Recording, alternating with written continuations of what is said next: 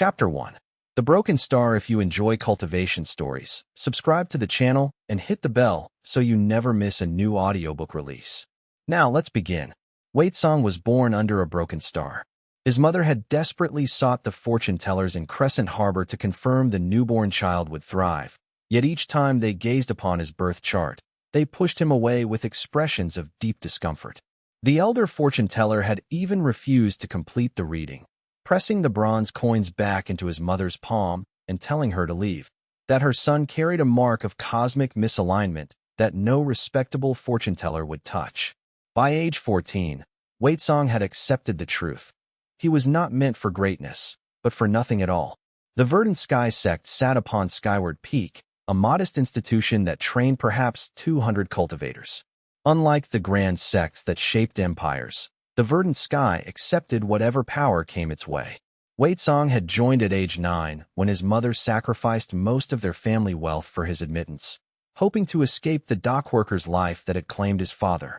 That hope had proven foolish as every year of cultivation passed with minimal progress. At 14, Wei Song occupied the lowest ranks of outer disciples. His robes were patched at the elbows. His cultivation base, after 5 years of devoted practice, had barely reached Qi refinement stage, second layer. Most disciples his age had already reached the 4th or 5th layer.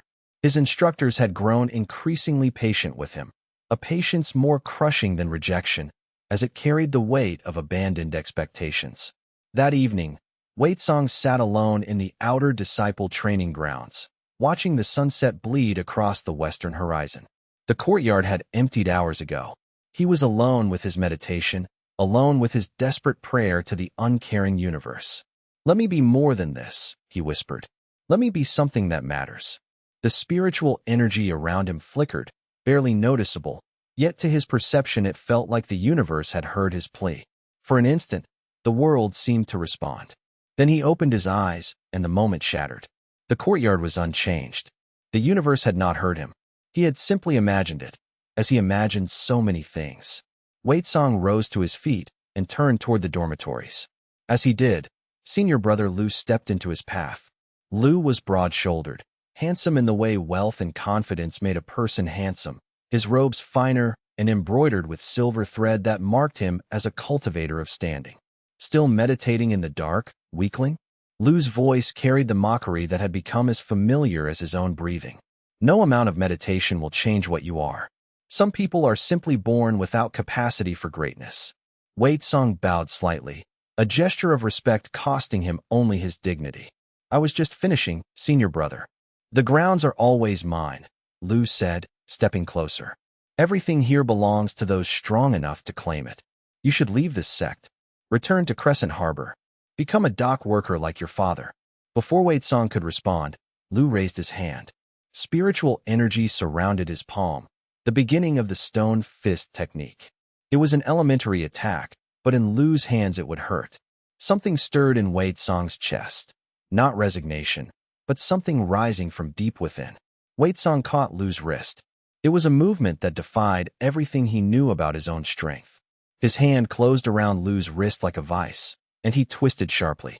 Lu fell to his knees with a cry of agony. The spiritual energy in Lu's palm extinguished instantly.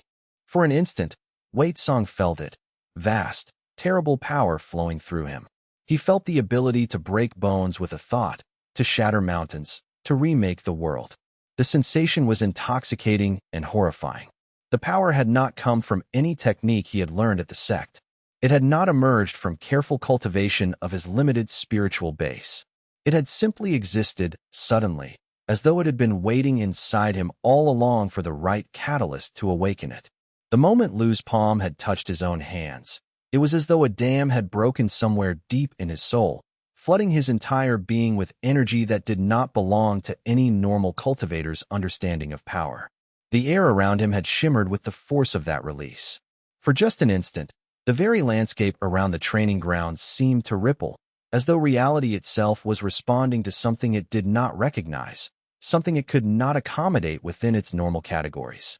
The stones beneath his feet had cracked slightly, not from physical impact, but from the sheer spiritual pressure of what had manifested. The courtyard walls, built from solid stone to withstand centuries of weathering, bore small fissures in a pattern that seemed to radiate outward from where he stood. Most terrifying of all was the sensation of that power's hunger. The vast force that had flowed through his hands wanted to continue manifesting, wanted to break more bones, wanted to topple structures, wanted to destroy. It was not evil in the way humans understood evil, but it was utterly indifferent to human concerns, utterly alien to any normal being's natural impulses.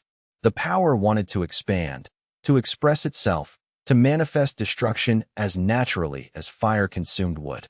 Song had instinctively pulled that terrible force back inside himself, barely managing to contain it before it could fully emerge. The effort of restraint had left him trembling, exhausted despite the power flowing through him. It was like trying to hold back an avalanche with bare hands, futile and terrifying. Then it was gone. Song released Lu's wrist as though it had burned him. Lu scrambled backward, cradling his injured arm, eyes wide with shock and fear. "Stay away from me," Lu hissed, backing away. "There's something wrong with you. Something unnatural." Lu fled, leaving Song standing alone as darkness fell. The young cultivator looked at his own hands, turning them over slowly. What had that been? What power had coursed through him? The spiritual energy around him seemed to recoil, as though the universe itself was disgusted by what it had touched. Song understood, with terrible clarity, that his life had changed fundamentally. The broken star under which he had been born was not a symbol of insignificance. It was a mark of something far stranger and more dangerous. He was not nothing. He was something far worse. He was a disaster waiting to unfold. Chapter 2. The Trembling Peak. The Verdant Sky sect held its daily assembly at dawn, where all disciples, from the humblest outer cultivators to the honored inner disciples, gathered to receive instruction. The assembly grounds were a broad plaza of white stone, surrounded by pillars inscribed with the names of past sect leaders and great cultivators, a constant reminder of the tradition every disciple belonged to. Song stood at the back of the gathered crowd, as unremarkable as a shadow. Around him, disciples chatted quietly among themselves, exchanged gossip about recent breakthroughs, practiced hand gestures to test their techniques. No one paid him particular attention, but every nerve in his body was alight with burning awareness that something was fundamentally wrong. The rules of the world had shifted beneath his feet. The previous night had been completely sleepless. He had lain in his dormitory bed, replaying the moment with senior brother Lu again and again. The power that had surged through him had not felt accidental. It had felt like the universe itself was using his body as a vessel, pouring an incomprehensible force through him toward a purpose he could not fathom. When he had tried to meditate again, the spiritual energy had recoiled. It was as though the very foundations of existence were rejecting him, treating him like a contaminant that needed to be expelled.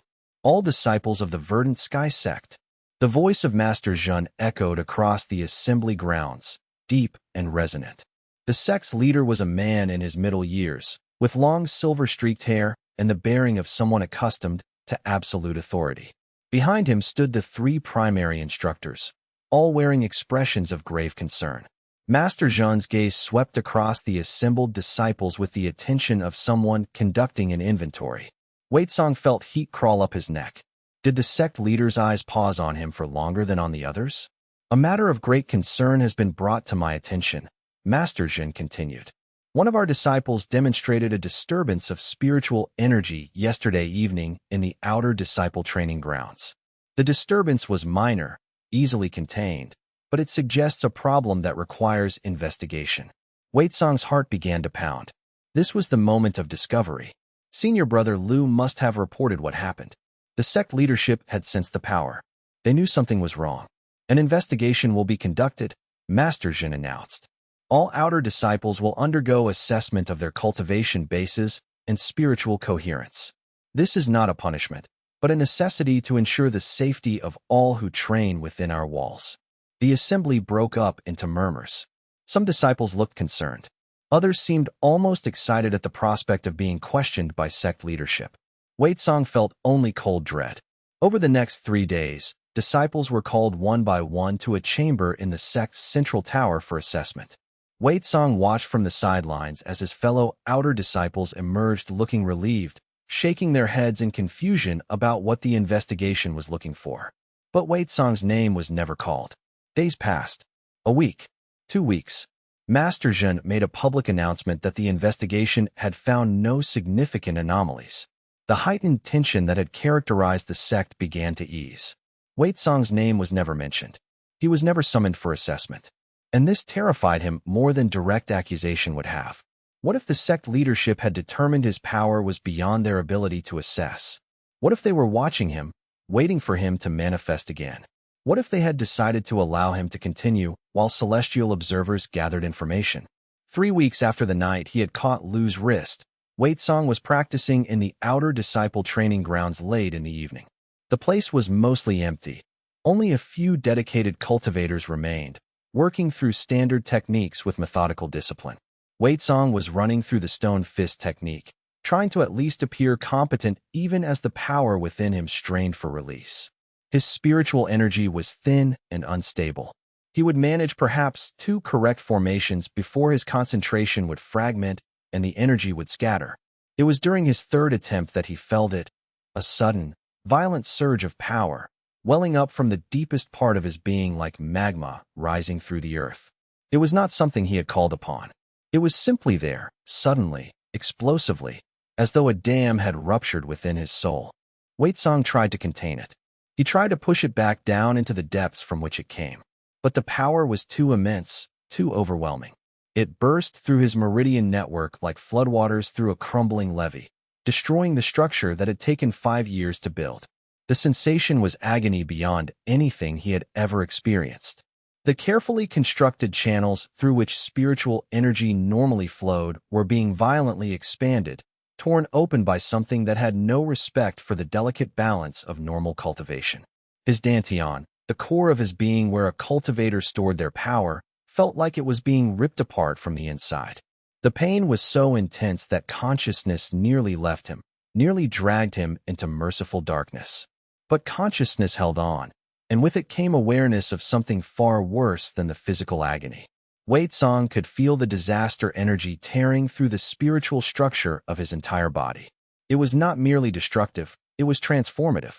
The power was remaking him at a fundamental level, forcing his body to adapt to something that normal human physiology was never meant to contain.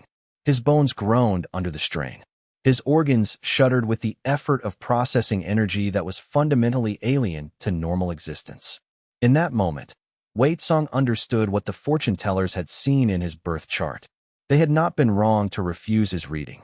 They had sensed this, sensed the presence of something within him that did not belong to the normal cosmic order. The broken star under which he had been born had not been a symbol of weakness. It had been a prediction. It had been the heavens themselves acknowledging that something wrong had entered the world. And now, that something was demanding recognition. Now it was refusing to be denied, refused to remain hidden beneath layers of suppression and careful control. The power wanted out, and no amount of will or determination could hold it back. His body convulsed. Spiritual energy exploded outward in a wave that knocked him backward onto the stone ground with a force that drove the air from his lungs. The stones around him began to crack. Fissures spread outward from where he lay, spiderwebbing across the entire training courtyard in an expanding web of destruction. Where the cracks went, the stone crumbled.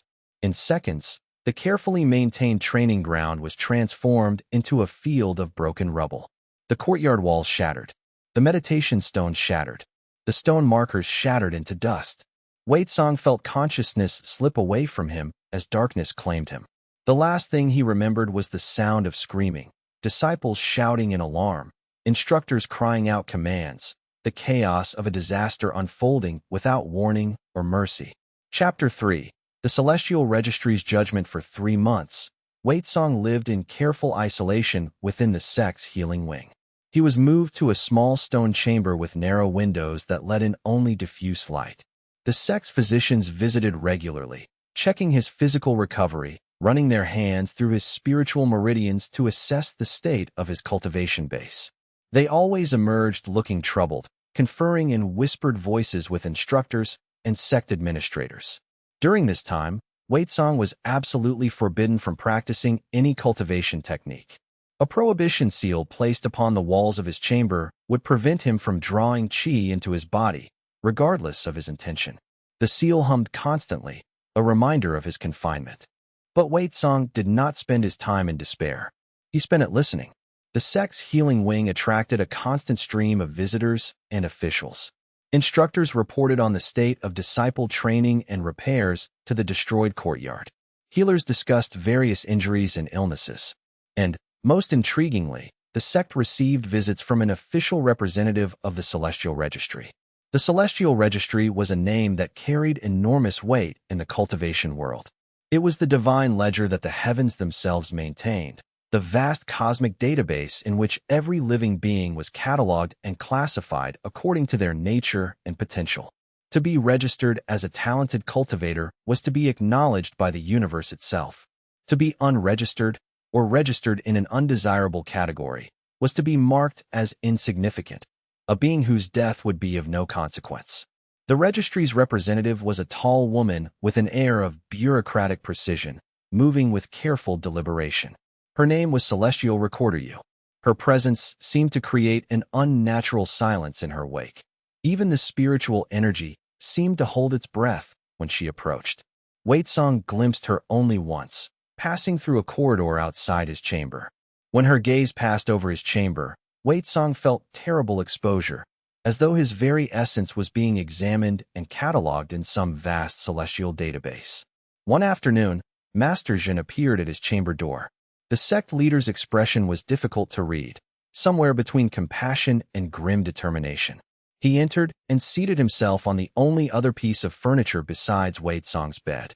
The Celestial Registry has made a determination regarding your case, Master Jin said without preamble. I have received official notice from Celestial Recorder Yu. You should hear it from me before it becomes general knowledge throughout the sect. Wei Song sat up on his bed, his heart quickening with dread. This was the judgment that would determine his future. The registry has created a new classification for you, Master Jin said slowly. They refuse to register you as a cultivator or as any conventional category of living being. Instead, you have been classified as a natural disaster. The words hung in the air like fog that would not dissipate. Wei Song's mind stuttered over the phrase, trying to grasp its significance. What does that mean? He asked, his voice barely a whisper. Master Jun sighed deeply. It means that the cosmic forces that govern our world have determined that your existence poses a threat akin to a natural calamity. You have been placed in a category alongside typhoons, earthquakes, plagues, phenomena that the heavens themselves monitor and attempt to control. The registry does not classify you as a person, Wei Song. It classifies you as a disaster, a force of nature that cannot be predicted or controlled, only managed or suppressed. Wei Song's hands trembled as he absorbed this. Not a person, not even a cultivator worthy of celestial notice and judgment. He had been reduced to a category, a classification, a cosmic problem that needed solving. The fortune tellers had known.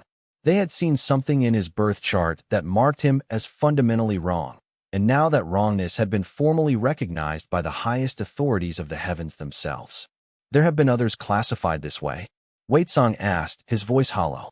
Master Jun was quiet for a long moment. Not in the last 500 years. The last natural disaster classification was issued during the reign of the previous Jade Emperor. That cultivator, we are told, was erased from existence so thoroughly that even his name was expunged from all heavenly records. The heavens took his erasure seriously because disaster classifications represent an existential threat to the cosmic order itself. And they believe I am such a threat. Wei Song's voice cracked. The registry does not make mistakes, Master Jin said quietly. If they have classified you as a natural disaster, it is because your power manifests in ways that fundamentally challenge their understanding of what cultivation should be. Your power does not follow the rules of the cosmic order. It operates according to principles that the heavens cannot comprehend or contain. That makes you, by definition, a disaster. Master Jin reached across and placed a weathered hand on Wei Song's shoulder. I have made arrangements for your escape. I cannot harbor a classified disaster. The entire sect would come under heavenly investigation. But I will not turn you in to the purge squads. I am giving you this one chance to flee. Use it wisely.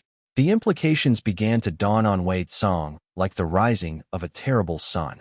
There is more, Master Zhen continued, his voice tight.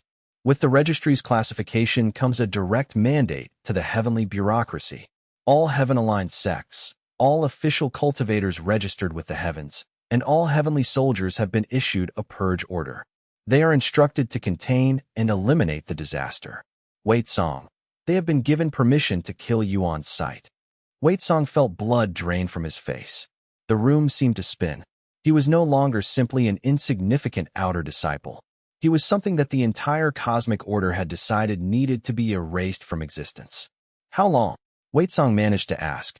How long do I have? The order was issued at the moment of your classification, Master Shen said. There will be a grace period, perhaps a few days while the order propagates through the heavenly bureaucracy. But after that period expires, any cultivator aligned with the heavens will be permitted, indeed, expected, to pursue and eliminate you on sight. What will you do? Wei Song asked. Master Zhen was silent for a long moment. The Verdant Sky sect is not officially aligned with the heavens, he said. We accept heavenly resources and cooperate with heavenly law, but we are fundamentally independent. If we chose to protect you, the heavens could not immediately override that decision through direct force. However, they could place severe restrictions on our sect, withdraw privileges, and mark us as obstructionists.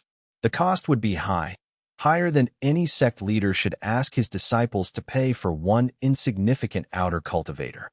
So I must leave, Wei Song said. It was not a question. You must leave, Master Zhen confirmed. Tonight, if possible. We will provide you with what supplies we can. Cultivation resources are forbidden, but food and basic equipment can be spared. But you cannot remain here. Your presence would ultimately doom this sect. The sect leader rose to his feet and walked to the narrow window, gazing out at the sect's compounds far below. For what it is worth, Wei Song, I believe the registry's decision is unjust. You are not a disaster simply because you are powerful, but the cosmos does not care much for justice. It cares only for order. And according to the cosmic order, you are something that must be erased. Master Zhen turned to leave, then paused. Celestial Recorder You has been authorized to monitor your classification. Should you survive the purge and continue to grow stronger, the registry may eventually reconsider your status. But that day is likely very far away, if it comes at all. For now, you are simply a disaster, a force to be suppressed. Master Zhen departed, leaving Wei Song alone with the weight of his new reality. He was no longer an insignificant outer disciple. He was not even a cultivator. According to the highest authority in his world, he was a disaster, and the entire cosmos had been given permission to destroy him. Chapter 4. Flight in the Dead of Night. The night was moonless and cold when Wei Song fled the Verdant Sky sect. He moved in silence through corridors he had come to know intimately over 5 years, navigating by memory rather than sight. A small bundle containing food, water, and simple tools hung from his shoulder. Everything a refugee might carry, but nothing a cultivator would consider valuable. Master Zhen had arranged his escape carefully. The prohibition seal on his chamber had been removed, allowing his meridians their freedom once more. But the sect leader had warned him that using his power would likely draw the attention of heavenly monitors. It was a cruel trade. Preserve his ability to survive by suppressing his power, or use his power and risk immediate discovery. The sect gates loomed ahead, tall and imposing, constructed from solid wood reinforced with iron bands. Guards stood at their posts, though more for show than actual defense. Wei Song simply walked out through those gates. The guards let him pass without question. They did not recognize him as the disgraced outer disciple who had destroyed the training courtyard months ago. To them, he was simply another person moving through the night. Once beyond the sect's grounds, Wei Song ran. He pushed his body to its limits, moving down the mountain paths with desperate speed. His lungs burned. His legs screamed. But he did not stop. Behind him, he could almost feel the weight of cosmic judgment bearing down. By dawn, he had covered enormous distance. The Verdant Sky sect was nothing but a dark silhouette far up the mountainside behind him. Wei Song had escaped the sect, but he was far from safe. The heavenly order would eventually reach the cultivators in this region. And when it did, They would come looking for him with the single-minded determination of instruments carrying out cosmic mandate. He needed shelter. More importantly, he needed information. If he was to survive as a classified disaster, hunted by every cultivator who had sworn allegiance to the heavens, he needed to understand what he was up against. Over the following weeks, Waitsong found himself in the liminal spaces of the cultivation world, towns and villages that existed in the cracks between sects, where common folk outnumbered cultivators, where it was possible to move about without drawing scrutiny. He took on work as a laborer, using his mortal strength to earn food and coin. He worked on merchant caravans, in logging operations, in rice paddies. The work was hard, but allowed him to move through the world without attracting attention. He was simply another poor young man trying to survive. At night, he would sit in quiet corners of roadside inns and listen to conversations of other travelers. From these conversations, he began to understand what the celestial registry's classification truly meant.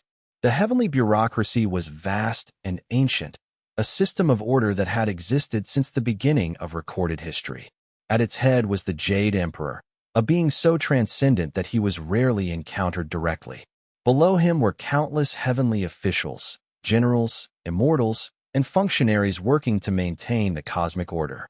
The celestial registry was their tool, a system of classification that allowed them to monitor every significant entity in existence.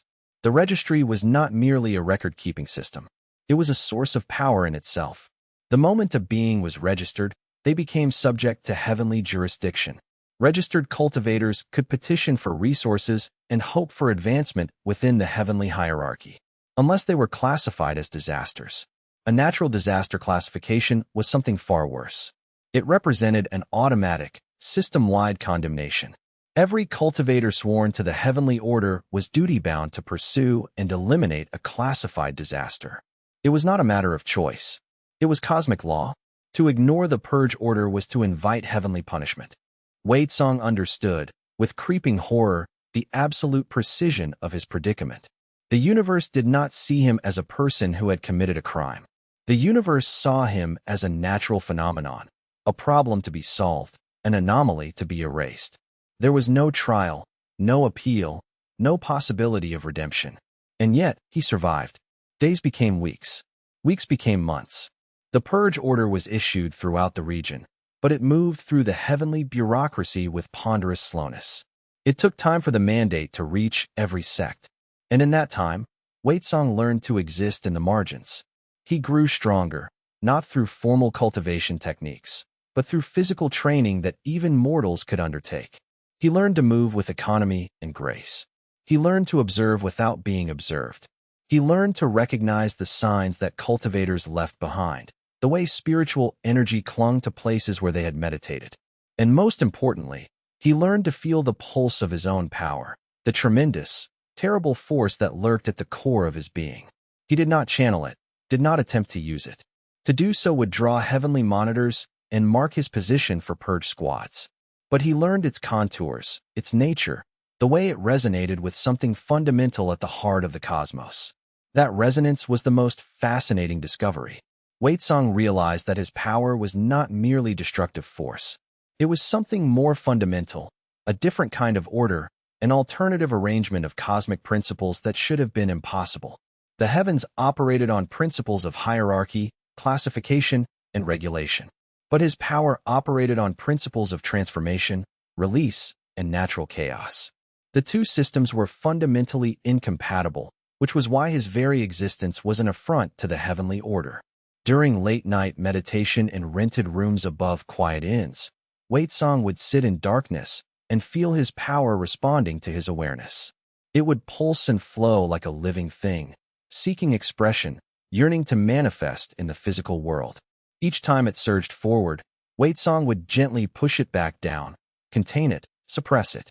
The exercise was both meditation and constant struggle, a daily discipline of denial that grew more difficult as weeks turned into months. The physical toll of this suppression was evident in the transformation of his body.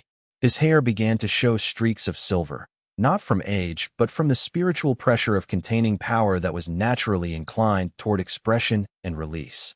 His eyes developed a depth that unnerved those who looked at them for too long. a sense that they were looking into something vast and terrible. The bones of his face seemed to sharpen. His skin took on a faintly luminous quality. He was changing, fundamentally and irreversibly. The disaster energy was not something he could suppress forever. Eventually, it would demand release. The question was when that moment would come, and what would happen when it did. In the meantime, Wei Song existed in a state of patient waiting, traveling from town to town, village to village, taking whatever work he could find and slowly, carefully, learning everything possible about the heavenly bureaucracy that had classified him as a thing to be destroyed. He was gathering information, building a map of the cultivation world's structures and hierarchies. Someday, when the opportunity presented itself, he would use that information. But for now, he was simply surviving, enduring, becoming something more powerful and more dangerous with each passing day. It was power unlike anything described in sect teachings. It was wild, chaotic, utterly indifferent to the rules that govern normal cultivation. It was power that came from outside the cosmic order. It was, in every way that mattered, exactly what the celestial registry had claimed, a disaster. But it was also his, and that knowledge sustained him through months of running. Chapter 5. The first Purge squad arrives 5 months after his flight from the Verdant Sky sect. Wei Song was working in Ironwood, a small village in the northern reaches so remote that it rarely received visits from cultivators. The village consisted of perhaps 50 households clustered around a central square, surrounded by thick forest. The inhabitants were simple folk, farmers, herders, a blacksmith, a few merchants passing through. It was the kind of place where a young man with no cultivation base could blend in easily. Wei Song had taken work as an assistant to the village blacksmith, a large woman named Chun who ran the smith's forge with efficiency, suggesting decades of management. In exchange, he received a small room above the forge, meals, and a modest wage. For the first time since his classification, he felt almost safe. It was on a clear evening in early summer that catastrophe found him. Wei Song was walking back from the forest, where he had been gathering firewood. His arms were laden with bundled branches. His mind was occupied with mundane thoughts about the work awaiting him the next day.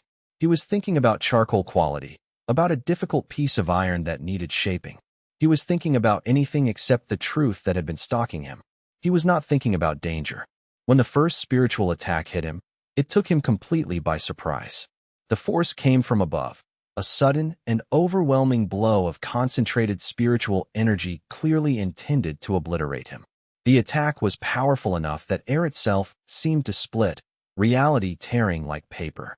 Wei Song threw himself to the side with instinctive desperation. The bundled firewood fell from his arms. The attack hit the ground where he had been standing moments before. A portion of the forest path simply ceased to exist, vaporized, reduced to ash by the sheer force of the strike. Wei Song staggered backward, eyes rising to the sky. Descending toward him were 4 figures, all clad in the armor and insignia of the heavenly bureaucracy. Their cultivation bases radiated with power, all at least foundation establishment stage, possibly higher. They moved with coordinated precision, a trained military unit rather than individual cultivators. They were the Heavenly Purge Squad, finally arrived to complete their mandate. Natural disaster Wei Song. The lead figure called out, voice amplified by spiritual energy, so it echoed across the village. You have been classified as a calamity requiring immediate elimination. Surrender immediately, and your death will be swift and merciful. Resist, and you will experience suffering beyond your comprehension. Wei Song had perhaps 3 seconds to make a decision. He could surrender, and they would kill him with efficiency. Or he could run, and they would pursue him across the land, killing anyone in their way. Or he could fight. He chose to run, but not away from the cultivators. He ran toward the village itself. The Purge Squad would pursue him regardless.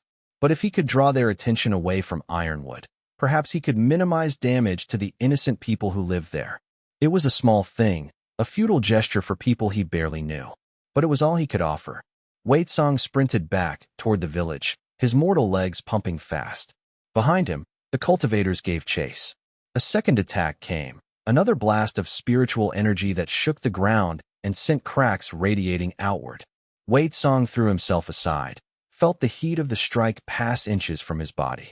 The energy continued and struck the edge of the village, demolishing a storage shed in a tremendous explosion. "Stop!" Wei Song shouted. "I'm here. Pursue me, but leave the village alone." The lead cultivator descended until he was hovering above the village square, directly ahead of Wei Song's sprint. His armor gleamed in the evening light. "The village will be spared if you surrender immediately," the cultivator said. His voice was cold, emotionless, the voice of someone stating facts. "Resist, and everyone here will be executed for harboring the disaster." There was no negotiation in his tone. Wei Song understood the cultivator was not threatening. He was stating a fact. In the heavenly order, collateral damage was acceptable. The Purge Squad's mandate was absolute, and the lives of mortal villagers were insignificant. Wei Song skidded to a stop in the village square. Around him, inhabitants were emerging from their homes, drawn by the sound of explosions and the overpowering presence of cultivators. Wei Song could see Chun, the blacksmith, standing in her forge doorway, face pale with terror. He could see the village headman stepping forward. He could see children peering from behind their parents. Wei Song understood, with terrible clarity, that he had brought destruction to this innocent place. The universe, in its vast indifference, had used him as an instrument of calamity. These people, simple, honest folk who wanted only to live in peace, would suffer for the crime of his existence. The lead cultivator began to descend further, preparing his spiritual energy for a final strike. The power radiating from him was so overwhelming that the air seemed to compress, reality itself bending under the weight of the attack being prepared. And Wei Song, in that moment of absolute desperation, made a choice. He stopped resisting the power within him. For 5 months, he had kept the force bottled up, constrained, denied. But in that moment, with destruction raining down on innocence, with nothing left to lose, Wei Song opened every meridian in his body and let the disaster loose. The explosion was not like anything the cultivators expected. It was not a conventional cultivation technique. It was something far more primal, a surge of pure, chaotic power that seemed to come from outside the normal rules of the cosmos. The force erupted outward from Wei Song's body like an expanding sphere of absolute devastation, a wave of power that seemed to tear at the very fabric of reality itself. The force tore through the spiritual energy of the descending cultivator, scattering it like autumn leaves. The other 3 Purge Squad members were knocked backward with tremendous force, their formations shattered, their barriers overwhelmed. The power continued to expand until it reached its apex perhaps 50 meters from Wei Song's position. The air itself seemed to turn white, the spiritual energy so concentrated it became almost solid. For just an instant, the entire world seemed to bend toward Wei Song, reality itself acknowledging his existence. Then it was over. The power collapsed back inward, spiraling into a vortex that pulled at everything around it before dissipating into the evening air. The silence that followed was absolute. The 4 cultivators of the Purge Squad were all gravely injured, their armor cracked and blackened. The lead cultivator lay in the dirt several meters away, blood flowing freely from injuries across his body. He struggled to breathe, his armor cracked open, his spiritual energy barely functional. And Wei Song stood in the center of the village square, surrounded by the wreckage of his power, breathing heavily, completely overwhelmed. "Kill him," the lead cultivator spat, voice filled with blood and desperation. "Kill the disaster." But his subordinates were not moving. They stared at Wei Song with expressions that mingled terror and awe. They had come expecting to execute a weakling. What they had encountered instead was a force so terrible, so utterly foreign, that they could not begin to comprehend it. Wei Song did not wait for them to recover. He turned and ran, leaving the village, leaving the cultivators, running deeper into the forest, away from civilization, away from any place where his power might hurt the innocent. Behind him, the lead cultivator struggled to his feet, one hand pressed to his bleeding side. His voice, when he spoke, was no longer arrogant. "Heaven forgive us," he whispered. "The registry was right. He is a disaster indeed." Chapter 6. The hunted path. Wei Song did not stop running until he had put an entire mountain range between himself and Ironwood. He ran through the night and continued into the following day, driven by desperate panic that would not allow rest. Every shadow seemed to contain a pursuing cultivator. Every sound could have been approaching heavenly forces. His lungs burned. His legs felt ready to collapse. But adrenaline, fueled by the certainty that heavenly forces were now actively hunting him, kept him moving forward. But it was not pursuit that frightened him most. It was what he had done. The explosion of power that had erupted from him in the village square had felt like tearing his own soul apart. Every muscle in his body ached with pain that went beyond physical injury. His meridians burned with sensation, suggesting they had been fundamentally damaged by channeling a force they were never meant to contain. The pathways that normal chi flowed through had been fractured, rebuilt, transformed into something only partially under his conscious control. And more horrifying than the physical pain was knowledge of what he was capable of. He had destroyed half a courtyard weeks ago. In Ironwood, he had nearly destroyed an entire village while only partially releasing his full strength. The power released was only a fraction of what he was truly capable of. What would happen if he ever let loose completely? How many innocent people would die? By the time Wei Tsong finally allowed himself to rest, he had reached a region of deep wilderness, a mountainous area largely uninhabited, where a man could disappear into stone and forest. He collapsed beside a mountain spring, entire body trembling with exhaustion and shock, and allowed himself to weep. The tears came not from pain or fear, but from overwhelming despair at his own existence. He had not asked for this power. He had not wanted to be a disaster. But the universe did not care about his wishes. The universe had made him what he was. When the tears subsided, he forced himself to drink from the spring and assess his situation with cold clarity that survival demanded. He was hunted by heavenly forces. They knew his appearance. They knew what he was capable of. They would be spreading information through their networks. He could not return to civilization without drawing death. But he also could not survive indefinitely as a hunted animal. Eventually, he would need food beyond what he could scavenge. Eventually, he would need shelter that seasons demanded. Eventually, the pressure of being hunted would break him. There was only one path forward that made sense. He needed to become stronger. He needed to understand his power, to master it, to make himself capable of standing against those who hunted him. He needed to transform from a disaster that destroyed indiscriminately into a cultivator who could control his strength. For the first time since fleeing the Verdant Sky sect, Wei Tsong consciously sat down to meditate. The act of opening himself to the qi felt like stepping to an abyss, like voluntarily surrendering all control. The spiritual energy still recoiled, still treated him with instinctive revulsion. But instead of pulling back, Wei Tsong pressed forward, forcing his will against the universe's resistance. What he discovered was that his meridians had fundamentally changed. Where once he had struggled to draw even modest amounts of qi into his body, now the channels burned with energy, too much energy. It was like trying to dam a river with sand. The power wanted to flow through him, wanted to expand and destroy. It took every ounce of concentration to constrain it. But beneath that burning chaos, Wei Tsong felt something else. He felt order, a pattern to the power he had not expected to find. His meridian network did not reject the qi. Instead, it had been fundamentally rebuilt to accept a much greater volume of energy than a standard cultivator's body could hold. His capacity had expanded, his channels had enlarged, his entire system had been remade for power at a scale far beyond conventional cultivation. He was not broken. He was transformed.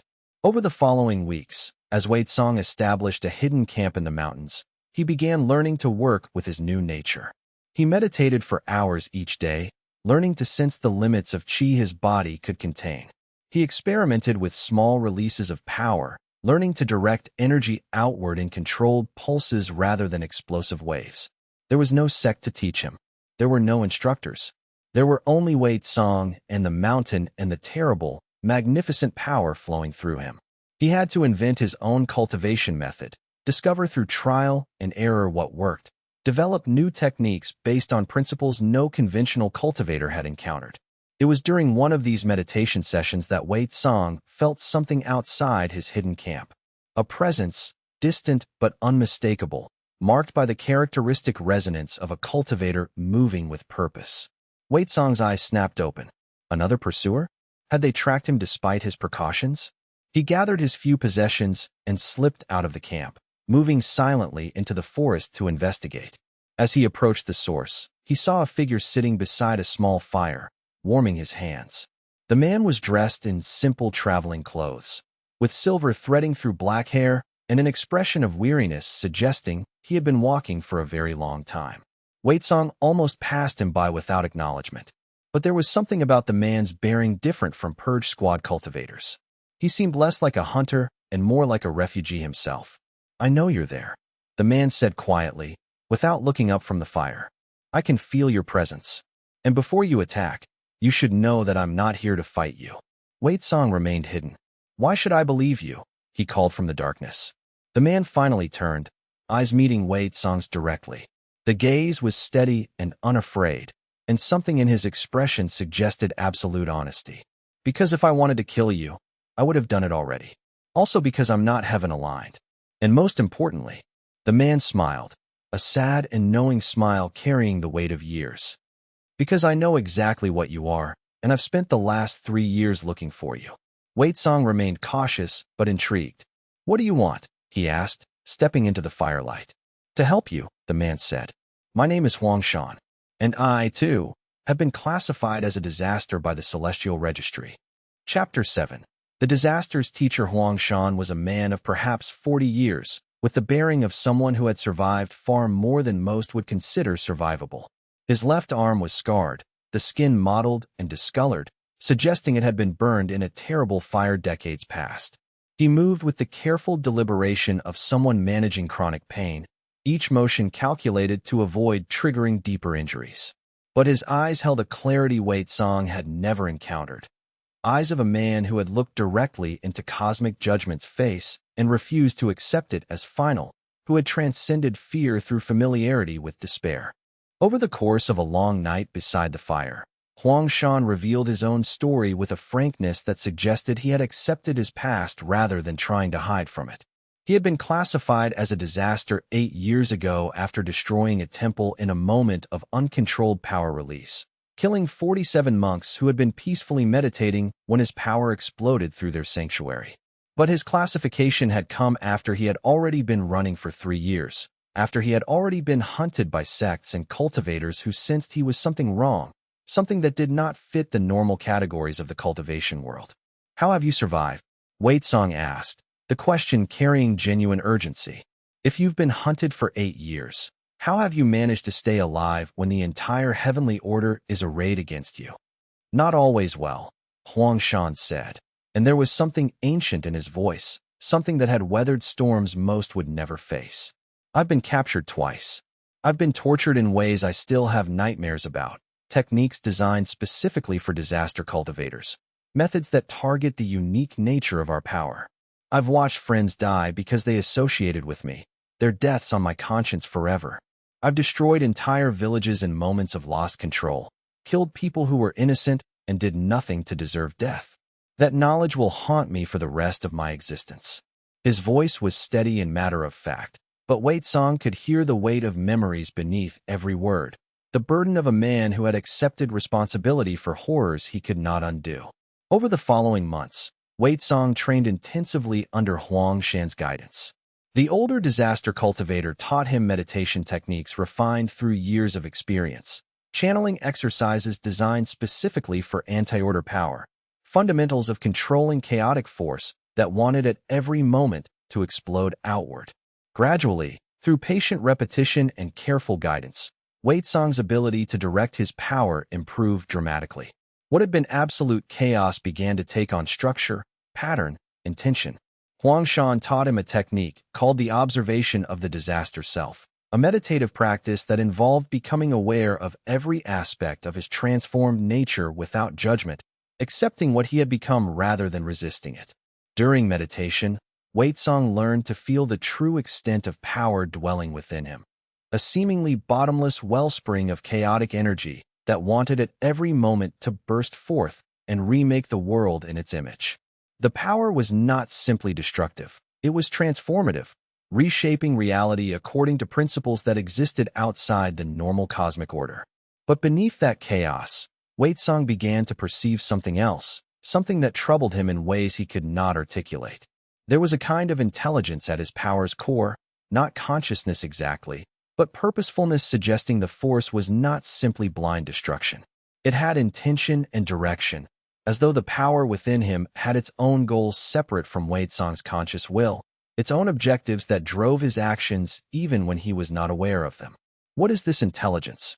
Wei Song asked Huang Shan one evening, after hours of meditation had left him exhausted and trembling, drenched in sweat despite the cool mountain air. What is the consciousness or purpose behind this power? Is it a separate being inhabiting my body, or is it simply a part of my own nature that I don't fully understand? That, Huang Shan said, settling back onto the stone where he had been watching over his student, is something I've spent years trying to answer without reaching any definitive conclusions. My best theory is that your power is not your power at all. It's something that uses you as a vessel, something external to your normal consciousness that has attached itself to your existence. Something from outside the normal cosmic order, perhaps from the spaces between heavens, or from realms that exist parallel to this one.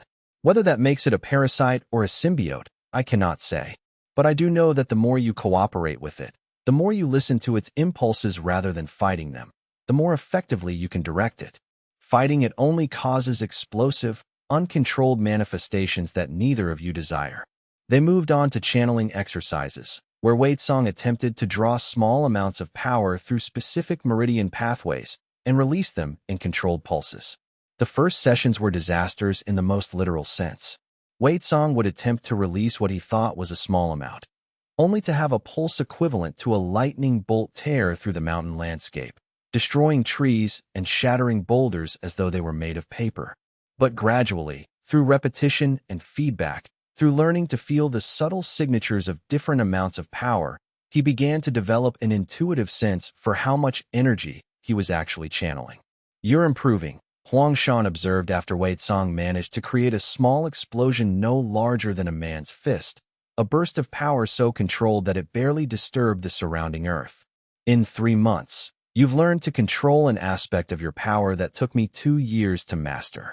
Either you have natural affinity surpassing mine, or the disaster inhabiting your body is more cooperative than the one dwelling within me, more willing to respond to conscious direction." "How much of your power can you control?" Wei Song asked. "About 30%, Huang Shan said. "Maybe 35 on a good day when my control is particularly sharp. The rest remains essentially chaotic, released only in dire circumstances where I accept that I will cause massive collateral damage, that people will die, that villages will be destroyed. I suspect you may eventually be able to control significantly more, perhaps even approaching 50% if you develop your techniques further." They began developing actual cultivation techniques that worked specifically with Wei Song's unique nature. Standard methods that cultivators used simply did not function correctly when applied to Wei Song's transformed meridian system, which operated according to principles that contradicted normal cultivation theory. Instead, they had to invent entirely new approaches, techniques that had never been recorded or studied before. One of the first techniques they developed was called the calamity anchor. It was a meditation and channeling method that used the core of Wei Song's chaotic power as an anchor point, allowing him to pull more manageable amounts of energy from that chaotic core and channel it through his body in controlled ways. The technique was not elegant or beautiful. It was raw and direct, almost brutish in its application, relying on forcible rather than finesse. But it worked, and that was what mattered when survival was at stake. Another technique they developed was the rebound barrier. Rather than attacking enemies directly, this method allowed Wei Song to create a defensive field around himself that would absorb incoming attacks and convert that energy into power that could be released back outward. It was less useful in purely offensive situations, but it meant cultivators could not simply overwhelm him with superior numbers and higher cultivation bases. After 2 months of intensive training, Huang Shan decided Wei Song was ready for a real test of his developing abilities. They traveled to the territory of a minor sect called the Iron Dragon School, a sect that had apparently issued a bounty for the capture of disaster-classified cultivators, offering substantial rewards to anyone who could bring in an active disaster for study or execution. According to Huang Shan, the sect had recently recruited several disciples from heavenly forces specifically trained in anti-disaster combat techniques, making it an ideal location for a realistic battle. This will be a real fight, Huang Shan warned, as they positioned themselves outside the sect's training grounds on a clear morning with mist rising from the valleys below. Not a test against mountains and empty valleys, but against actual cultivators who will use every advantage they possess to try to kill you. They will fight with coordination and purpose. If you cannot control your power under these conditions, people will die, possibly more people than should. Are you certain you're ready for this? Wei Song was not certain. His training had been intensive but short. His control was improving but far from perfect. But he was as ready as he would ever be, and waiting longer would only allow his pursuers to close the distance. He nodded, his expression hardening with determination, and together they approached the sect's outer gates. Chapter 8. The Iron Dragon Test. The fight lasted 7 hours and transformed half a mountain into a landscape of destruction. Wei Song and Huang Shan fought against the combined forces of the Iron Dragon sect, a group of perhaps 30 cultivators ranging from foundation establishment to early tribulation stages. It was not a fair fight. It was not meant to be. The entire purpose was to test Wei Song's ability to employ his newly learned techniques in actual combat against multiple opponents actively trying to kill him, against coordinated attacks designed to exploit whatever weaknesses his power might still possess. The battle was initiated by the sect leader himself, a cultivator named Master Long who had achieved the immortal ascension stage centuries ago. He had sent envoys to negotiate with Huang Shan, requesting a single training match to gauge Wei Song's current capabilities. Huang Shan had agreed, knowing that such a test would be invaluable for Wei Song's development. Now, as the first rays of dawn broke over the mountains, the training began. The first exchanges were chaotic. Wei Song's opponents came at him with well-coordinated strikes, using techniques apparently developed specifically to counter unusual power signatures that disasters displayed.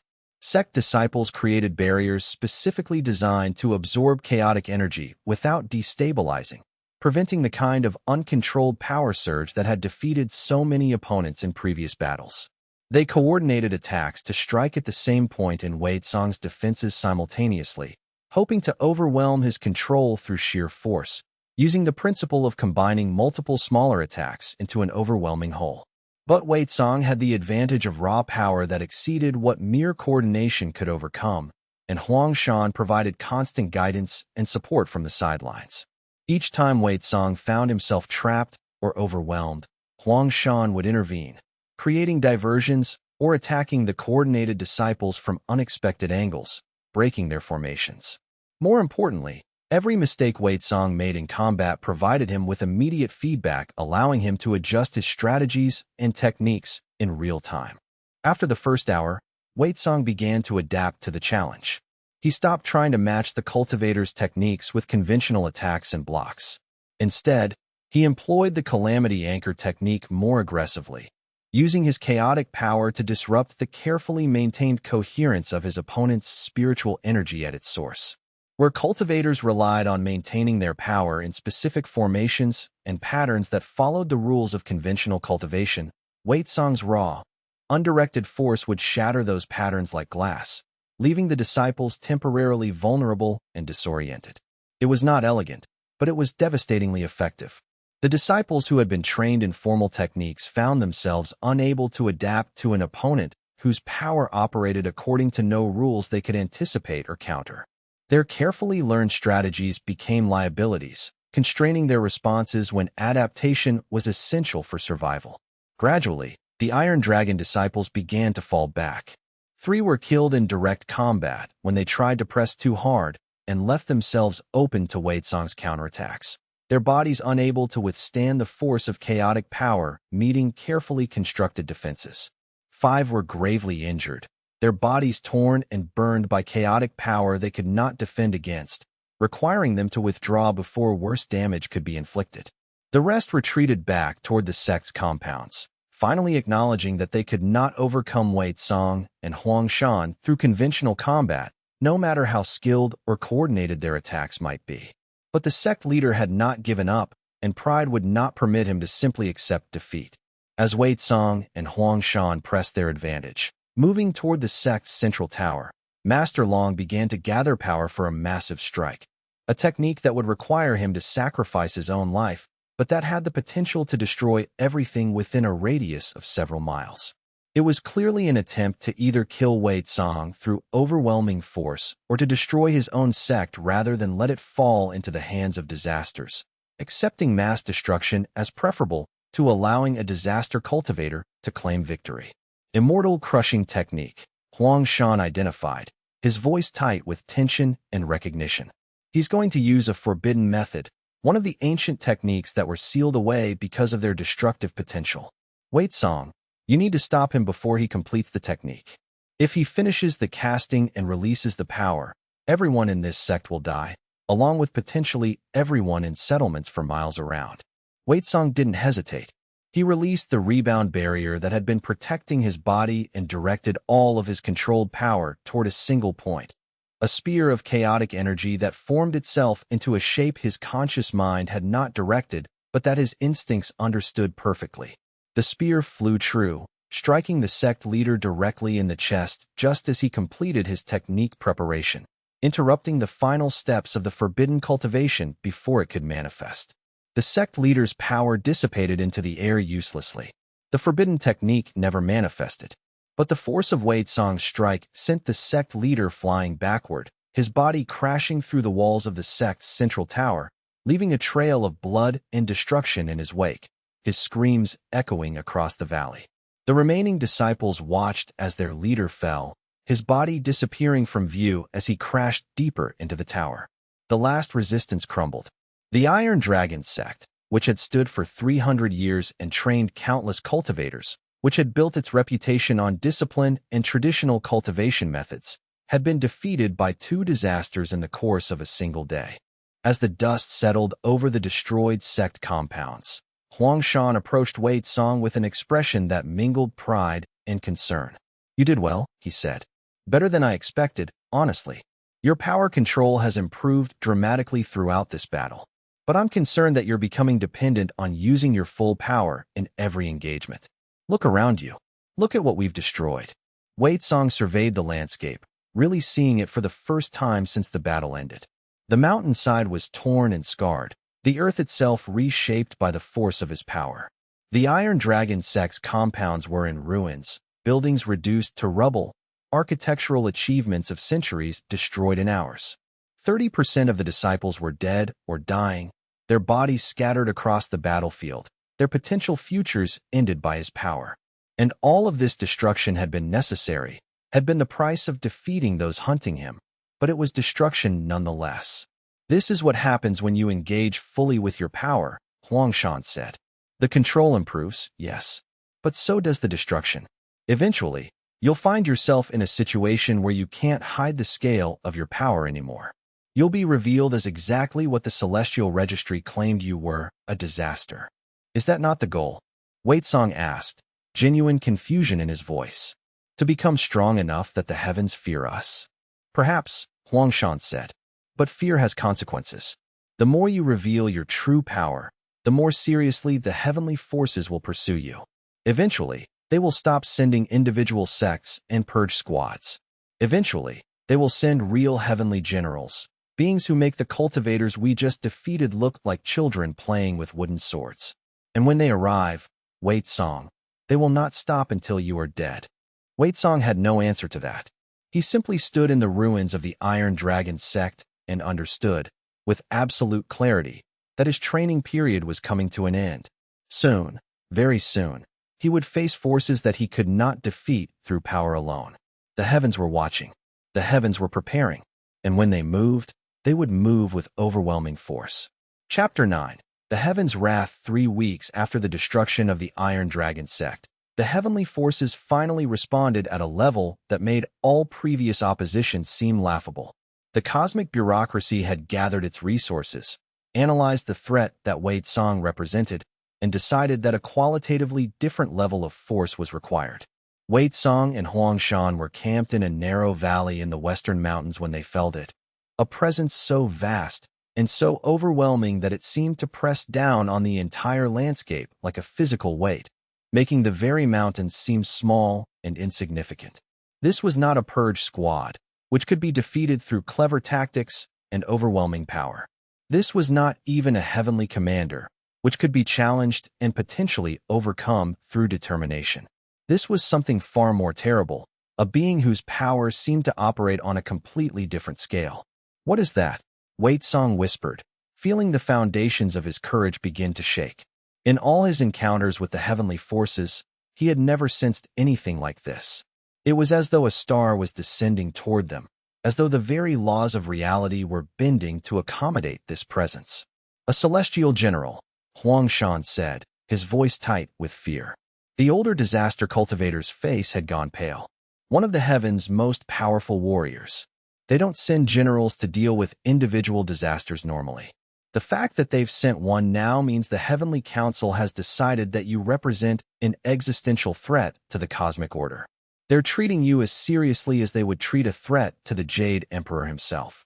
The general did not announce himself.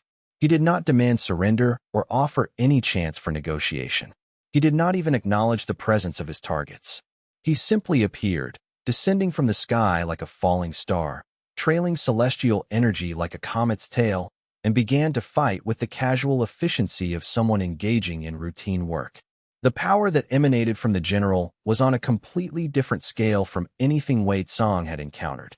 Where purge squads and sect disciples had used techniques that were impressive but ultimately limited in scope, the general deployed power that seemed to warp reality itself with every gesture. With a single gesture, he created a barrier around the valley that sealed off all escape routes, not merely physical paths, but spiritual pathways as well, preventing teleportation or dimensional shifting. With another gesture, he summoned storm clouds that darkened the entire sky and began to rain down lightning on Wei Song and Huang Shan with mechanical precision, bolts of celestial electricity following their every movement. "Run!" Huang Shan shouted, already deploying techniques designed to create escape routes. "There's no way we can defeat a general. We need to escape, regroup, develop new strategies." But there was nowhere to escape to. The barrier sealed the valley completely, preventing any exit through conventional means. The mountains that surrounded them became walls rather than geography, effectively trapping them in a pocket of reality with an opponent of overwhelming power. Wei Song realized, with a kind of resigned horror, that they were trapped. The heavenly forces had finally decided to end this once and for all, and they had committed the resources necessary to guarantee success. For the first time since leaving the Verdant Sky sect, Wei Song was truly afraid. The fear was bone-deep, fundamental, touching the core of his being. This was not fear of pain or death. He had faced those before.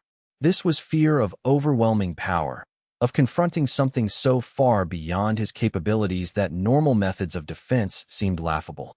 But as he stood facing the celestial general, facing the full power of the heavenly order made manifest, something changed within him. The fear did not disappear, but it transformed into something else, something crystalline and clear. It transformed into clarity, a perfect understanding of his situation and what it demanded of him. He had been trying to operate within the rules of the cosmic order, trying to develop his power in ways that might eventually allow him to compete with the heavens while still respecting some limits, some boundaries. But the heavens would never allow such a thing. They would never permit him to grow strong enough to challenge them directly. They would hunt him forever, sending stronger and stronger opponents until eventually one of them would overwhelm him. This was not a situation that could be resolved through conventional means. There was only one viable path forward. He had to stop trying to operate within the cosmic order and start trying to break it, to transcend it entirely, to become something so far beyond its categories that it could no longer even classify him as a threat. Wei Song closed his eyes and reached deep into himself, deeper than he had ever reached before. He did not reach toward control or refinement. He reached toward absolute release, toward unleashing every limitation he had placed on his own power. He stopped trying to constrain and control the disaster within him. Instead, he opened every meridian in his body, every strand of spiritual energy, every aspect of his transformed being, and he let the disaster loose completely, without reservation or hesitation. The explosion was not directed. It was not controlled. It was simply raw, undiluted power, released in its entirety without concern for consequence or collateral damage or the rules of warfare. The force of it tore through the valley like judgment, destroying everything in its path. Rocks turned to dust, trees combusted into ash. The very air became superheated plasma. The barrier that the celestial general had created shattered under the onslaught, revealing the sky beyond. The mountains around them crumbled, their stone melted and reformed by the intensity of the released power. The storm clouds that had been raining lightning were simply evaporated, their water turned to steam by the intensity of the heat. And the celestial general himself was thrown backward by the force, his armor cracked and charred, his expression showing the first signs of genuine shock at what his opponent had become capable of manifesting. "Impossible," the general whispered, his voice carrying the weight of centuries of experience and understanding. "Your power exceeds all theoretical projections. This transcends disaster class designation entirely. This should not be possible for a being of your age and experience." But it was possible, because Wei Song had stopped trying to fit himself into the cosmic order's expectations and limitations. He had simply embraced what he was, fully and completely, without reservation or shame, and channeled every ounce of power that dwelled within him toward a single purpose: survival and transcendence.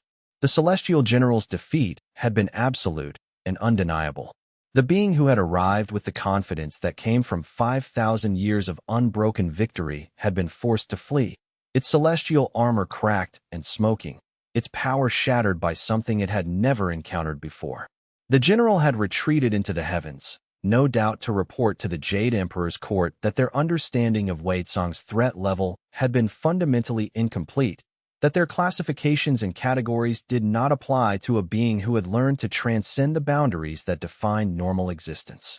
The heavenly order would have to reconsider its approach entirely. They could no longer simply send warriors and expect victory. They would have to commit themselves fully, or accept that they could not contain him. Chapter 10. The revelation. In the aftermath of the general's departure, Wei Song collapsed. The release of his full power had cost him dearly. His body was battered and broken, barely held together by the residual spiritual energy that flowed through his meridians. The battle with the general had pushed him to the absolute limits of what he could manifest, draining him of power and consciousness in equal measure. Huang Shan found him lying in the ruins of the valley, half buried beneath debris from the explosive clash, and carried him to shelter, where they waited out the night in silence, with Huang Shan monitoring his student's slow recovery. When Wei Song finally woke, dawn was breaking over the mountains, and his entire perspective on his situation had shifted fundamentally. He had faced true power, had confronted an enemy capable of threatening him, and had emerged victorious. The experience had crystallized something within him, had forced him to confront the truth of his own nature. "I understand now," Wei Song said to Huang Shan, as the older man helped him drink water to restore some of his strength. His voice was hoarse from the battle, his throat raw from releasing power that had torn through his body. "The registry didn't make a mistake. They weren't wrong to classify me as a disaster. Because that's exactly what I am, a force of nature that cannot be constrained by the cosmic order. The question is not whether I can escape the designation. The question is whether I can become powerful enough that the designation becomes irrelevant. Whether I can become so overwhelmingly strong that accepting my existence becomes the only rational option for the heavens." "You've only just realized this?" Huang Shan asked, a slight smile playing at the corners of his mouth. "I came to that conclusion 5 years ago, but I suppose everyone has their own timeline for acceptance. The fact that you've reached this understanding now is what matters. You're ready for the next phase of training." "What next phase?" Wei Song asked. "I've pushed myself to the limits of what I thought possible. What more is there to learn?" "Everything," Huang Shan said simply. "You've learned how to survive. You've learned how to fight. You've learned how to manifest raw power. But you haven't yet learned how to truly live as a disaster cultivator. That comes next." Over the following weeks, Wei Song threw himself into a new phase of training. He was no longer interested in control and finesse, no longer interested in learning to channel his power safely or predictably. He was interested in raw power, in the expansion of his strength, in the development of techniques that would allow him to manifest his full capacity for destruction. He wanted to understand the absolute limits of what he was capable of, wanted to push past every boundary until he had tested the full extent of his nature. Huang Shan provided guidance, offering techniques and principles that he had developed over his own 5 years as a disaster cultivator. But Wei Song was increasingly developing his own methods, his own understanding of how to channel the chaotic force that dwelled within him. He was personalizing the art of disaster cultivation, making it his own, discovering approaches and strategies that nobody had attempted before. The training was monitored. Scouts from various sects reported on Wei Song's progress, sending information back through the celestial reporting systems to the heavenly bureaucracies. The heavenly forces were watching, waiting for him to become powerful enough that ignoring him was no longer an option. They were calculating when his threat level would justify a full-scale military response. They were waiting for him to reveal his full intentions, whether he would attempt to challenge the cosmic order directly or whether he would accept limitations on his power. And he was happy to oblige. Because the moment the heavens committed all of their forces to his destruction, the moment they revealed the full extent of what he was up against, that was the moment Wei Song would truly know the scale of the challenge before him. That was when he could test himself against the full power of the cosmic order and discover whether transcendence was possible.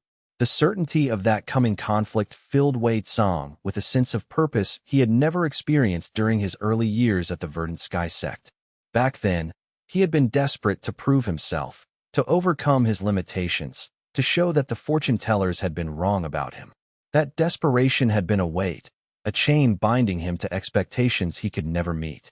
But now, fully embracing his nature as a disaster, he had transcended desperation into something far more dangerous: absolute clarity of purpose. In the days following his realization, Wei Song began to sense the shifting patterns in the heavenly bureaucracies. Spies disguised as traveling monks were reported more frequently in the regions where he trained. Celestial officials made appearances in distant temples, asking careful questions about cultivators who had recently undergone dramatic transformations.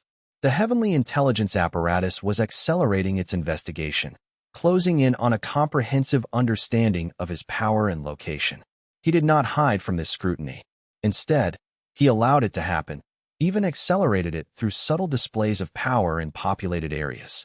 When purge squads were sent to investigate settlements near his training grounds, he would appear at the edge of the conflict and briefly demonstrate his capabilities before vanishing again, leaving witnesses to report back to their superiors in the heavenly courts. Each appearance was calibrated to inspire confusion and alarm in equal measure, enough to prove his power was real, not enough to give them a clear tactical understanding of his abilities. Huang Shan warned him that this strategy was dangerous, that he was painting himself as an ever-clearer target for full-scale military intervention.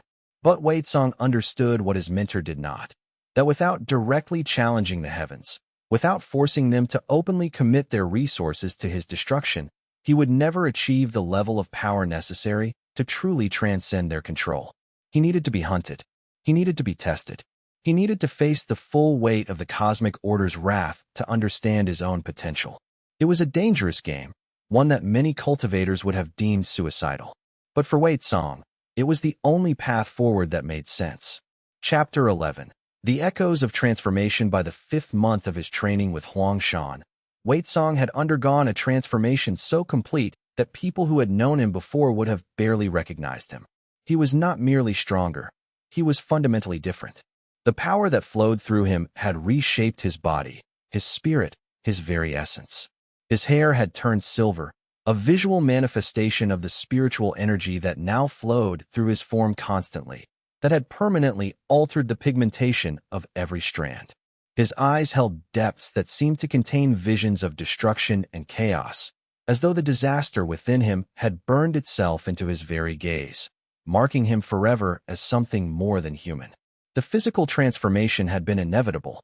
As he channeled more and more anti-order power through his body, the very structures that had once contained a normal cultivator began to restructure themselves. His bones became denser, harder, more capable of withstanding the strain of deploying unimaginable amounts of power.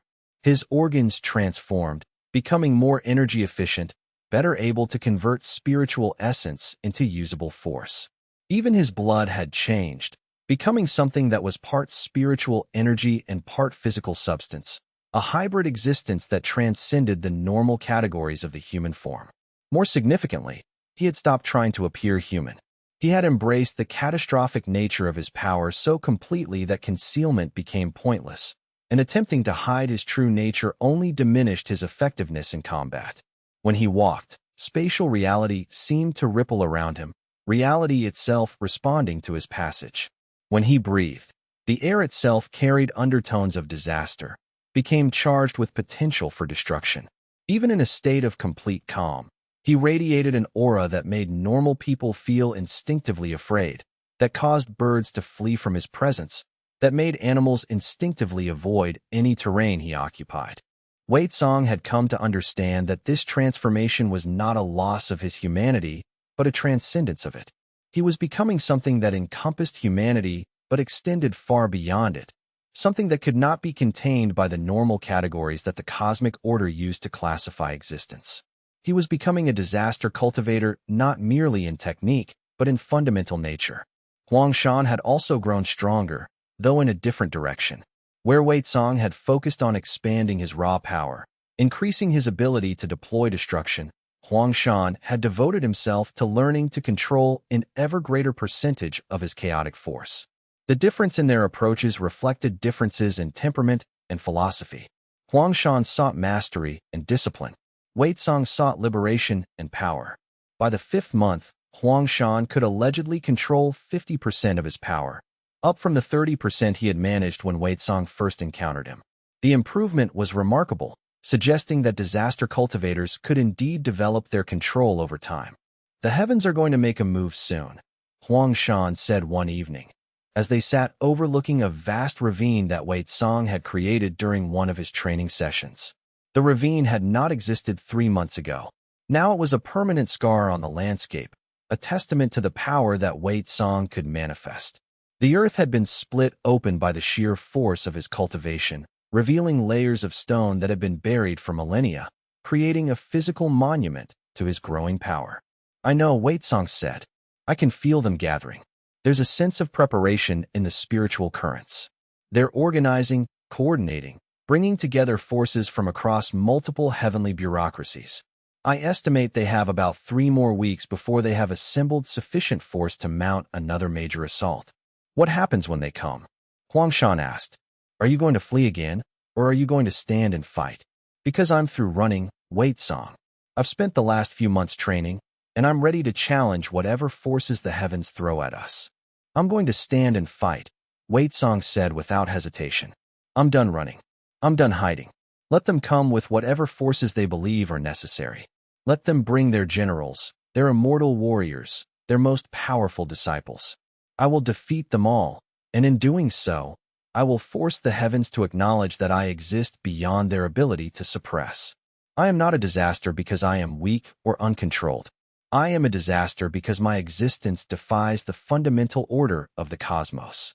"And if you can't defeat them all?" Huang Shan asked. "If they send more power than even your transformed nature can withstand? If they bring celestial beings of such tremendous power that we cannot overcome them? Then I will die trying," Wei Song said. "But I will not die as a helpless disaster cowering before the cosmic order. I will not spend the rest of my existence as a hunted refugee.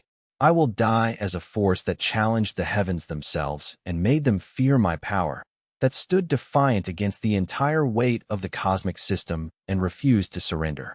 That is the only way I accept my existence." Huang Shan studied his student for a long moment, then nodded, seeming satisfied with that answer. The determination in Wei Song's eyes left no room for doubt. "Then we should prepare," he said. "Because if I'm reading the spiritual currents correctly, the heavens are going to move within the next few weeks. This is going to be our final test, the moment where all of our training is either vindicated or proven inadequate. Everything we've done has been leading to this confrontation." Chapter 12, The New Covenant. 3 weeks after their preparation began, Wei Song received an unexpected visit. A heavenly official arrived through a carefully controlled dimensional portal, unarmed and accompanied only by 2 ceremonial guards. The official was an elderly man with the bearing of someone who had served in the heavenly bureaucracy for centuries.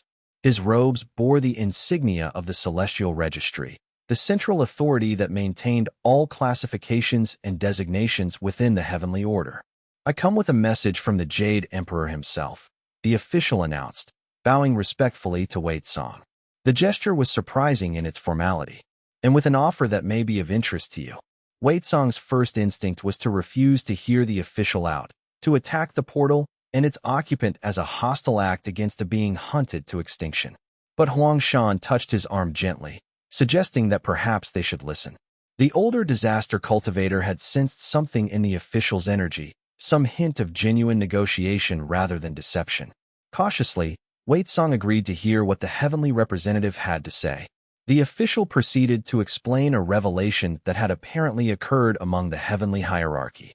The Celestial Registry, upon reviewing its classification of Wei Song, had come to the conclusion that the designation of natural disaster might have been technically accurate, but potentially counterproductive. A disaster, by definition, was something that could not be suppressed or controlled. Every military action taken against Wei Song had only demonstrated the accuracy of that classification. Hundreds of Purge squad members had been killed, countless resources had been expended, and yet the subject remained alive, more powerful, more dangerous than ever. What the heavens were now proposing was a reframing of Wei Song's status.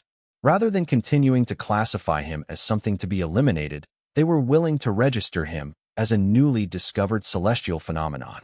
In exchange, they would cease direct military action against him, withdraw the Purge order, and even offer certain limited protections from those in the heavenly bureaucracy who might still seek his destruction.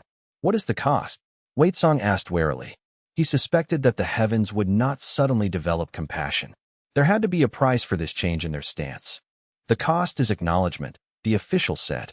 You acknowledge the supremacy of the heavenly bureaucracy and agree not to actively work against heavenly interests.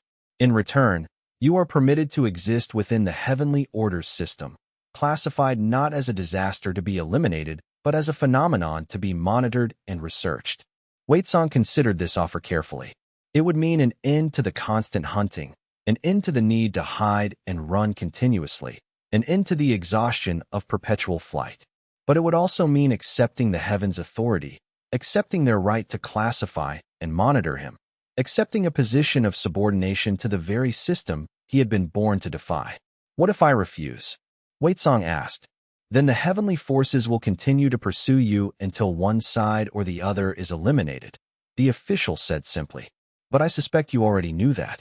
The question before you is whether you wish to continue fighting an enemy that has infinite resources and immortal patience, or whether you wish to reach an accommodation that allows you to pursue your own interests without constant interference. Wei Song looked at Huang Shan, silently asking his opinion. The older disaster cultivator shrugged, indicating that the choice was Wei Song's alone. This was not a decision that could be made for him. The two cultivators stepped aside to discuss the offer privately. They're offering you freedom from pursuit in exchange for accepting their authority, Huang Shan said. The question is whether that freedom is worth the price of acknowledgement. What do you think? Wei Song asked. I think the heavens have realized they cannot eliminate you, Huang Shan said, and they're offering you a compromise that preserves their authority while allowing you to exist. Whether that's a good deal depends on how you feel about accepting the existence of a higher power that can monitor you indefinitely. Wei Song contemplated this. The offer was seductive in its simplicity, an end to constant struggle, a chance to build something stable. But it also represented a fundamental surrender of part of his independence. Finally, Wei Song turned back to the official. I will accept the offer, he said, but with a condition of my own. My designation in the registry should not be natural disaster or phenomenon. It should be ascendant. I am not a disaster because I am destructive. I am a disaster because I am beyond the heavens' ability to control. But I am offering to place myself under the heavens' oversight, provided that the registry acknowledges that I am ascendant, that I have transcended the normal categories of existence and stand outside the conventional rules of the cosmic order. The official's expression shifted subtly. There was a moment of consideration, an internal calculation being performed behind those ancient eyes. I see, the official said slowly. You're not asking for acceptance. You're asking for recognition of your transcendence while still accepting heavenly authority. That's actually a clever negotiation. It preserves the heavens' authority structure while acknowledging the reality of your power. The official considered this for a long moment. Then he nodded. "I believe that can be arranged," he said. "The change in classification will require approval from the highest levels, but given the circumstances, I suspect it will be granted. The registry is looking for a way to preserve its authority system while acknowledging that some beings exist outside it. Your designation as ascendant could provide that framework." With that, the official returned to the heavenly realm, carrying Wei Song's terms with him. 3 weeks of anxiety followed as Wei Song waited for a response. During that time, the purge squads did not attack. The heavenly forces seemed to be pausing, waiting to see if an agreement could be reached. Finally, the official returned with news that struck Wei Song like a physical force. Wei Song was officially reclassified as Ascendant Wei Song, a being who existed outside the normal cosmic order but under heavenly oversight. The change was profound. It meant that he was no longer hunted for elimination. It meant that the heavenly bureaucracy had accepted his existence and chosen to accommodate it rather than suppress it. It was not a perfect outcome. Wei Song remained hunted by those who could not accept the registry's decision, by conservative sects and celestial beings who viewed the reclassification as weakness. He remained isolated from normal society in many ways, unable to settle in any one place for long without drawing attention. But he was no longer being actively pursued by the full force of the heavenly bureaucracy. He was no longer a disaster being hunted to extinction. He was a phenomenon that the heavens had learned to acknowledge, if not yet to understand or welcome. Chapter 13. The Balance of Power. The months following Wei Song's reclassification were a period of relative peace that allowed him to integrate his newfound understanding into his cultivation. He was no longer operating in a state of constant crisis. He had time to develop his techniques further, to train without the pressure of immediate pursuit, to build actual relationships with people who were not themselves disasters or hunted beings. The reprieve was profound in its implications. For the first time since his power had first manifested in the training courtyard of the Verdant Sky sect, Wei Song could breathe without fear, could contemplate his future without the weight of immediate persecution. He spent these months traveling through remote regions of the cultivation world, exploring places where the celestial bureaucracy had less direct influence. He found hidden valleys where cultivators lived in isolation, discovered ancient temples dedicated to forgotten principles of cultivation, encountered beings who themselves existed in opposition to the cosmic order in ways both similar to and different from his own anti-order power. It was during this period that Wei Song began to understand the true nature of his power in a way that went beyond mere technique, beyond simple application of force and explosive release. His power was not something external imposed upon him. It was integral to his being, a fundamental aspect of his existence that could not be separated from who he was. His power was not chaos. It was not randomness. It was something far more fundamental, a kind of anti-order force that naturally resisted the constraints and limitations that the cosmic order tried to impose. Where cultivation energy responded to carefully crafted techniques and followed predictable patterns, Wei Song's power operated according to principles that seemed to exist outside the normal rules of causality. It was not that his power was uncontrollable, but rather that it followed its own logic, one that did not match the logic of the cosmic order. The disaster cultivators were not beings who wielded chaos. They were beings who had transcended the need for order entirely. This understanding allowed Wei Song to refine his techniques in ways that he had not previously imagined possible. He developed a method called the ascending breakthrough, which allowed him to use his anti-order power to temporarily suspend the restrictions that govern cultivation advancement. Instead of spending months or years ascending from one cultivation stage to the next following the rigid paths outlined by the cosmic system, he could use his power to force acceleration, cutting the timeline of advancement down to a fraction of what it would normally require. The technique worked by creating localized zones of anti-order disruption within his own cultivation base, forcing the spiritual energy to reorganize and advance faster than the cosmic system normally permitted. The technique was exhausting and dangerous. It pushed his body to the brink of destruction every time he employed it, threatened to tear apart the very foundations of his existence. But it was effective.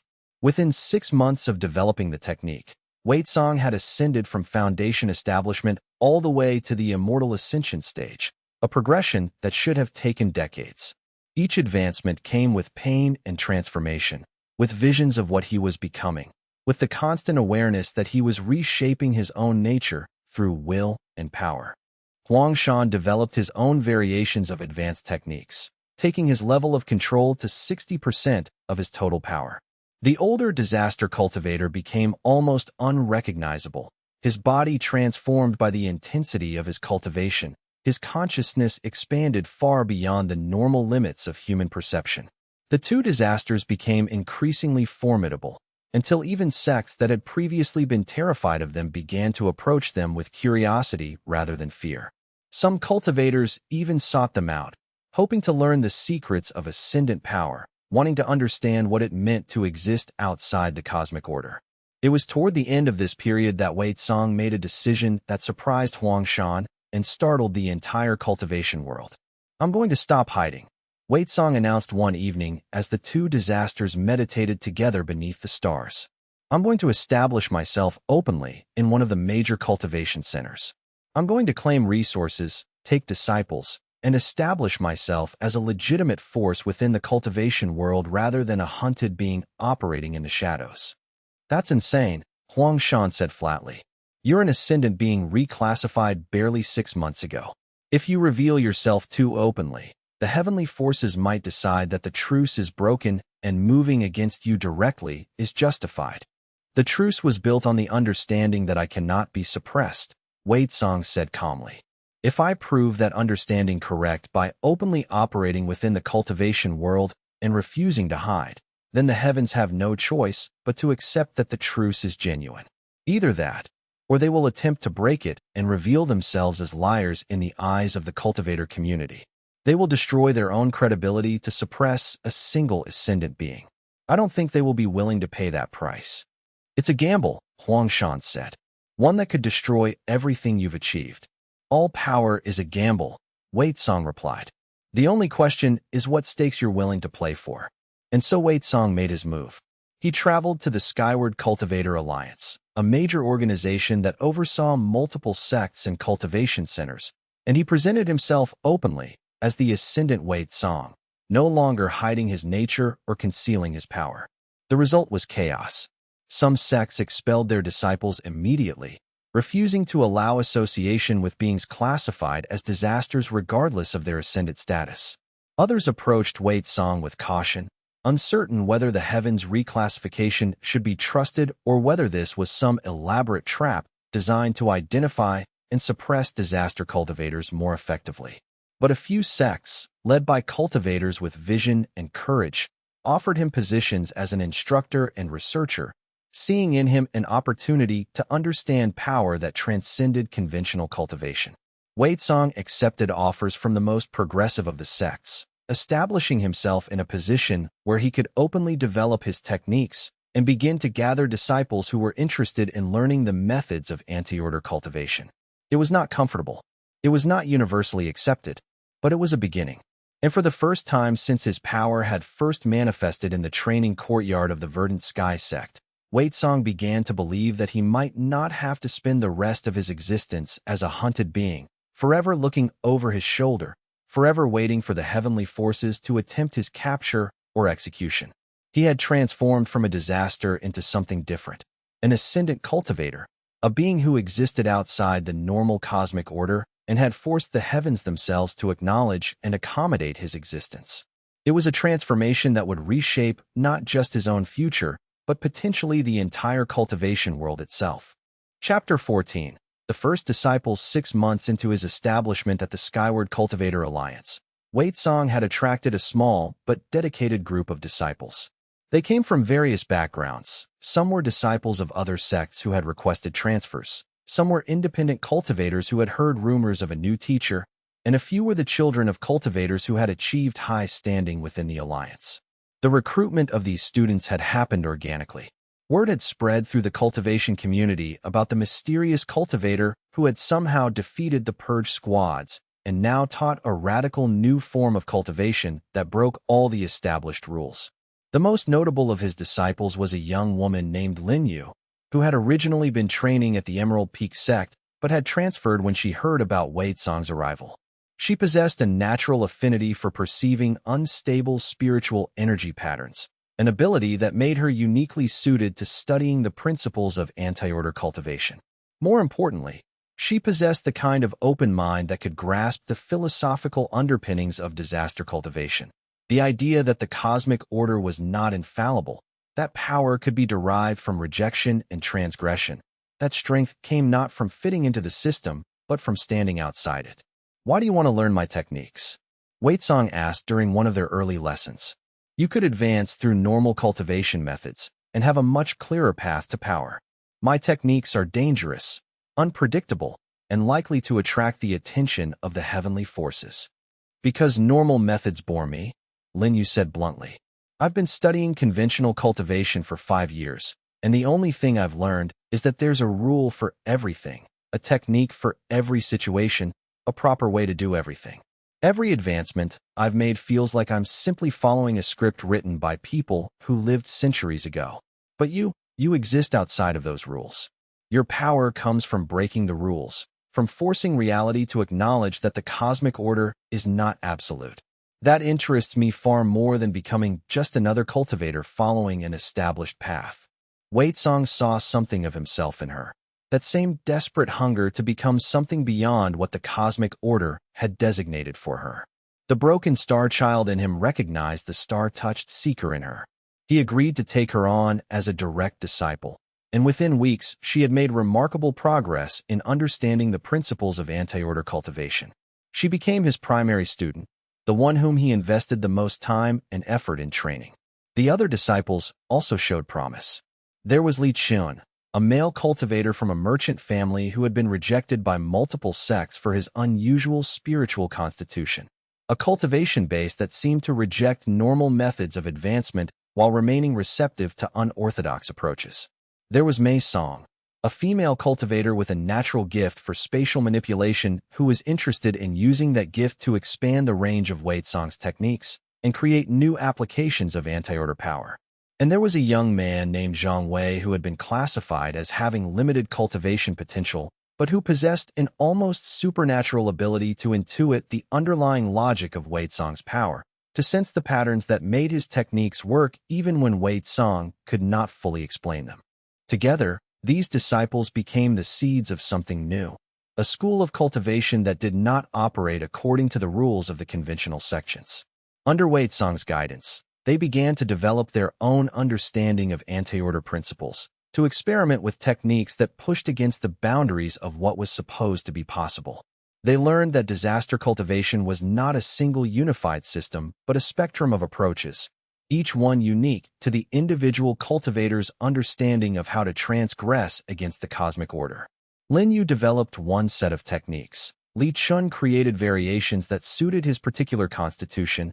Mei Song discovered applications in spatial manipulation that Wei Song had never conceived of. It was exhilarating and terrifying in equal measure. Wei Song was no longer simply a hunted being trying to survive. He was becoming a teacher, a creator of a new tradition of cultivation that had the potential to fundamentally reshape the way cultivators understood their relationship with power.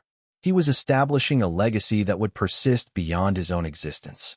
The training center that the Skyward Cultivator Alliance had provided for his disciples was a converted compound at the edge of their territory, far enough removed from the main sect buildings that Wei Song's activities would not constantly provoke concern among the other cultivators.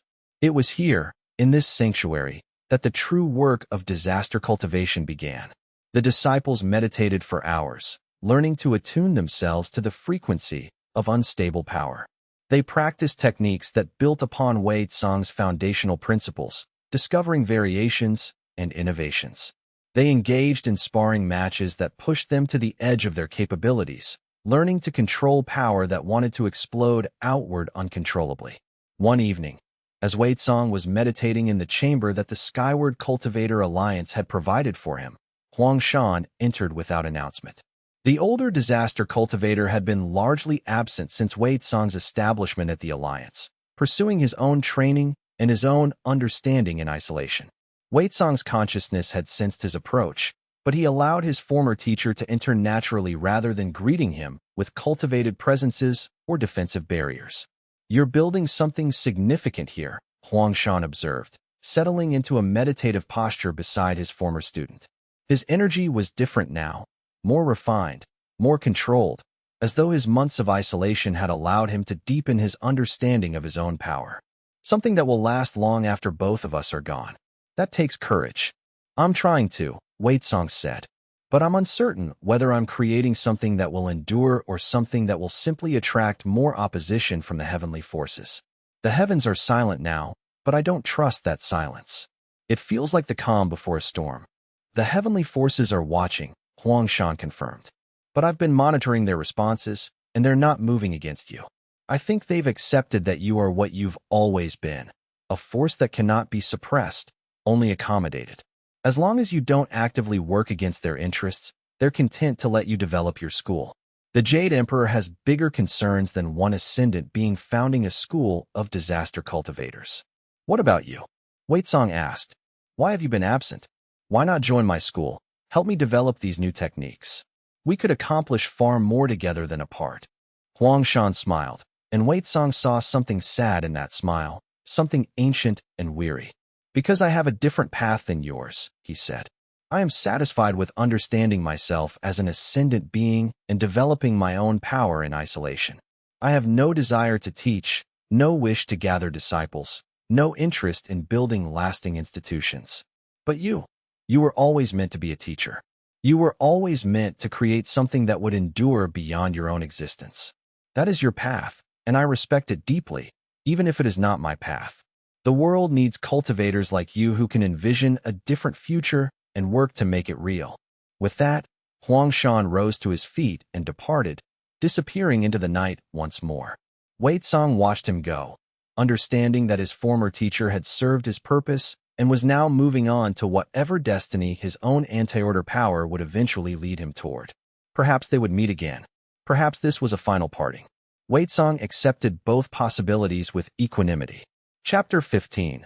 The Weight of Destiny. As Waitsong's school of anti-order cultivation grew, so too did the complexity of his responsibilities. He was no longer simply a hunted cultivator trying to survive. He was the founder of a new tradition, the teacher of disciples who looked to him for guidance, the representative of a new understanding of power that challenged the very foundations of the cosmic order. The transformation from refugee to institution builder had happened gradually, then all at once, until Waitsong found himself responsible not just for his own fate, but for the fates of dozens of cultivators who had chosen to follow his teachings. The weight of that responsibility pressed down on him constantly. There were decisions to make about curriculum, about how to structure the training so that his disciples would grow strong without losing control of their power. There were philosophical questions about the limits of anti-order cultivation, about whether it was ethical to teach these dangerous techniques to disciples who might lack the wisdom to use them responsibly. There were practical decisions about living quarters, food supplies, training equipment, the mundane necessities of maintaining a functioning school. There were political decisions as well. How to navigate the complex landscape of the Skyward Cultivator Alliance.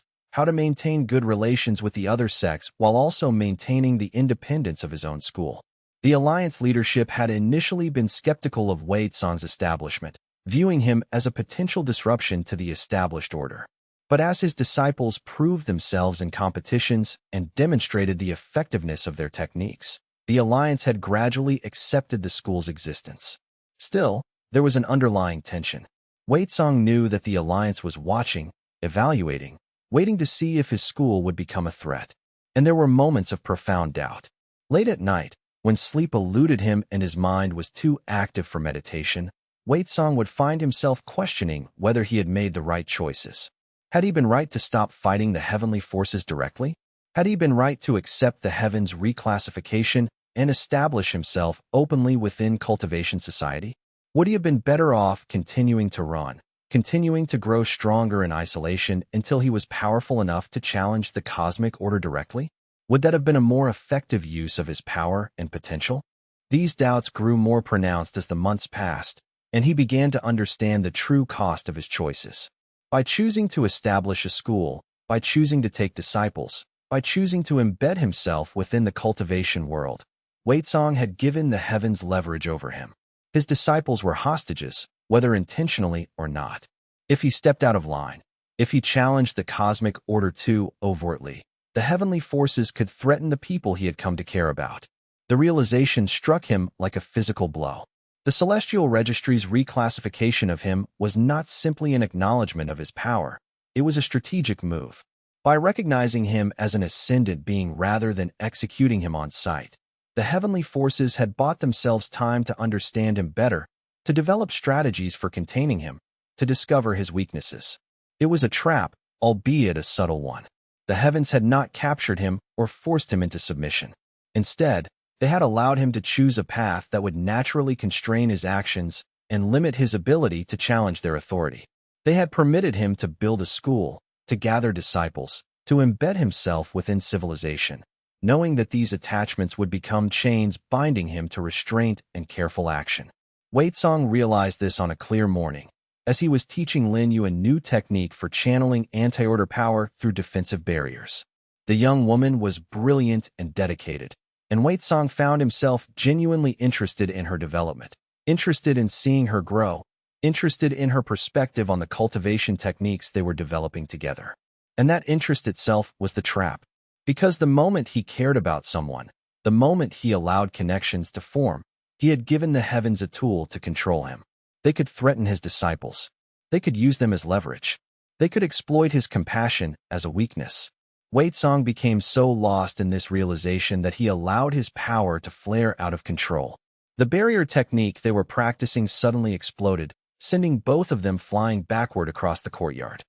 Song crashed into a stone wall, the impact barely registering as pain in his current state of existential crisis. "What's wrong?" Lin Yu asked, sensing the sudden shift in Song's energy as she pulled herself up off the ground. "You seem troubled." "That was not accidental power loss. That was a deliberate release of force." "What happened?" "I am," Song admitted, sitting heavily on the ground. "I'm troubled because I've realized that the heavens never intended to defeat me militarily. They intended to ensnare me through the very path I chose to take. They allowed me to build this school, to gather disciples, knowing that compassion and connection would become my greatest vulnerability." He explained his revelation to Lin Yu, who listened with the kind of serious attention that suggested she understood the implications. The young woman's expression grew gradually more thoughtful as Song described the trap he perceived. "So what will you do?" Lin Yu asked when he had finished. "Abandon the school? Abandon us?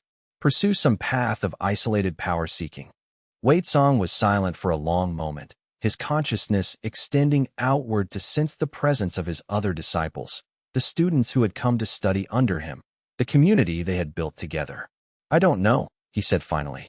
"If I abandon the school, abandon my disciples, I gain freedom but lose the opportunity to create something that might outlast me. If I continue building the school, I remain ensnared by the heavens' subtle bonds. Either way, I sacrifice something essential." "Then perhaps the answer is neither," Lin Yu suggested, and Song sensed a sudden shift in her spiritual presence, a crystallizing of purpose, a moment of genuine insight. "Perhaps you should make your disciples strong enough that they don't need you. Perhaps you should teach them everything you know, empower them fully, and then you would be free to pursue whatever path calls to you, knowing that what you've created will endure without your presence. The heavens cannot use us as leverage if we are strong enough to stand against the heavenly forces ourselves." Song looked at his young disciple with a new appreciation. She had presented a solution that he had not considered, one that would allow him to honor both his desire to create something meaningful and his need for freedom from the chains of attachment and responsibility. It was elegant in its simplicity and profound in its implications. "That," Song said, a weight lifting from his shoulders as he spoke, "is excellent advice. Truly excellent. And I think it will be my path forward. I will train my disciples intensively, develop them to the fullest extent of their potential, nurture their independent strength and capability. And then I will move on, leaving them to build upon what we have created together, secure in the knowledge that they can defend themselves against whatever the heavens might throw at them." Chapter 16. The final training. From that day forward, Song transformed his approach to teaching. He intensified the curriculum, pushed his disciples harder, demanded more from them than he ever had before. The training became almost punishing in its intensity. Long hours of meditation, exhausting physical challenges, dangerous experiments with anti-order power that could have ended in death. Yet he never demanded more than they were capable of giving. Instead, he challenged them to exceed their own perceived limitations, to discover capacities they had not known they possessed. The first breakthrough came when Weizong realized that his disciples could not simply be taught disaster cultivation techniques through conventional instruction. Instead, he had to help them understand the philosophical foundations of anti-order power, the idea that the cosmic system's judgments were not absolute truths, that limitations could be overcome through determination and creative application of power, that weakness could be transformed into unexpected strength. But his disciples responded. They grew stronger, faster, more capable with each passing week. Lin Yu developed an ability to perceive and manipulate the underlying structure of reality itself, a skill that went far beyond anything Weizong had managed. She could see the threads of order that held the cosmic system together and found ways to unravel them carefully, creating localized zones where the normal rules of cultivation did not apply. Li Chun learned to channel anti-order power with such precision that he could create effects that were far more subtle and controlled than the explosive releases that characterized Weizong's early techniques. His mastery was remarkable. He could fracture a stone into perfect pieces without affecting anything around it, could isolate individual strands of spiritual energy within a cultivator's dantian and adjust them without disrupting the whole. Mei Song developed a method of spatial manipulation that could allow her to physically move between different locations almost instantaneously.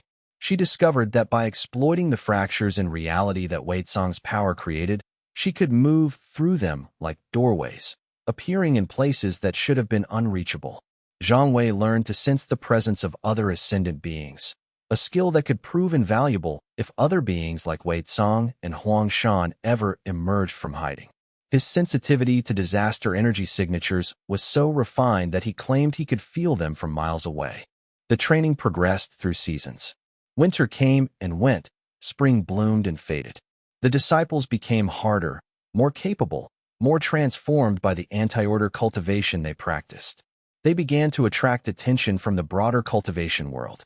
Sect leaders and wandering cultivators came to observe their techniques, to understand what made them so different from conventional cultivators. As his disciples grew stronger, Weizong began to introduce them to the broader cultivation world. He brought them to competitions and tournaments, allowed them to interact with cultivators from other sects, and gradually revealed to the community that a new tradition of cultivation had emerged. The disciples entered martial competitions and demonstrated techniques that astounded the judges. They defeated opponents with cultivation bases several layers higher than their own. They showed that the anti-order principles Weizong had developed were not just destructive, but could be refined into elegant, powerful methods of cultivation. The response was mixed. Many sects were intrigued by the power that Weizong's disciples displayed and inquired about learning their techniques. Others were horrified by the anti-order principles that they championed, seeing them as a corruption of the traditional values of cultivation. Several attempted to undermine the school, spreading rumors that Weizong's disciples were corrupted by disaster energy and posed a threat to conventional civilization. Some whispered that Weizong himself was a natural disaster given human form, that training with him would inevitably lead to calamity.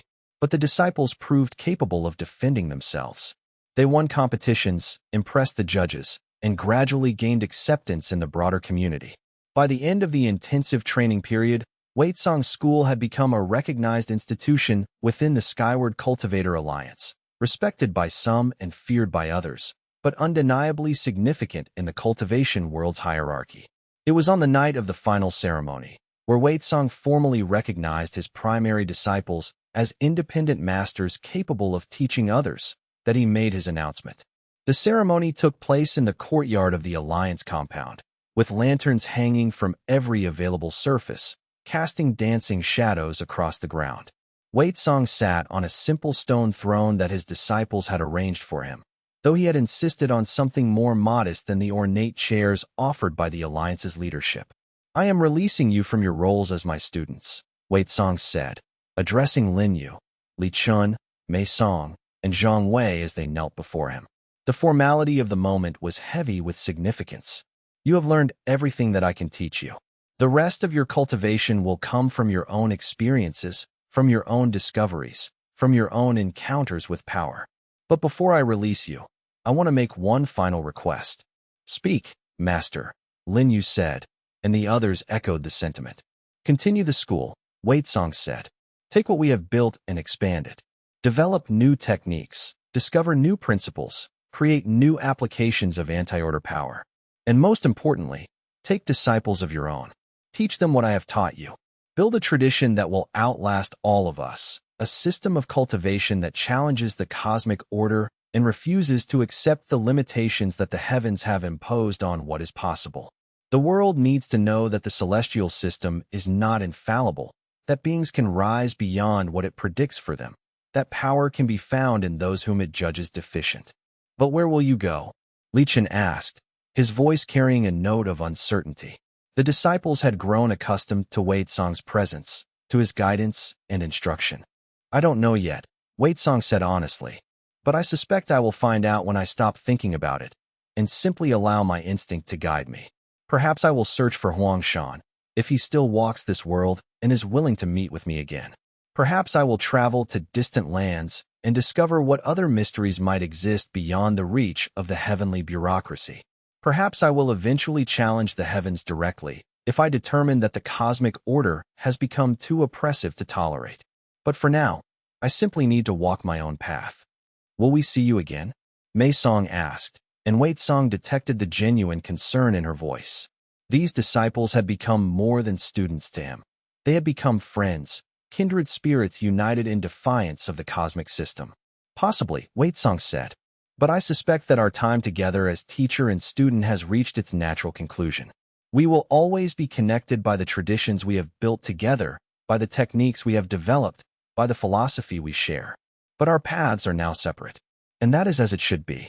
You must learn to trust your own judgment, to follow your own instincts, to make your own discoveries about what disaster cultivation can become. Chapter 17. The departure the day after the final ceremony, Wei Song prepared to leave the Skyward Cultivator Alliance. He gathered the few possessions he had accumulated, a set of robes, some cultivation manuals that he had written to document his techniques, the sword that had been his constant companion since leaving the Verdant Sky sect. The decision to leave had not been sudden. Over the weeks following his ascension, Wei Song had come to understand that his role at the Alliance had reached its natural conclusion. He had established the foundation, trained the core group of disciples, documented the principles of disaster cultivation in writing so that future practitioners could study and refine the art. His continued presence would only complicate matters for those he had trained. The morning of his departure was cool and clear, with mist rising from the valley below the Alliance compound. Wei Song found himself standing alone in the courtyard where he had first met Lin Yu and the others, remembering how desperate and uncertain he had felt in those early days. The transformation was almost impossible to comprehend. In the span of a few months, he had gone from being a hunted refugee to the founder of a new school, from being classified as a disaster to being recognized as something far greater and more complex. His disciples came to see him off, standing at the gates of the Alliance compound as he prepared to depart. There were no dramatic farewells, no tears or emotional pleas. Instead, there was simply the quiet understanding that a cycle had been completed and a new one was about to begin. Wei Song had instructed them thoroughly in what he knew, had shared with them the cultivation techniques that he had developed through hard experience and experimentation. Now it was their turn to grow, to discover their own paths, to take the principles he had taught and adapt them to their own unique circumstances and abilities.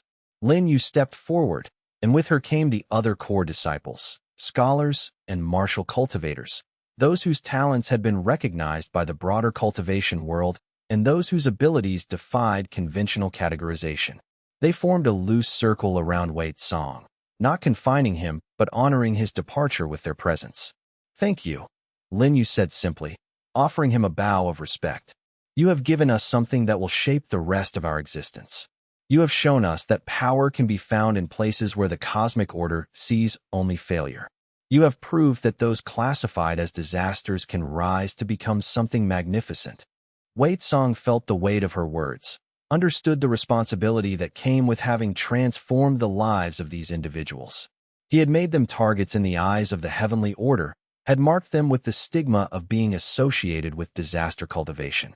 But he also believed that he had given them something invaluable, the knowledge that their limitations were not absolute, that the judgments of the celestial system could be defied and overcome. No, Wei Song said, returning the bow. You have given me something far more valuable. You have proven that my power does not have to be purely destructive. You have shown that anti-order cultivation can create as well as destroy, can build traditions and teach disciples, and contribute to the world rather than simply devastating it. That understanding is more valuable than anything I could have received in return. You have made my existence meaningful in ways I could not have anticipated. He walked among them, placing a hand briefly on each disciple's shoulder, transferring to them a final pulse of his power, not overwhelming, but present, a reminder that they carried within themselves the mark of his training and his blessing. Some of them gasped as they felt the power flow through them, the spiritual energy resonating with their own cultivation bases and creating new resonances within their dantians. With that, Wei Song turned and walked away from the compound, not looking back despite every instinct urging him to turn around one final time. Looking back would be acknowledging that he was leaving something precious behind, and while that was true, he needed to move forward with decisiveness and clarity. His disciples would remember him, would teach others what he had taught them, would carry forward the tradition of disaster cultivation into the future. As he traveled away from the Skyward Cultivator Alliance, descending from the mountains where the school had been established, he felt a sense of lightness that he had not experienced since the day his power had first manifested in the training courtyard of the Verdant Sky sect.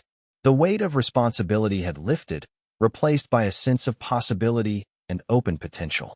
He was no longer bound to a single location. He was no longer constrained by the need to teach or the responsibility to guide others. He was free, in a way that he had not truly been free since before his classification as a disaster. The freedom was exhilarating and terrifying in equal measure. With no disciples to guide and no school to maintain, what would he do? What purpose would drive him forward? The answer came gradually as he traveled. His purpose was to understand himself, to discover what he truly was, why the cosmic order feared him, what destiny awaited an ascendant being who defied the natural order. He would continue to grow, to learn, to push the boundaries of his power and understanding. The road ahead was open, stretching out in directions that he could not yet perceive. Somewhere in the world, there were others like him, beings who had been classified as disasters, who had been hunted by the heavenly forces, who had survived and adapted and grown strong. Somewhere, there were mysteries waiting to be uncovered, power waiting to be discovered, challenges waiting to be faced. The celestial barriers would not keep him contained. The heavenly order would be forced to reckon with his existence and adapt to the reality of what he had become. Wei Song walked toward all of it, his silver hair catching the light of the setting sun, his power radiating outward in gentle pulses that caused the very fabric of reality to ripple around him.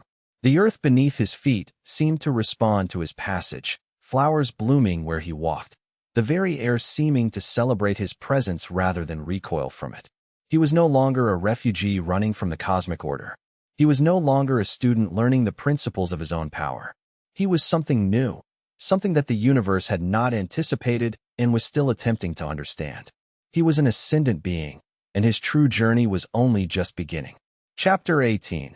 The Path Forward. 6 months after leaving the Skyward Cultivator Alliance, Wei Song stood at the peak of the Heaven's Edge Mountains, the tallest mountains in the known world, overlooking a landscape so vast that it seemed to stretch beyond the limits of perception. Below him, he could see the territories of a dozen different kingdoms, the lands where millions of people lived their lives unaware of the cultivation world that existed hidden in plain sight. The journey to this peak had been transformative in ways Wei Song was still processing. He had climbed through regions of the world that most cultivators never visited, passed through villages where the very mention of spiritual cultivation brought fearful looks from the inhabitants. In one mountain village, an old woman had stopped him on the path and stared at him with ancient, knowing eyes.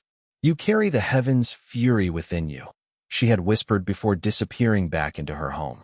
Wei Song had wondered if she was a minor cultivator herself, or simply someone whose spiritual sensitivity allowed her to perceive what others could not.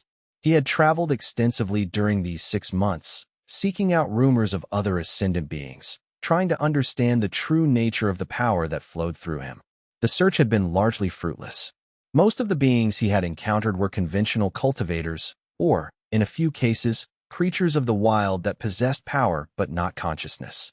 But there had been moments, fleeting instances when he had sensed a presence that was similar to his own, another being whose power signature did not match the normal patterns of the cosmic order.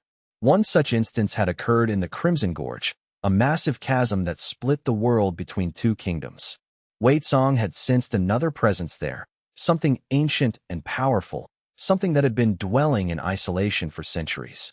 He had called out to it using the disaster cultivator telepathic techniques that Huang Shan had taught him, but the presence had retreated deeper into the gorge, unwilling or unable to communicate. The encounter had left Wei Song with a certainty that he was not alone, that there were other beings like himself scattered across the world, living in hidden places, maintaining their solitude for reasons he could not yet fathom. Huang Shan had appeared to him once, meeting him at a crossroads where two major trading routes intersected. The older disaster cultivator had brought news from his own travels, information about other beings like themselves, theories about what their existence might mean in the larger context of the cultivation world. Huang Shan spoke of an ancient tradition of disaster cultivators that predated even the current heavenly order, beings who had existed in ages past, and had either transcended the cosmic system entirely or been purged from the celestial records. But Huang Shan had not stayed long, departing after a single night of conversation, leaving Wei Song with more questions than answers and a growing sense that his mentor knew far more than he was revealing. The parting had been melancholic. Huang Shan had placed a hand on Wei Song's shoulder and said simply, "The path of a disaster cultivator is a lonely one. We are not meant to travel in groups or to build traditional schools.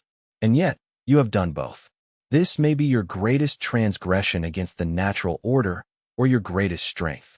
Time will reveal which." Now, standing at the peak of the Heaven's Edge Mountains, Wei Song allowed himself to reflect on the path he had taken from the moment his power first manifested in the training courtyard of the Verdant Sky sect until this moment of solitude at the roof of the world. The journey had been neither smooth nor simple. Every step forward had required sacrifice. Every transformation had come at a cost. He had gone from being an insignificant outer disciple with limited power to an ascendant being who had forced the heavenly forces themselves to acknowledge his existence. He had survived being hunted by celestial enforcers, had endured the trauma of being classified as a disaster, had learned to channel power that defied the rules of conventional cultivation. He had built a school, trained disciples, created a new tradition that would persist long after he was gone. The school itself was a bold declaration of his philosophy, that power and potential existed in those whom the cosmic system deemed deficient.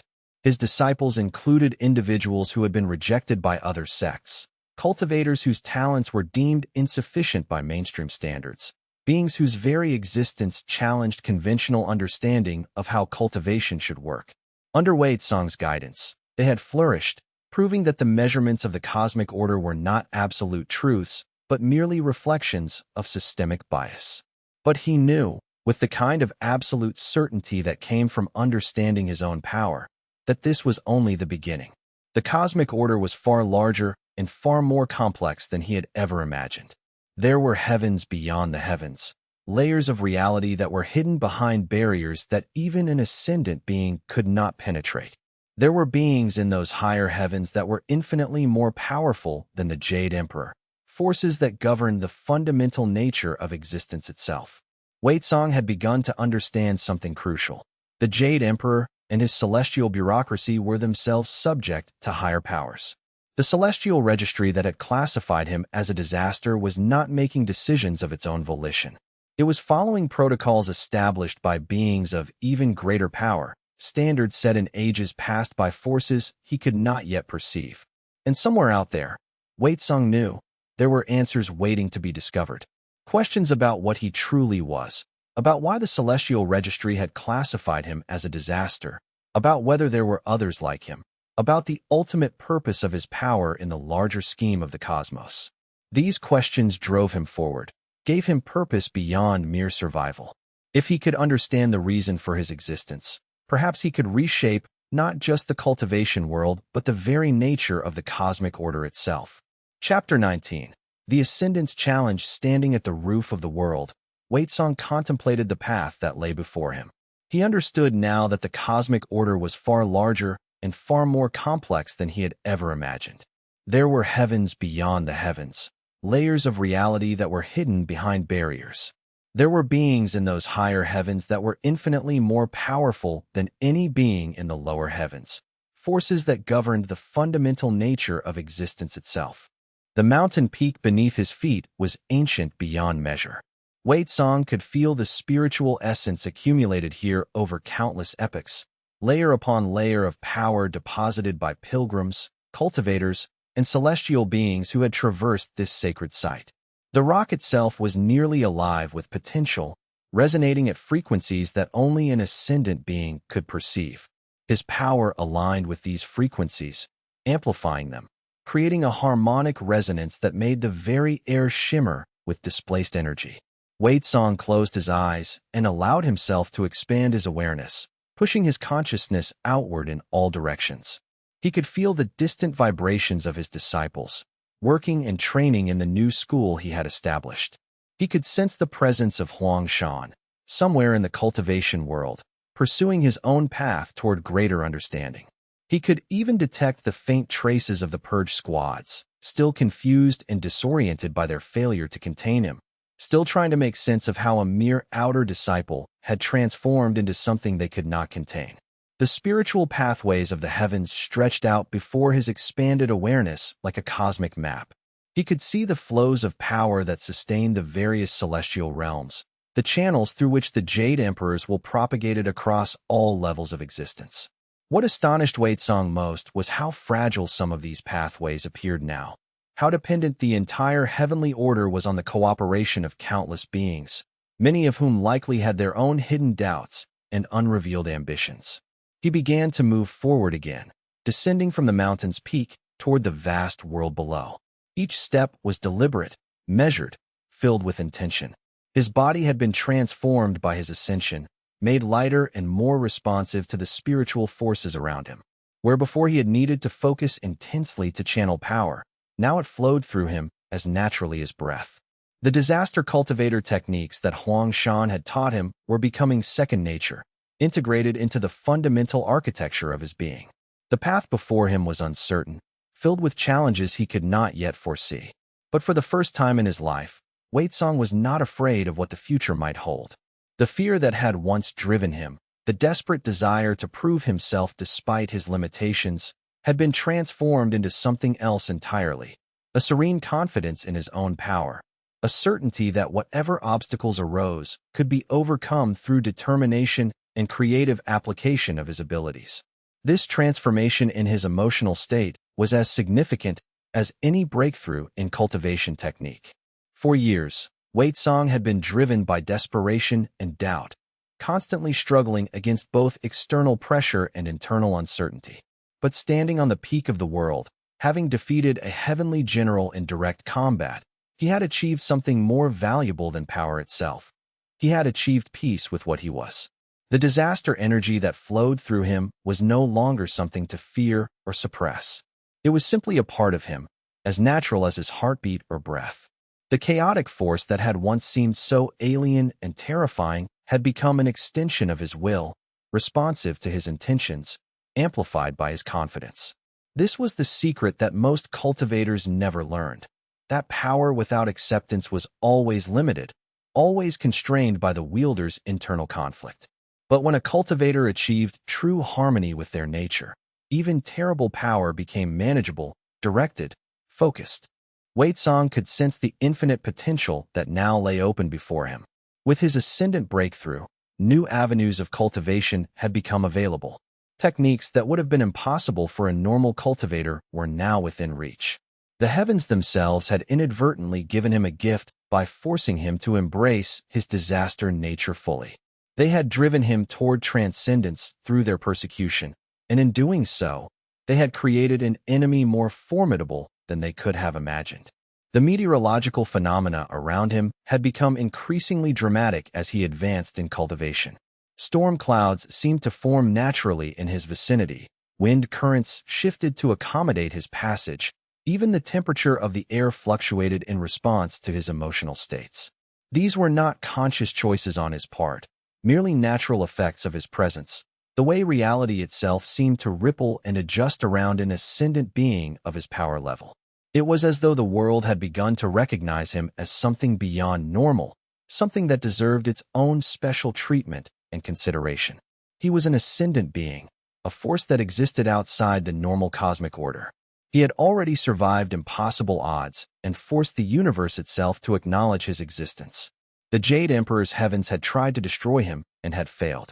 The Celestial Registry had classified him as a disaster, and he had turned that classification into a source of power rather than shame. The wind picked up as he descended, swirling around him in patterns that seemed almost intentional. Wei Tsang wondered if even the weather itself had begun to respond to his presence, if the barriers between the celestial realm and the physical world were growing thinner in his vicinity. As an ascendant, perhaps he carried a piece of the heavens with him wherever he went, creating zones of spiritual instability that would persist long after his passage. Whatever lay ahead, whether it was other ascendant beings, heavenly forces attempting to suppress him, or mysteries beyond mortal comprehension, Wei Tsang would face it with the same determination that had carried him this far. He would grow stronger. He would continue to expand his power. He would learn the true nature of what he was and what he was meant to become. And perhaps, in time, he would discover whether beings like himself were meant to reshape the cosmic order or to transcend it entirely. Chapter 20. The heavens knew reckoning. The heavens had tried to destroy Wei Tsang by classifying him as a natural disaster to be purged from existence. Instead, they had inadvertently created something far beyond their ability to control or suppress. Wei Tsang, once the insignificant outer disciple of the Verdant Sky sect, once the broken star child that fortune-tellers refused to read, had been transformed into an ascendant being whose very existence challenged the foundations of the cosmic order.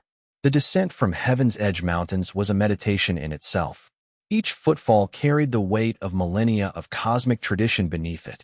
Wei Tsang could feel the ancient pathways carved into the mountainside by countless cultivators before him, spiritual impressions left by generations of travelers seeking enlightenment or escape. The stone beneath his feet whispered with the echoes of those who had come before, yet none of them had ever been classified as a disaster. None had ever had to flee from the very heavens that governed existence itself. The wind at this altitude was different from the gentle breezes of the lower world. It carried with it the raw essence of the heavens, unfiltered and unrefined, touching his skin like the breath of something ancient and utterly indifferent to the struggles of individual cultivators. Wei Tsang breathed it in deeply, drawing that cosmic force into his lungs, feeling it settle into his dantian, the core of his being where all his power accumulated. The descent was not merely a physical journey. Each step downward was also a step deeper into his own nature, into the acknowledgement of what he had become. The disaster energy that flowed through him had been denied, suppressed, and hunted for so long that accepting it had become its own form of liberation. Now, moving away from the peak where he had first achieved ascendant status, Wei Tsang could feel the distance from that place of transformation, creating a new kind of clarity.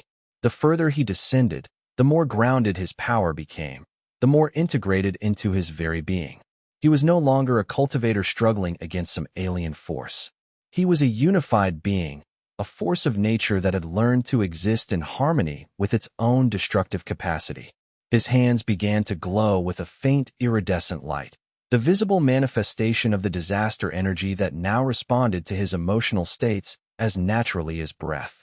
The glow intensified and faded in rhythm with his heartbeat, creating patterns in the air around him that would have terrified any ordinary cultivator who witnessed them.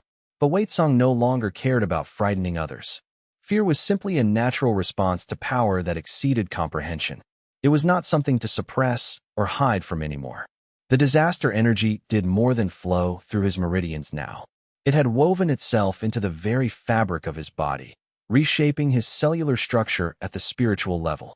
Every breath he took drew an essence that would have poisoned an ordinary human, yet it nourished him, strengthened him, pushed him toward transformation that most cultivators could not even conceive of. The transformation was ongoing, never truly complete, constantly evolving as he learned new ways to channel and direct the chaotic force that defined his existence. Behind him, the peak of Heaven's Edge Mountains seemed to pulse with a residual glow, a reminder of the battle he had fought there. That confrontation with the heavenly forces had left spiritual scars on the landscape itself, wounds in the fabric of space and matter that would take centuries to fully heal. His footprints on the mountain had been burned into the very stone, not through ordinary physical means, but through the warping of spiritual reality around his power. Future cultivators who climbed these peaks would speak in hushed whispers about the marks left by something that could reshape the very structure of creation. As he descended, the landscape transformed. The barren peaks of Heaven's Edge Mountains gave way to forests of incredible density, trees so old that they had developed a consciousness of sorts, their spiritual presences recognizable to Wei Tsong's enhanced senses. Some of them stirred as he passed, acknowledging a kindred presence, something powerful and otherworldly that did not fit the normal categories of the cultivation world. Wei Tsong made a silent declaration to himself and to the universe. His growth would continue, his power would expand, and eventually the entire heavenly order would be forced to acknowledge that Wei Tsong, once classified as a natural disaster, now an ascendant being, was a force that demanded respect and recognition. The Celestial Registry had tried to reduce him to a classification, a label in their cosmic filing system. They had failed. He was something beyond categorization, something that transcended their understanding of what power could be. The path before him seemed to shimmer with possibility. Wei Tsong could sense the branching futures, the multiple timelines that stretched out from this moment of triumph. In some of them, he would face beings of tremendous power who would challenge everything he had learned. In others, he would discover truths about the nature of the heavens themselves, secrets that had been hidden from even the most powerful of the Jade Emperor's servants. Behind him, the Heaven's Edge Mountains faded into mist and cloud. The physical realm was reasserting itself, pulling him back toward the world of kingdoms and ordinary cultivators, the world where his disciples were building the foundation of his new school. That world suddenly seemed both impossibly small and infinitely precious. It was the world where his true influence would grow, where his ideology of acceptance and recognition would take root. The heavens had tried to destroy him. Instead, they had created something magnificent, something terrible, something that would reshape the very nature of what it meant to be powerful in this world. Every fiber of Wei Tsong's being thrummed with latent power, potential energy waiting to be channeled towards some future purpose he had not yet fully grasped. Wei Tsong's true journey was only just beginning, and the cosmos would never be the same. The broken star child had become a catastrophe that the heavens could not contain, could not suppress, could not control. And somewhere in the vast realm of cultivation, other beings, other disasters, perhaps, or other ascendants, might be watching, waiting to see what this newly risen power would do next. Chapter 21. The wilderness beyond the mountain passes Wei Tsong crossed grew wilder with every li. Behind him, the organized formations of heaven's soldiers became rarer. The heavenly apparatus held dominion over the cultivated valleys, the established sects, the cities where law and order still held sway. But out here, in the true wilderness where peaks clawed at crimson clouds and ancient beasts roamed unmarked paths, heaven's reach weakened like water in drought. He had walked for 3 days without seeing another human. His robes were torn, his face weathered by wind that carried the scent of sulfur from vents deep beneath the earth. The disaster energy within him thrummed like a second heartbeat, no longer merely destructive, but becoming something he could almost predict, almost control. The first sign of another being came as a disturbance in the spiritual currents. Wei Tsong felt it before he saw it, a presence that made the air around him thicken and twist. He stopped, breath steady despite the sudden surge of caution through his meridians. A figure emerged from the mist-shrouded ravine ahead. Tall, broad-shouldered, with a face scarred by burn marks that ran from temple to jaw. The stranger wore robes that had once been fine, silk-dyed the deep blue of high-altitude skies, but were now patched with coarse cloth and stained with what looked like blood and ashes. "You radiate wrongness," the stranger said, his voice rough as gravel on metal. "The way a broken bell radiates discord." Wei Song's hand moved toward his cultivation core, but he forced himself to keep it at his side. "A broken bell can still make sound." The stranger's scarred face cracked into what might have been a smile. "Indeed. I'm called Hu Ling, formerly of the Crimson Furnace sect, before they burned it for harboring unorthodox practices. Now I live out here." He gestured vaguely at the wilderness. "And you?" "Wei Song. Heaven has me listed as a natural disaster." He said it plainly, watching for the reaction. Hu Ling's eyes flickered with recognition, then something closer to respect. "The disaster? They've sent 3 hunter squads through these mountains looking for you. I watched the last one from a ridge top. Your disaster energy, it's something I've never quite seen before. Pure, unrefined chaos. Beautiful in its way. They want me dead," Wei Song said. "Everyone out here wants someone dead," Hu Ling replied. "The question is whether you're the sort to help kill them back, or the sort to hide forever." Wei Song felt the weight of the question. "I haven't decided yet." "Come," Hu Ling said, turning back toward the ravine. "There's a settlement of sorts deeper in the mountains. Not heaven-aligned, not demon-aligned. Just people who don't fit where they're supposed to. You should meet them." The settlement nestled in a hidden valley, its entrance concealed by natural rock formations that Hu Ling navigated with obvious familiarity. As they descended, Wei Song felt the spiritual currents shift. Someone had placed a subtle veil over the valley, clever work that would confuse casual observers without drawing heaven's attention. There were perhaps 30 people in the settlement. Some tended small gardens that grew in the thin soil. Others worked at what looked like a forge, though the smoke rising from it carried an odd purple tint. A few simply sat in the courtyard, meditating or playing instruments that made sounds Wei Song had never heard in the settled lands. A woman emerged from the largest building. A converted temple, Wei Song guessed, though its religious iconography had been defaced or removed. She was perhaps in her 40s, with silver threads running through her black hair and eyes that held the keen assessment of someone who had survived by reading people accurately. "A new guest?" she asked Hu Ling, her gaze immediately fixing on Wei Song. "Wei Song," Hu Ling announced. "The natural disaster heaven is hunting." The settlement fell silent. Everyone's eyes turned toward him, and Wei Song could feel the weight of their attention like physical pressure. The woman nodded slowly. "I'm called Li Mei. I used to be a clerk in the Celestial Bureau before I discovered some secrets the Bureau preferred stayed hidden." She gestured toward the settlement.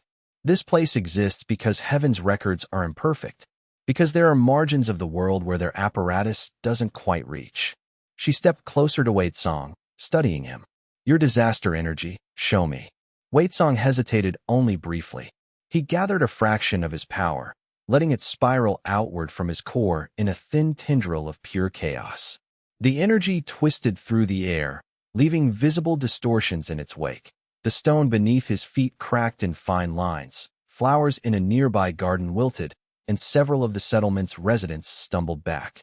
"Extraordinary," Li Mei breathed. "I've never encountered anything quite like it. It's not demonic, not heavenly, not even quite earthly." She lowered her hand. "You're welcome here, Wei Song. We hide many sorts of refugees, failed disciples, sects destroyed by heavenly decree, cultivators who cultivated the wrong way. But a natural disaster." She smiled slightly. "That's something new." Over the following weeks, Wei Song began to understand what life could be outside heaven's systematic hierarchy. The settlement had no sect structure, no rigid cultivation paths. Instead, individuals practiced what worked for them, shared knowledge freely, and supported each other's survival. Hu Ling taught Wei Song about combat in the wilderness, not the formal techniques of sectarian martial arts, but the brutal pragmatism of fighting in rocky terrain, using whatever could be weaponized, ending conflicts swiftly. A man named Jiang, who had once been a scholar in an elite academy, taught Wei Song about the history hidden in heaven's records. How the celestial registry had been created not to guide cultivation, but to maintain control. how many powerful cultivators had lived and died outside its systems, how the very concept of a natural disaster was recent, only a few decades old, something heaven had invented to justify the systematic extermination of those whose power didn't fit established classifications. A young woman named Qin, barely past her 20th year, showed Wei Song how to meditate differently, not to suppress his disaster energy, but to integrate it, to treat it not as a foreign force to be contained, but as part of himself that needed to be understood. Most cultivators are like gardeners, Qin explained as they sat on a cliff overlooking the hidden valley. They carefully cultivate each aspect of their power, making sure only certain plants grow in their garden. But you're like a forest. Chaotic, yes, but also alive in ways the careful gardens will never be. It was during one of these meditations that Wei Song felt something shift in his understanding. His disaster energy had always been treated as a threat to be neutralized. But what if that energy wasn't a flaw? What if it was simply power that existed outside heaven's categories? The revelation came with force. He opened his eyes to find the entire cliff face around him cracked and fractured, flowers blooming in impossible patterns in the cracks.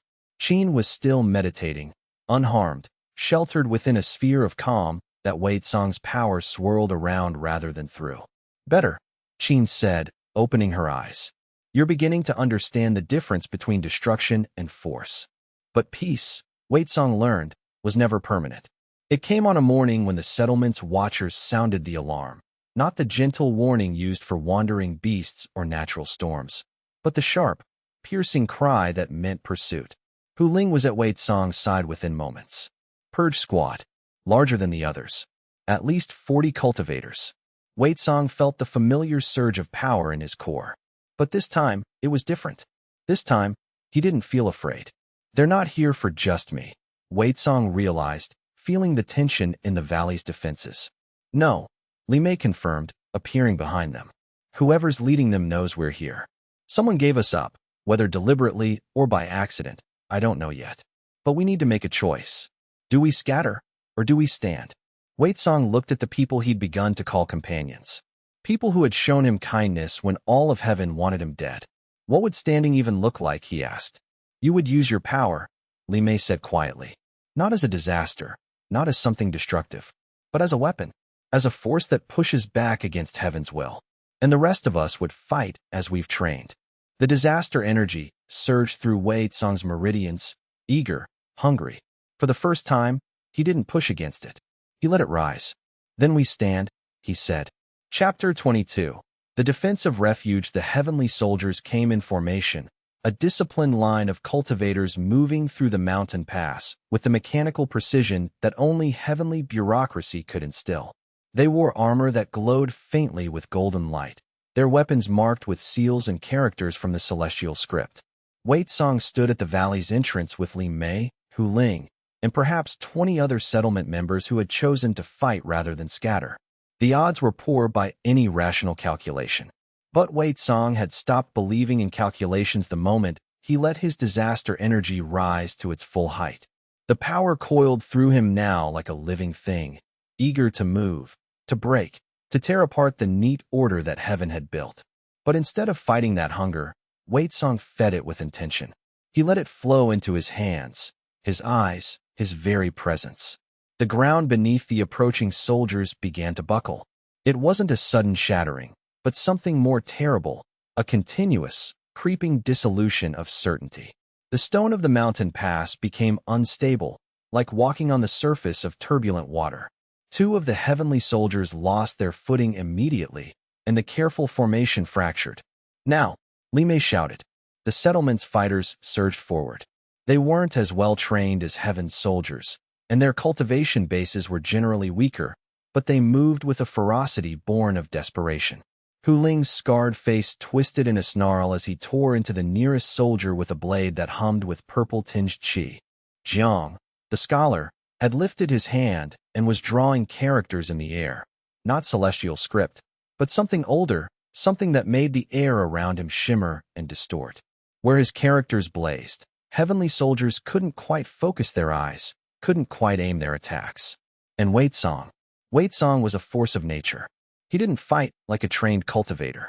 He moved with the erratic grace of an avalanche, an earthquake, a storm. His disaster energy reached out and touched the seals on the soldier's armor, and the seals cracked under the weight of chaos. He pulled chi from the very earth itself, let it flow through his body, and threw it outward in waves that scattered soldiers like leaves before wind. One soldier, braver or more foolish than the rest, charged directly at Wei Tsong with a sword crackling with heavenly power.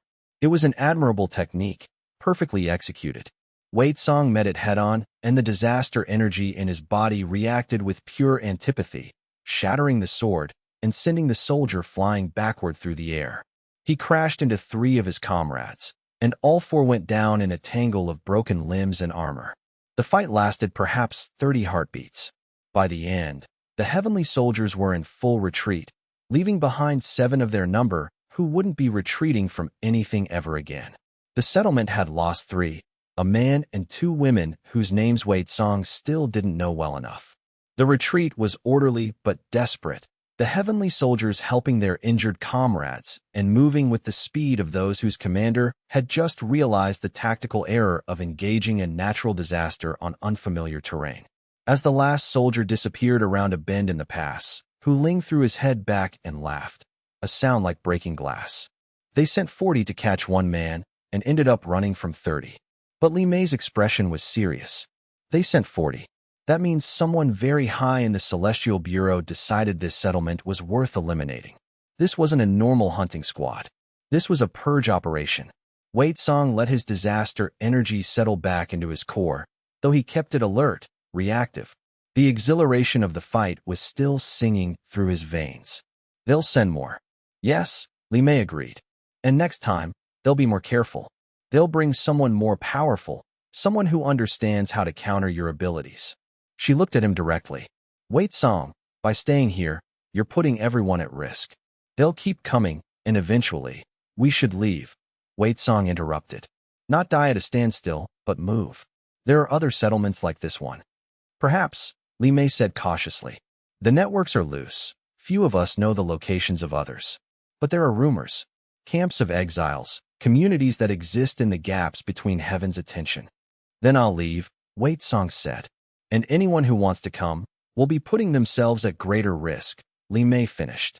But some will come anyway, because you showed us that heaven can be resisted, that their soldiers can fall. That's worth something out here. Over the next several days, the settlement prepared.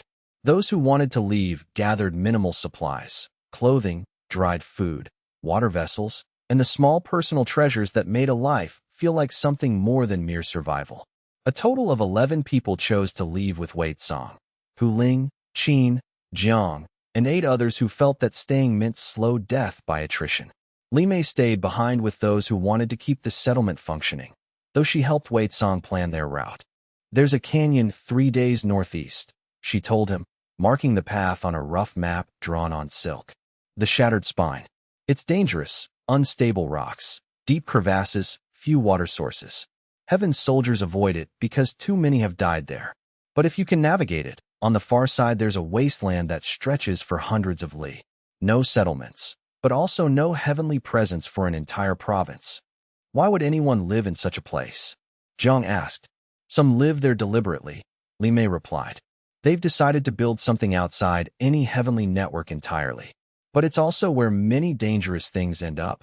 Cultivators who've been corrupted, demons that heaven thinks too unstable to bother hunting, and creatures that were old when the Celestial Bureau was first established. A frontier, Wei Tsong said quietly. Yes, Li Mei agreed. A frontier where the rules are still being written. The journey to the Shattered Spine was long and difficult.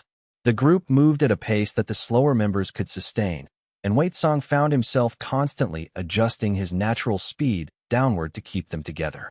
The disaster energy in his core chafed at the restriction, but he was learning that control sometimes meant accepting limitations. On the second night, they were ambushed.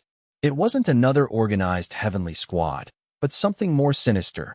A group of rogue cultivators who had heard rumors of a natural disaster wandering the mountains and wanted to either capture Wei Tsong for a reward or kill him for the reputation it would bring. There were perhaps 12 of them, led by a hard-faced man with a cultivation base strong enough to radiate pressure like heat from a fire. "Give us the disaster," the leader called across the camp, "and the rest of you can walk away alive." Hu Ling's hand went to his blade, but Wei Song raised a hand to stop him. "What's your name, friend?" The leader seemed surprised by the question. "Does it matter? I'm called Xian. Does that change anything?" "No," Wei Song said, "but I like knowing the names of people I fight." He stepped forward, away from the protective circle of his companions. The disaster energy in his core responded to his will, pulling upward into his body, making his eyes glow with faint traces of chaotic light. Xian's expression hardened. So be it. The battle was different from the defense of the settlement.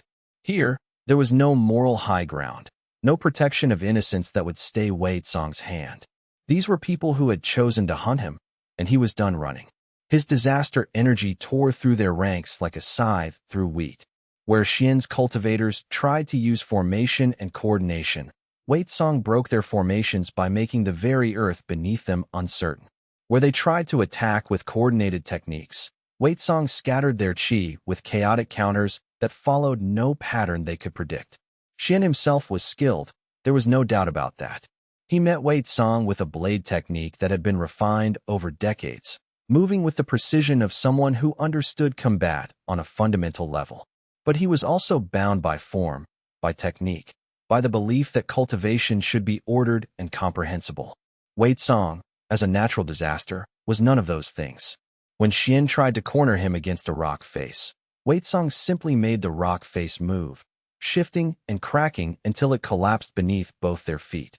Xian fell with a shout of surprise, and Wei Song was already moving past him, disaster energy leaving a trail of devastation in his wake. In the end, Xian fled along with his surviving people. 4 of his original 12 had been killed or injured badly enough that they couldn't run. Wei Song let them go. Killing wasn't necessary anymore. The message was sent. Wei Song was not prey. As the group regrouped around their scattered supplies, Qin looked at him with something between awe and fear. "You're getting stronger. Every time you use your power, it seems to grow. Or I'm learning how to stop holding it back," Wei Song said quietly. Chapter 23. The Shattered Spine. The shattered spine lived up to its name. The canyon that formed its heart was a landscape of broken geology. Jagged peaks thrust upward like the broken teeth of some vast creature, while crevasses split the earth in vast gashes that descended into darkness. The very stones seemed unstable, cracking and shifting with the weight of ages. Even the air felt fractured here, as if reality itself had been damaged in this place. Wei Song's group moved along the narrow paths with constant vigilance, each step carefully placed. The walls of the canyon rose hundreds of feet on either side, blocking out most of the light and creating a perpetual twilight that made it difficult to judge distance or depth. Water dripped from cracks in the stone above, but the droplets fell in strange patterns, sometimes defying gravity for brief moments before succumbing to it. It took them 5 days to navigate the canyon, and it nearly killed them twice. The first danger came on the 3rd day when a section of their path gave way beneath Zhang's feet. He fell with a cry, plunging toward a crevasse that dropped perhaps 100 feet into absolute darkness. But Hu Ling was quick, his scarred face contorted with effort as he caught Zhang's arm and held him over the abyss. For a terrible moment, they hung there suspended, Zhang's feet kicking in the void, while Hu Ling struggled to maintain his grip on the unstable stone. It took 6 people pulling in concert to haul Zhang back up to the relative safety of the main path. When he finally collapsed onto solid ground, gasping and shaking, tears of relief streamed down his face.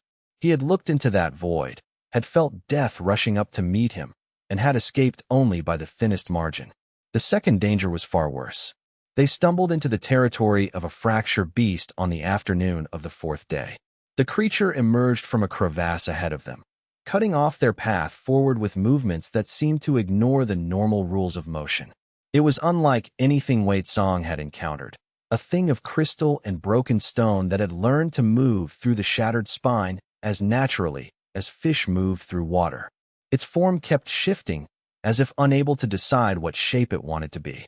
One moment, it looked like a quadrupedal predator with too many legs, the next like a serpentine thing with tentacles of jagged crystal, and finally like something that didn't quite have a form at all, just a collection of sharp edges moving with predatory intelligence. Han, the quiet man who had joined them at the settlement, died in the first moment. The creature's crystalline projections erupted outward so fast that there was no time to react, no time to dodge or defend. The spikes tore through his body, and he fell without even having time to scream. His blood pooled on the stone floor, and the fractured beast began to drag his corpse toward one of the crevasses. Waitsong felt rage surge through him. Han had been a good man, had traveled all this way seeking safety, seeking a place where he could live without fear. And now he was dead, killed by a creature that had no malice, no intent beyond hunger. But rage was a luxury that Waitsong couldn't afford. He focused his disaster energy, gathering it around him and projecting it outward toward the creature. His power struck the fractured beast's crystalline body, and that was when Waitsong discovered something unexpected and terrifying. The fractured beast was immune to the disaster energy in ways that ordinary creatures and cultivators weren't. Instead of fracturing under the assault of his chaotic power, the crystals seemed to resonate with it, almost drawing strength from the attack. Where Waitsong's energy touched them, the crystals glowed brighter, moved faster, grew more deadly. It was like trying to douse a fire with oil. But Waitsong, drawing on instinct and the growing understanding of his power, realized that the creature wasn't invulnerable. It was just different. It responded to different laws than normal matter. Normal force wouldn't work on it, but precision might. Instead of fighting with raw power, Waitsong stopped attacking the creature directly. Instead, he focused on its joints, the places where crystal segments connected to form a cohesive whole. He drove spikes of his disaster energy into those joints, not attacking, but infiltrating. The chaotic force slipped between the crystalline structures, disrupting the magical bonds that held them together, creating discord where there had been harmony. Hu Ling and the others, understanding the pattern from his movements, moved to keep the beast from circling them while Waitsong worked at its structure. The fractured beast was powerful, but it was also slow to adapt once Waitsong's strategy had become clear. It kept trying to use speed and aggression against a foe that was no longer fighting in a way it could anticipate. They lost another person before the creature finally fell, an older woman named Mei who had been with the settlement for years. She made the mistake of getting too close to the creature's tail and was struck by a crystalline spike that came through her chest. But her sacrifice bought Waitsong the time he needed. By carefully disrupting the bonds holding the creature's central mass together, he finally managed to cause a cascade collapse. The fractured beast's form unraveled, its crystalline segments separating and falling away, until it was nothing but inert fragments scattered across the stone floor. The survivors pressed on through the canyon with grim determination, their morale shaken by the losses, but their resolve hardened. The landscape seemed to grow more hostile the deeper they went, as if aware that living things were passing through and resenting it. Rocks fell without warning, narrowly missing the group. The path would suddenly end in seemingly impassable crevasses that they had to spend hours finding ways around. And always, there was the sensation of being in a place that didn't want them. And then, on the seventh day, they emerged from the shattered spine into the wasteland beyond. It was nothing like the lush cultivation regions of Heaven's domain. The ground beneath their feet was cracked and desiccated, a vast expanse of bare earth stretching to the horizon with no vegetation and no visible water sources. The sky above was a strange color, not the blue of the inner lands, but a sickly pale yellow-green that suggested something in the air itself was poisoned. When Waitsong took a breath, he could taste minerals and something else, something that made his tongue go numb. "This is it," Jiang said, consulting the map Li Mei had given them. His voice was hollow, uncertain. "The Deadlands. Beyond Heaven's reach. And beyond anyone else's reach, too," Qin added quietly, looking at the desolation before them. "Because no one can survive here." But Waitsong could feel something in the wasteland that the others couldn't sense. It was a calling, a resonance deep within his core. Beneath the poisoned earth, there was power. The same kind of chaotic, uncontrolled force that filled his own meridians. The Deadlands weren't empty. They were full of something that didn't fit into Heaven's ordered categories, something that thrummed with a life force that was utterly foreign to the cultivated lands they had left behind. "We keep going," Waitsong said, certainty in his voice. Li Mei said there were communities beyond the waste. It took them 4 days to cross the poisoned ground, and with each day, Wei Song's disaster energy grew stronger. The chaotic qi in the air around them seemed to resonate with his own inner force, amplifying it like two tuning forks vibrating in harmony. When he used his power now, it responded with an eagerness that was almost alive, almost conscious. His hands would move almost of their own accord, tracing patterns in the air that left visible distortions in space itself. On the 4th day, as they were beginning to think they'd made a terrible mistake, they encountered the first signs of civilization. A dried well, its stones marked with characters that weren't in any script Wei Song recognized. The symbols shifted when he looked at them, refusing to hold a fixed form, almost as if they existed in multiple states simultaneously. Near the well, perfectly still, sat a figure in meditation. The figure was a woman, and she was ancient. Her hair was white as bone, her skin mapped with wrinkles so deep they seemed to tell the story of centuries. But her eyes, when they opened and fixed on Wei Song's group, held the power and presence of someone far from harmless. When she looked at them, Wei Song could feel the weight of her gaze like a physical force. She stood without apparent effort, moving with the flexibility of someone decades younger despite her obvious age. Her robes were plain gray cloth, and they were decorated with stitching in the same unrecognizable script that marked the well. As she moved, Wei Song could sense the power radiating from her, a power that was as chaotic and uncontrolled as his own, but refined through centuries of practice into something far more sophisticated. "A natural disaster," she said, regarding Wei Song with an expression that might have been amusement. "Walking into the Deadlands like you own the place. That takes either courage or stupidity." She tilted her head, considering, her ancient eyes weighing him. "I'm leaning toward stupidity. We're looking for shelter," Wei Song replied, meeting her gaze steadily. "Communities that exist outside heaven's notice." The woman's laugh was like wind through ancient caverns, echoing across the poisoned plain. "Outside heaven's notice? No place is outside heaven's notice. But there are places where heaven has decided it's not worth looking." She gestured toward the horizon, where the sickly sky seemed to ripple with invisible currents. "Come, I'll take you to the wandering city. If you survive the journey, the elders there might decide you're worth keeping alive." Chapter 24. The Wandering City. It wasn't a city in any traditional sense. It was a caravan of structures that moved across the Deadlands with no particular direction or purpose, guided by currents of power that no one in Wei Song's group could quite perceive. The buildings were constructions of what looked like bone and stone, arranged in a rough circle and connected by bridges that seemed made of solidified shadow. As they approached, Wei Song realized that the buildings were larger than they had appeared from a distance. The perspective itself seemed to shift depending on where one stood, making it difficult to judge actual dimensions. The ancient woman, who introduced herself simply as Elder Ku, led them through the settlement's outer reaches with the casual confidence of someone who had walked these streets for centuries. As she moved, she greeted various inhabitants by name, acknowledging nods and waves with the ease of one fully integrated into a complex community. "We call it the Wandering City because it never stays in one place long enough for heaven to triangulate our location," she explained as they walked. "The architecture is maintained by 3 generations of cultivators who have decided that existence itself is more valuable than any celestial rank. What you're seeing, the way buildings shift and angles don't quite match, that's intentional. The city exists in a constant state of subtle transformation, making it impossible to map or track." As they passed through the streets, and Wei Song realized that streets was perhaps the wrong word for these passages that curved in directions that shouldn't be physically possible, he observed the inhabitants with growing fascination.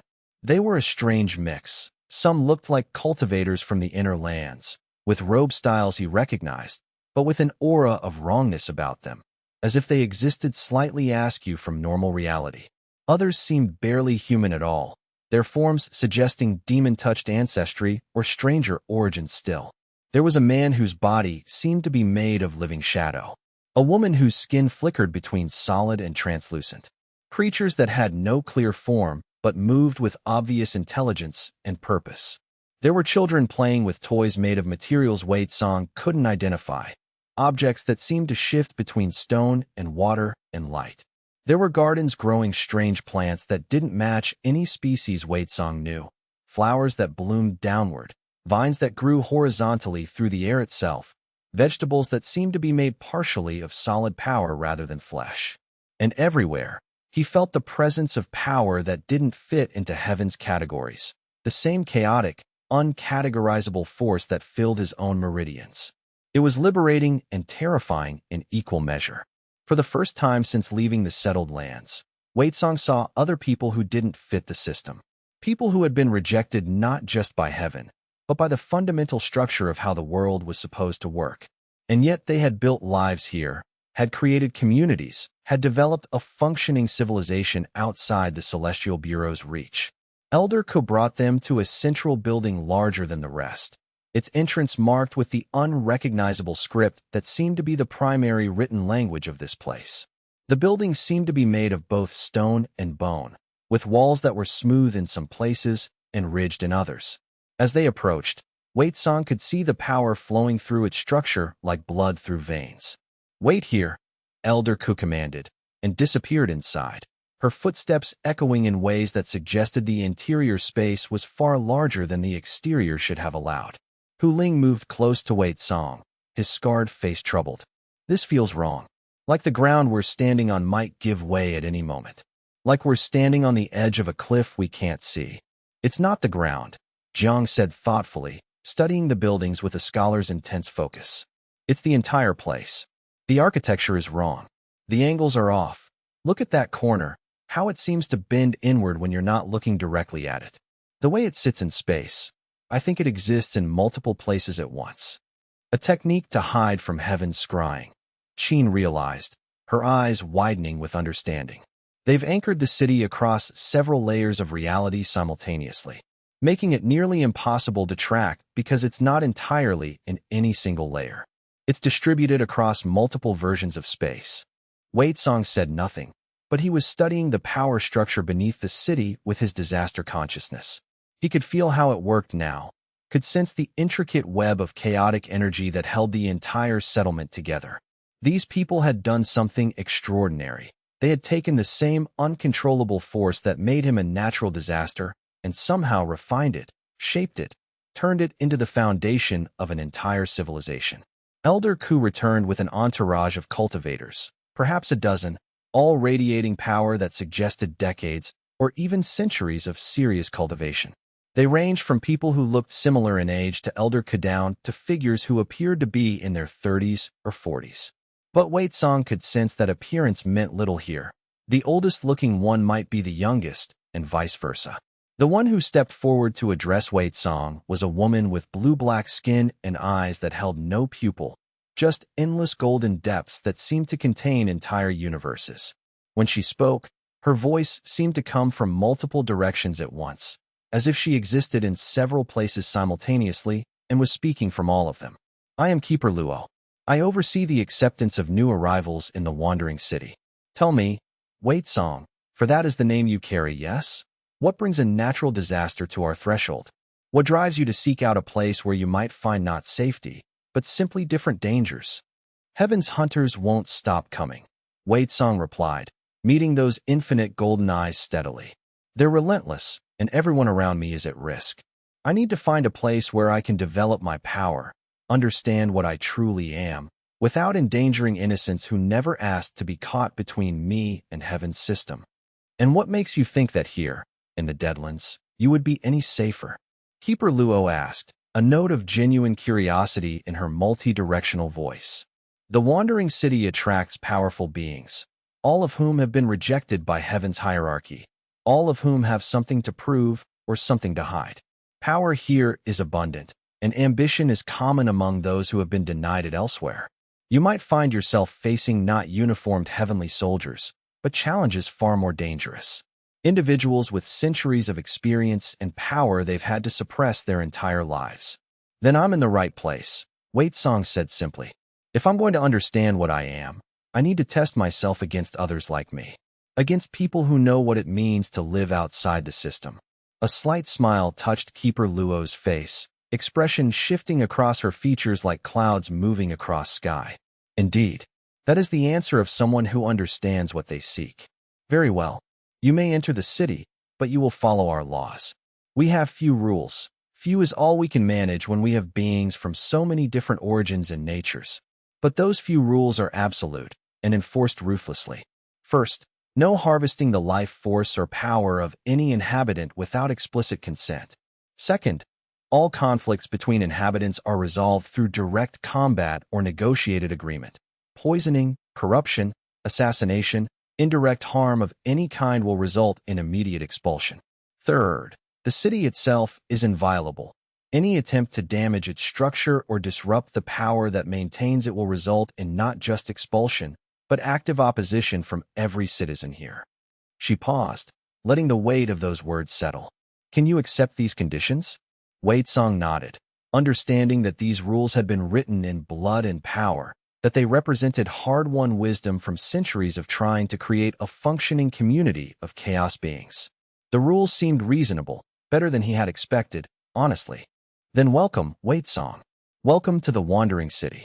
Your companions are welcome as well, if they wish to stay and accept the same conditions. The housing provided to Wei Song and his group was a modest building of bone-white stone with rooms that seemed larger on the inside than should have been possible. The city had provided food, strange things, some that Wei Song couldn't quite identify, but all of them filled with power and nourishment. Over the following days, Wei Song began to understand the nature of the Wandering City and the people who inhabited it. Many were cultivators who had been rejected by Heaven's system for developing power that didn't fit established classifications. Some had been demon-touched, born of human parents, but possessing demonic ancestry that rendered them ineligible for heavenly cultivation ranks. A few had been exiles from other celestial bureaucracies that Wei Song hadn't even known existed. But what united them all was power that couldn't be categorized, power that grew stronger when it was denied, power that fed on chaos, power that refused to be contained. In this environment, Wei Song's disaster energy flourished. Hu Ling proved valuable as a teacher here. While Wei Song trained his inner cultivation, Hu Ling opened a small school in one of the city's training grounds, teaching combat techniques to those who wanted to learn. Several of the permanent inhabitants came to learn from him, and he seemed more alive than Wei Song had ever seen him. Qin found work with the city's cultivation scholars, assisting in research into the nature of chaotic power. Her natural intuition for meditation and power integration made her valuable to their ongoing studies. Jiang, with his scholarly background, was brought into discussions with the city's preservation archives, a vast collection of texts and records that the Wandering City maintained in defiance of Heaven's desire to control all knowledge. And Wei Song began to train with the city's more advanced cultivators, learning techniques for wielding disaster energy that made his previous rough applications look like child's play. Chapter 25. The emergence of disaster. It was in his 16th day in the Wandering City that Wei Song met the one who would change his understanding of what he was. She appeared in the training grounds where Wei Song was practicing, moving through forms that Hu Ling had helped him develop. She was young, perhaps 25, with dark skin and hair that seemed to move like living shadow. When she spoke, her voice held the texture of distant thunderstorms. "You're doing it wrong," she said without preamble. Wei Song stopped, turning to regard her. "And you are?" "Right. I'm what you might call a natural disaster myself, though we don't usually use that term here. I manifest it as a storm phenomenon. The way power flows through me creates atmospheric disturbances that Heaven found unsuitable." She circled Wei Song slowly, studying him. "You're treating your disaster energy like it's a weapon, a tool to be wielded. But it's not." "What is it then?" Wei Song asked. "It's consciousness," Rai said simply. "Pure manifestation of awareness without form. The reason Heaven classified us as disasters is that we exist in a state that proves their system incomplete. We are proof that consciousness and power can exist outside their categorical frameworks." She moved with sudden speed, and Wei Song found his disaster energy responding automatically, rising to defend against what he thought was an attack. But Rai had moved not to strike, but to touch him, placing a hand directly on his heart. The sensation was explosive. Wei Song felt his disaster energy suddenly become aware of itself, not as a force to be controlled, but as a consciousness inhabiting his body. It was like opening his eyes after a lifetime of blindness. For a moment, He couldn't breathe. The power inside him was vast, far larger than his physical body should have been able to contain. It was ancient, it was young, it was both and neither, and it wanted desperately to be expressed, to be manifest, to prove its existence to the universe. Rai withdrew her hand, and Wei Song collapsed to his knees, gasping. That, Rai said calmly, is what you really are. Not a man who possesses disaster energy. A disaster that has learned to wear the shape of a man. That's impossible, Wei Song managed. It's only impossible if you believe heaven's definitions, Rai said. But this far from their reach, we know better. Some people are born with power inside them. But you were born from power. You are power that has taken form. Over the next several days, Rai worked with Wei Song to reshape his understanding of himself.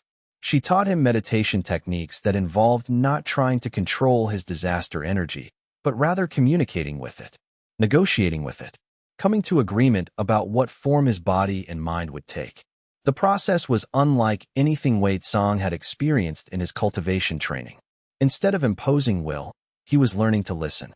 Instead of forcing his power into patterns heaven had approved, he was learning to ask his power what patterns it wanted to take. It was the hardest thing he had ever done. The meditation sessions were exhausting. Wei Song would sit for hours, his mind and heart open to the disaster energy within him, trying to hear what it wanted to communicate. Sometimes he felt nothing but a vague sense of wrongness. Sometimes he felt overwhelming force, as though the energy was desperate to burst forth and destroy everything around him. And sometimes, in the deepest moments of meditation, he felt something close to joy, a sense that this power was finally being acknowledged, finally being allowed to exist on its own terms rather than as something to be suppressed.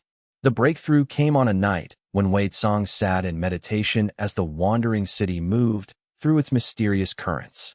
He had been sitting in meditative posture for so long that his body had begun to ache, his knees protesting the continuous pressure, but he pushed past the physical discomfort.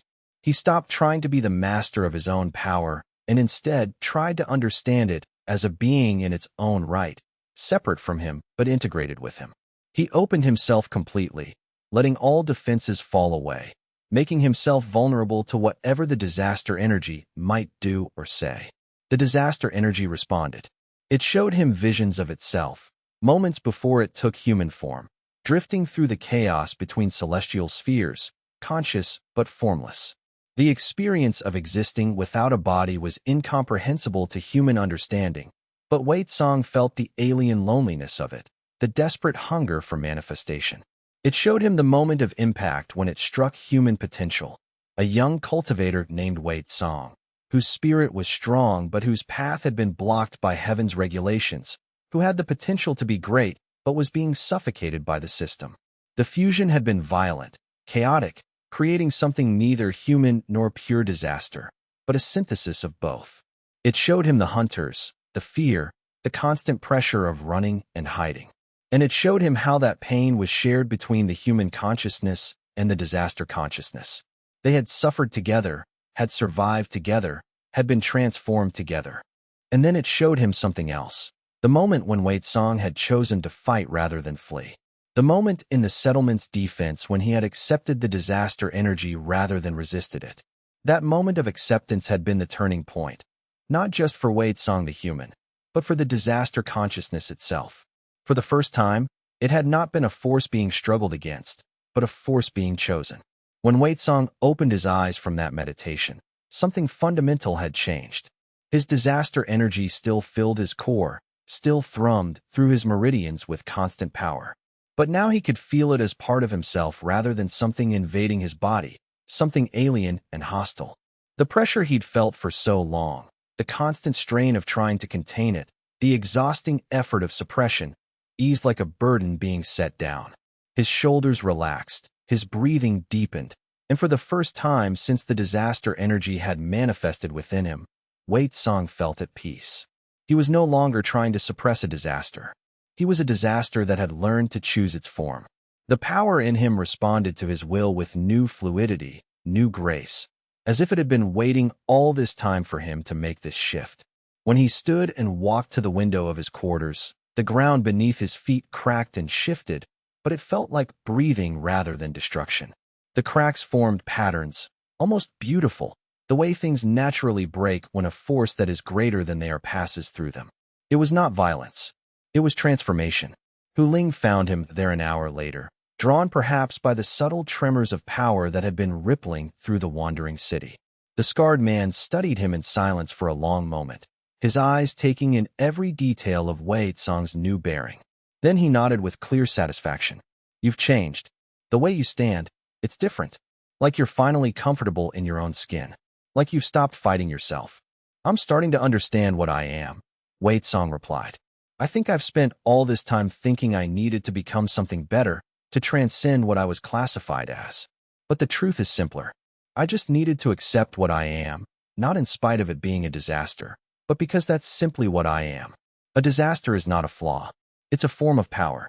I think this is only the beginning, Hu Ling said, repeating Wei Tsong's own thought back to him.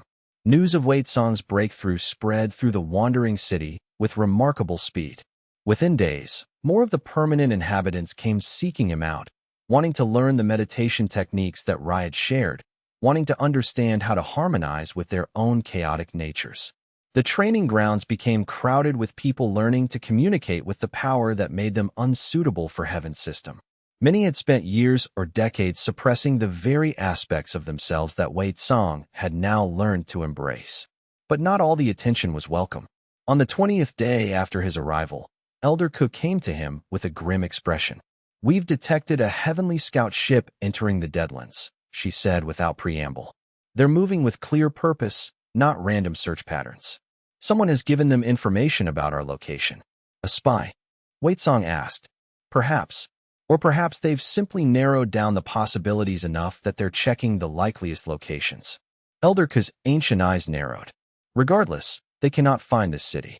The wandering city's existence depends on absolute secrecy.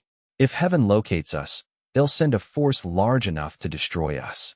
Then I should leave, Wei Tsong said immediately. My presence brought the attention. My leaving might. No, Keeper Luo said, appearing in the doorway.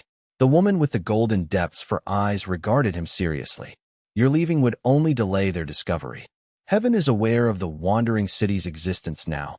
It's only a matter of whether they can locate it precisely. We have other options. What options? Wei Tsong asked. We can move the city, Keeper Luo said. We've planned for this contingency. But it will be disruptive, and the movement will require significant power. More power than we can currently generate without risk. She smiled slightly. Unless, of course, a natural disaster is willing to help. Wei Tsong felt the disaster energy in his core surge with eagerness. After weeks of learning to integrate with his power, it felt natural to answer the call. What do I need to do? He asked. Chapter 26. The Great Movement. The ritual to move the wandering city required power on a scale that Wei Tsong had never attempted before.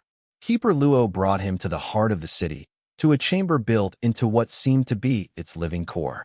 The space was vast, circular, with walls that seemed to be constructed of solidified dreams and concentrated will. The city exists across multiple layers of reality, Keeper Luo explained as they stood at the chamber's center. To move it, we must renegotiate its position in each layer simultaneously. The process requires enormous amounts of power, and more importantly, it requires consciousness that can perceive and navigate those multiple dimensions. And you think I can do that? Wei Tsong asked. You are a natural disaster, Rai said, appearing from the shadows at the chamber's edge. Your consciousness already exists partially outside normal reality.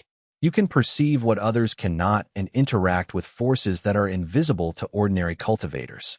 Keeper Luo gestured for Wei Tsong to move to the chamber's exact center. As he did, other cultivators began to arrive. Rai, Elder Ku, and perhaps 20 others, all radiating significant power. We will form a web of support, Keeper Luo said. Your disaster energy will be the force that does the actual moving. We simply ensure that you have the power and protection necessary to maintain contact with all the reality layers simultaneously. Wei Tsong took a deep breath, then reached down into his core and opened himself fully to the disaster energy within him. It responded eagerly, surging upward like a tide suddenly released from a dam. The sensation was overwhelming. For a moment, his vision split. He could see the chamber, but he could also see it through dozens of different lenses, each revealing a different layer of reality where the wandering city partially existed. In some, it was a structure of pure light. In others, it was carved from living stone. In still others, it was something far stranger, something that didn't have a physical form at all, but rather existed as a pattern in the fabric of space itself. Now, Keeper Luo commanded. Wei Song reached out with his will and his disaster energy, touching each layer of the city simultaneously. The sensation was like trying to hold a fistful of water. He could feel the city, but it seemed to slip through his grasp the moment he tried to move it. Don't force it. Rai's voice came to him clearly despite the overwhelming sensory noise. Invite it. Ask it to move. Wei Song changed his approach. Instead of pushing, he opened himself and invited the disaster energy to move through him, to flow toward the city, to encompass it and carry it. The power responded with enthusiasm, and suddenly the sensation changed. The city began to move. It wasn't a physical movement. Wei Song could see his body was still standing in the chamber. But the wandering city as a whole was shifting, sliding through the layers of reality like a boat being rowed through water. The sensation was vertiginous, disorienting, and exhilarating all at once. Wei Song could feel the heavenly scout ship searching for them, its sensors sweeping through the layers of reality. But as he moved the city, the ship's location became increasingly distant, until it was searching an empty space where the city had been, finding nothing but desolate wasteland and poisoned air. The movement continued for what felt like both seconds and hours. Perception of time became meaningless as Wei Song pushed the city further and further from its previous location. Finally, when he felt the city settle into a new position, still in the Deadlands, but far enough away that no ship could possibly reach them without weeks of travel, he released the power. The backlash nearly knocked him unconscious. Wei Song found himself on his knees, gasping for breath, while the cultivators who had supported him collapsed around him in states of exhaustion. But when he raised his eyes and looked around the chamber, he felt something close to triumph. The wandering city had moved, and no one was pursuing them anymore. The aftermath of the ritual took several days to recover from. Wei Song spent most of them asleep, his body needing to process the enormous expenditure of power. When he finally woke fully, Rai was sitting at the window of his quarters, watching the Deadlands drift past as the city continued its mysterious movement. "You've grown," she said without turning from the window. "That ritual would have killed or permanently damaged most cultivators. But you seem to have only been tired. Is that good?" Wei Song asked. "It's unusual," Rai replied. "Most natural disasters are limited by the physical form they inhabit. But your form seems to be becoming more compatible with your power, not less. It's as if your human body is learning to be a proper vessel for a disaster." "What happens if I continue to grow?" Wei Song asked quietly. Rai turned to look at him directly. Eventually, the distinction between Wei Song the human and the disaster energy might blur completely.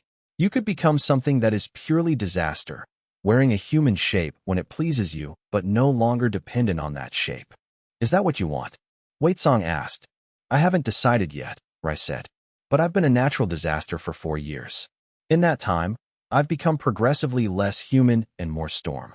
There are parts of my original self that I've forgotten or rejected. Whether that's evolution or loss, I honestly don't know." Wei Song stood and moved to the window beside her.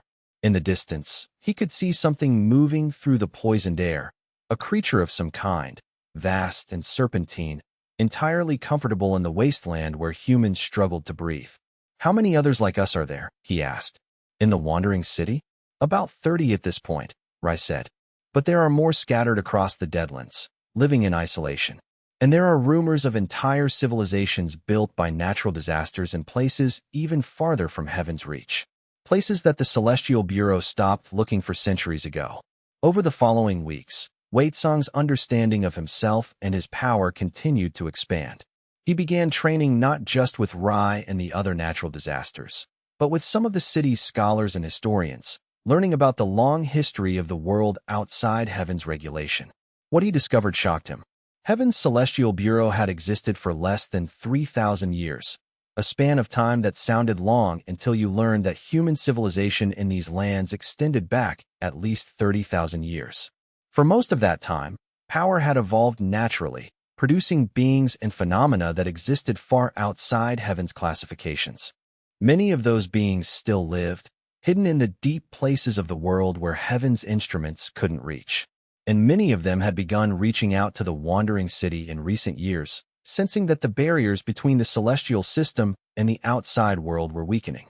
One evening, as Wei Song meditated in the training grounds, he felt a presence approach. He opened his eyes to find a man standing before him, or something that wore the shape of a man. The figure was perfectly still, and his eyes held no reflection, no inner light. Just absolute darkness. "I am Vessel," the figure said, and the voice came from everywhere and nowhere. "I was sent by those who wish to meet you." "Who?" Wei Song asked, rising to his feet. "The deep powers," Vessel replied. "Those who dwelt in the world before heaven's system, and who continue to dwell far beneath where heaven's instruments can reach. They have felt your awakening, Wei Song, and they are interested in what you might become." "What do they want from me?" Wei Song asked. "They want nothing from you," Vessel said. "They want to offer something to you, knowledge of what lies beyond the simple struggle against heaven's hunters. There are powers in this world far greater than the Celestial Bureau, forces that have existed for ages beyond counting. Your disaster energy is only one manifestation of a much larger phenomenon." Vessel extended a hand that seemed to be made of void itself. "Will you come and meet them?" Wei Song looked at the offered hand. He could feel danger in it, but he could also feel opportunity. In the weeks since his transformation, he had been content to learn and grow within the wandering city's safe confines. But he had come to realize that safety meant stagnation. He took Vessel's hand. Chapter 27. The Deep Meeting. The realm that Vessel led Wei Song to existed beneath the Deadlands, accessible through a passage that opened in what appeared to be solid stone. But Wei Song had learned enough about the nature of reality by now to understand that appearance meant little. The walls of the passage simply didn't exist in the way his eyes wanted to perceive them. He walked through them more than around them. After what might have been minutes or hours, time was again becoming meaningless. They emerged into a vast cavern whose ceiling was so high it disappeared into darkness.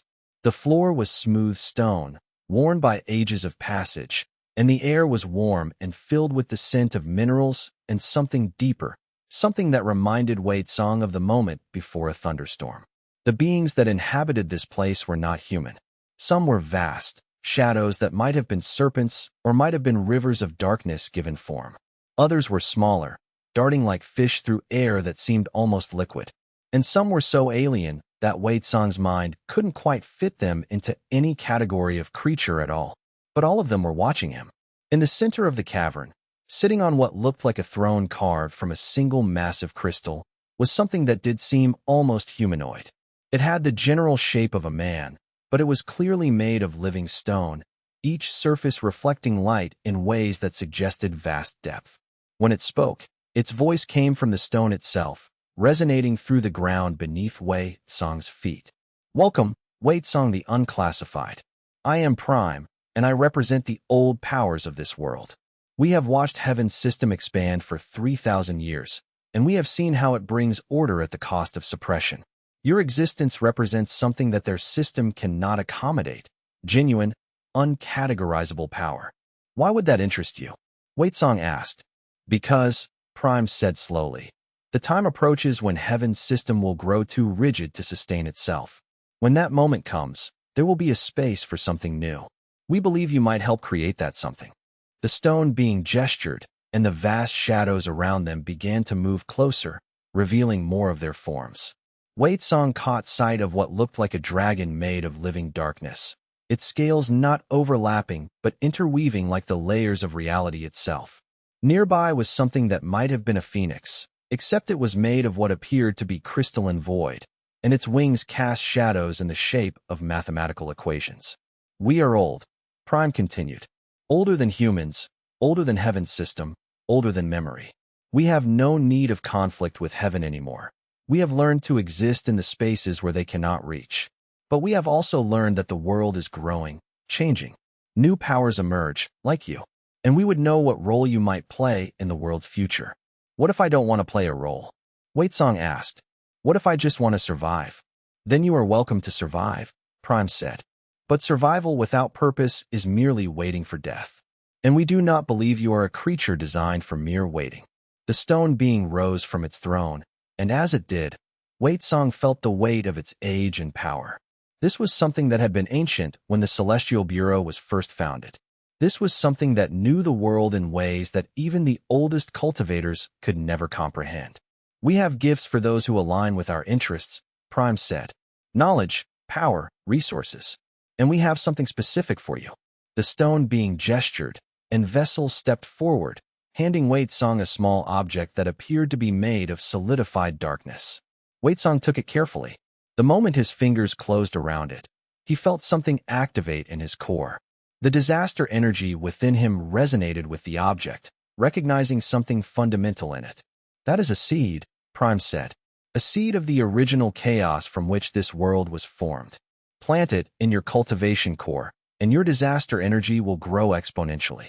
It will take time, perhaps years, but you will eventually become something far more powerful than you are now. Wei Song looked down at the seed in his hand. And what do you want in exchange? Nothing immediate, Prime said. But when the time comes, when the structures that bind this world are beginning to crack, we hope you will remember us. We hope you will consider that there are forces older than heaven, and that those forces might have better designs for the future. Wei Song spent 3 more days in the deep, exploring the vast caverns and meeting more of the ancient powers that inhabited them. He learned that they weren't hostile to heaven. Exactly. More that they had grown beyond the need for conflict with it. They had their own purposes, their own designs for how the world should develop, and they viewed Wei Song as a potentially valuable piece on a board whose game had been in play for longer than human history. When he finally returned to the wandering city, Rai immediately sensed the change in him. You've been with the deep powers, she said without preamble. It wasn't a question. Yes, Wei Song confirmed. They offered me something. A way to grow my disaster energy far beyond its current limits. Are you going to take it? Rai asked. I don't know yet, Wei Song said honestly. Accepting their gift means accepting their interest in my future. It means becoming entangled in whatever larger conflicts they're engaged in. Welcome to the world outside heaven's system, Rai said wryly. Here, there are no simple choices. There are only different shades of complication.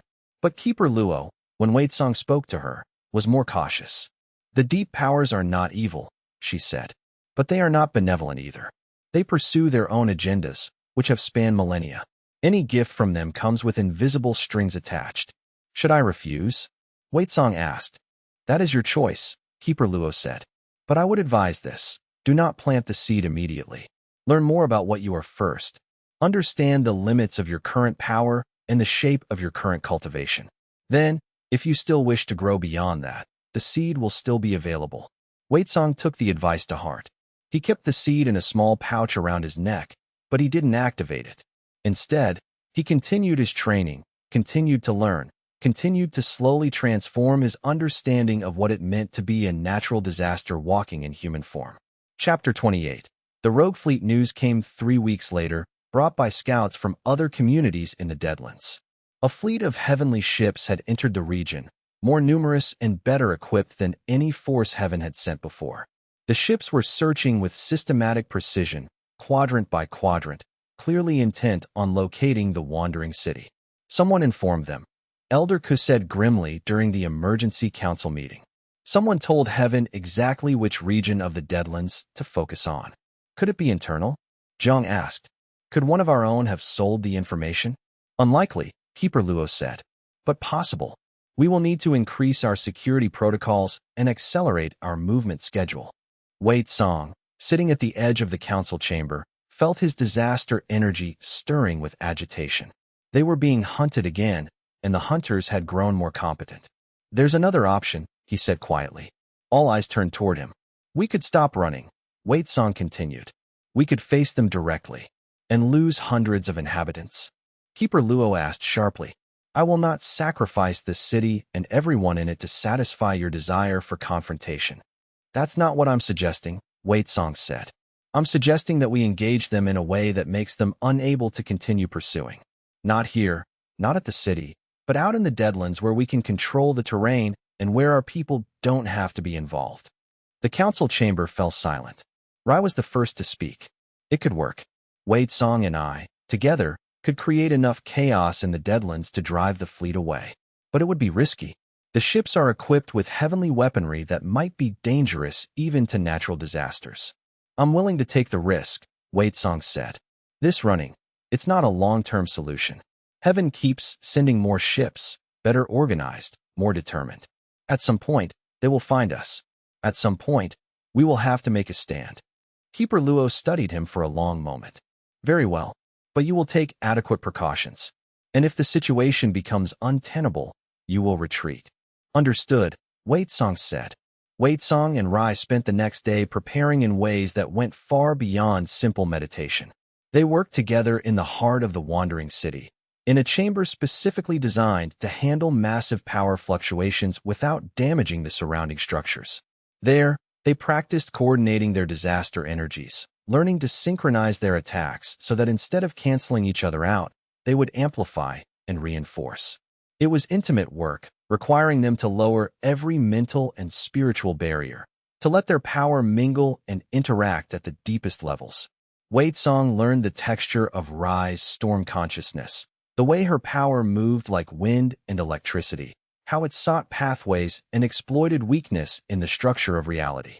Rai, in turn, learned the shape of Waitsong's disaster energy, how it was like an avalanche or an earthquake, a force that moved forward relentlessly, transforming everything in its path. Rai's power, which manifested as destructive weather phenomena, complemented Waitsong's more direct applications of chaos perfectly. Where Waitsong's power created instability in physical matter, Rai's power could magnify that instability into larger phenomena. Where Rai created atmospheric disturbances, Waitsong could ground them, turn them into something even more devastating. Between them, they could affect the environment on a scale that would be nearly impossible for any heavenly force to counter. By the time they finished their preparation, both of them were exhausted but unified in purpose and power. The heavenly fleet was located by scouts 3 days later, moving through a canyon system that the Deadlands' inhabitants knew to be particularly treacherous, the same kind of broken terrain that had challenged Waitsong's group during the early days of their flight. The commanders of the heavenly fleet, not being native to the Deadlands, did not recognize the danger and had sent their ships through the most direct route. That would prove to be a fatal mistake. Waitsong and Rai intercepted them there, emerging from behind rock formations with their power already surging. They had coordinated their appearance so that they would arrive simultaneously from opposite sides, flanking the fleet and cutting off easy retreat. There were 12 ships in the fleet, large, imposing vessels made of heavenly materials that glowed with golden power. The ships were built for control and precision, their hulls reinforced to resist normal attacks, their weapons systems sophisticated and deadly. They looked invulnerable, built with the confidence of an organization that had spent 3,000 years perfecting the art of military superiority. But they had not been designed to face natural disasters, and they had certainly not been designed to face two working in perfect concert.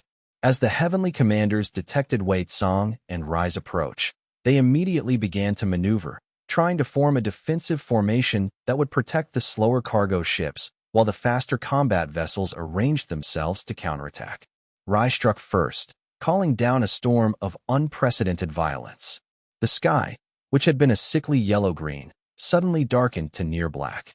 Lightning that was partially physical and partially made of pure power lashed downward, striking the ships and scorching their armor. The wind she summoned became a physical force, buffeting the ships and making it difficult for them to maneuver. Waitsong, meanwhile, focused his disaster energy on the earth beneath the fleet. The stone of the canyon floor became uncertain, unstable. Fissures opened and closed seemingly at random. The ships, designed to navigate normal terrain, found themselves constantly having to adjust position to avoid falling into crevasses that appeared and disappeared without warning. But the ship's commanders were not incompetent. They began to organize a counterattack, firing weapons made of heavenly fire and compressed light downward at Waitsong and Rai. The attacks were powerful, and both natural disasters were forced to defend themselves, shields of chaotic power coalescing around them. For a long moment, it seemed as though the battle might become a stalemate. Then Waitsong realized the fundamental problem. The ships were designed to resist and overcome power that fit into heaven's categories. power that was organized, that had structure, that could be anticipated. But Wei Song and Rai's power was fundamentally different. It didn't work according to the rules that the ship's designers had prepared for. Instead of fighting directly, Wei Song changed tactics. He reached out with his disaster energy and touched the very materials the ships were made of, the heavenly stone, the celestial metals, the light-compressed armor. And he whispered to them, inviting them to stop being parts of the ships and become simply stone and metal and light again. The effect was catastrophic. The ship's structures began to delaminate, the components separating from each other. The first ship's hull split along its seams, and it began to fall. The second and third followed moments later. The remaining ships, recognizing the situation as unwinnable, turned and fled. Wei Song and Rai let them go, content to have demonstrated that pursuing the wandering city was not a viable strategy for Heaven's forces. By the time they returned to the city, word had already spread. The inhabitants gathered to greet them, and Wei Song saw something new in their eyes. Not fear of the hunters, but hope that they might actually be able to resist. Chapter 29. The choice point. The weeks following the defeat of the Heavenly Fleet were strange. Wei Song had expected that victory would bring peace, but instead, it seemed to have accelerated something in the Deadlands' deeper currents. More refugees arrived at the wandering city, fleeing from heavenly persecution. More of the old powers sent emissaries, wanting to discuss their interest in Wei Song and his potential role in future conflicts. More ships came probing the Deadlands, though they were now more cautious, keeping their distance. And in Wei Song's core, the seed from Prime remained dormant, waiting. It was during a particularly long meditation that Wei Song felt something shift in his understanding. He had been trying to integrate more fully with his disaster energy, to understand if Rai's warning about losing his humanity was an inevitability or something he could resist. What he discovered was that the question itself was flawed. Humanity, he realized, wasn't something that could be lost. It was something that could be redefined. The Wei Song, who had been a cultivator in the settled lands, following the Celestial Bureau's rigid path, would have died the moment his disaster energy emerged. But the Wei Song who had learned to integrate with that power, who had chosen to stand and fight, who had learned that chaos and destruction could be forces for something beyond mere devastation, that Wei Song was still human. Just human in a new way. When he opened his eyes from that meditation, he found Hu Ling sitting across from him. "You've decided something," Hu Ling said. It wasn't a question. "Yes," Wei Song confirmed. "I'm going to plant the seed. I'm going to accept the deep power's gift and let my disaster energy grow beyond its current limits." "Why?" Hu Ling asked. "Because I've realized that staying at my current level of power is a form of hiding," Wei Song said. "I came to the Deadlands because Heaven was hunting me, and I needed to escape. But I'm not escaping anymore. I'm building something new. And to build something, I need to grow." "That's a rationalization," Hu Ling said bluntly. "The real reason you want to plant the seed is that you're tired of being one piece on a board. You want to be strong enough that you matter." Wei Song laughed, surprised by the man's perceptiveness. "You're right. Yes, I want power. I want to matter. I want to build something that can resist Heaven's system and offer an alternative. That's not noble, but it's honest." "Those aren't mutually exclusive," Hu Ling said. He rose to his feet. "Plant the seed if you want to. But understand what you're accepting. The deep power's attention is not something that can be easily rejected later. They will have expectations of you." "I understand that," Wei Song said. That night, in his private quarters, Wei Song removed the seed from its pouch. It was small, no larger than a rice grain, but it was dense. He could feel the weight of it despite its physical insignificance. He settled into meditation position and gathered his disaster energy around his cultivation core. The moment he opened his core and pushed the seed inside, the transformation began. The power surged through his meridians with new force, new urgency. The seed expanded, not physically, but in terms of its energetic presence. It unfurled like a flower, and from its petals flowed pure, undiluted chaos, older than Heaven's system, older than human civilization, older than the current form of the world itself. Wei Song gasped, feeling the pressure of the expanding power. For a moment, it seemed as though it would tear him apart. But then his disaster energy met the chaos from the seed, and instead of conflict, there was recognition. The original chaos and the new disaster consciousness understood each other, and they began to integrate. The process lasted for what felt like both minutes and eternities. When it finally stabilized, Waitsong opened his eyes to find that the walls of his quarters had been reshaped. What had been simple stone was now covered in patterns that seemed to shift between solidity and void, between form and formlessness. His hands, when he looked at them, seemed to glow faintly with internal light. The disaster energy now flowed through his body with an ease that hadn't existed before, responding to his will with perfect fluidity. Rai arrived moments later, drawn by the disturbance in the city's power currents. She took one look at Wei Tsong and nodded with grim satisfaction. "You've done it. You've planted the seed." "Yes," Wei Tsong confirmed. "Then you're ready," Rai said. "Ready for what's coming next." "What is coming?" Wei Tsong asked. "War," Rai said simply. "Not tomorrow, perhaps not for years. But the deep powers don't invest in people like us for no reason. They're preparing for something, some great conflict between the old order and the new. And they've been cultivating you as a weapon for that conflict." Wei Tsong considered this. A few months ago, the revelation might have shocked or frightened him. But now, with the seed's power flowing through his core, he found that he could accept it with relative equanimity. "Then I need to get stronger," he said. "I need to understand what the deep powers are preparing for, and I need to be ready for whatever role they have in mind." "That's the spirit," Rai said. She extended her hand. "Come. There's someone in the city I want you to meet. Someone who used to work for the Celestial Bureau and who has information about what heaven is planning. Information you'll need if you're going to be useful to the deep powers." Chapter 30. The Forbidden Archive. The archive was hidden in the deepest levels of the wandering city, accessible only through a series of concealed passages that Rai navigated with obvious familiarity.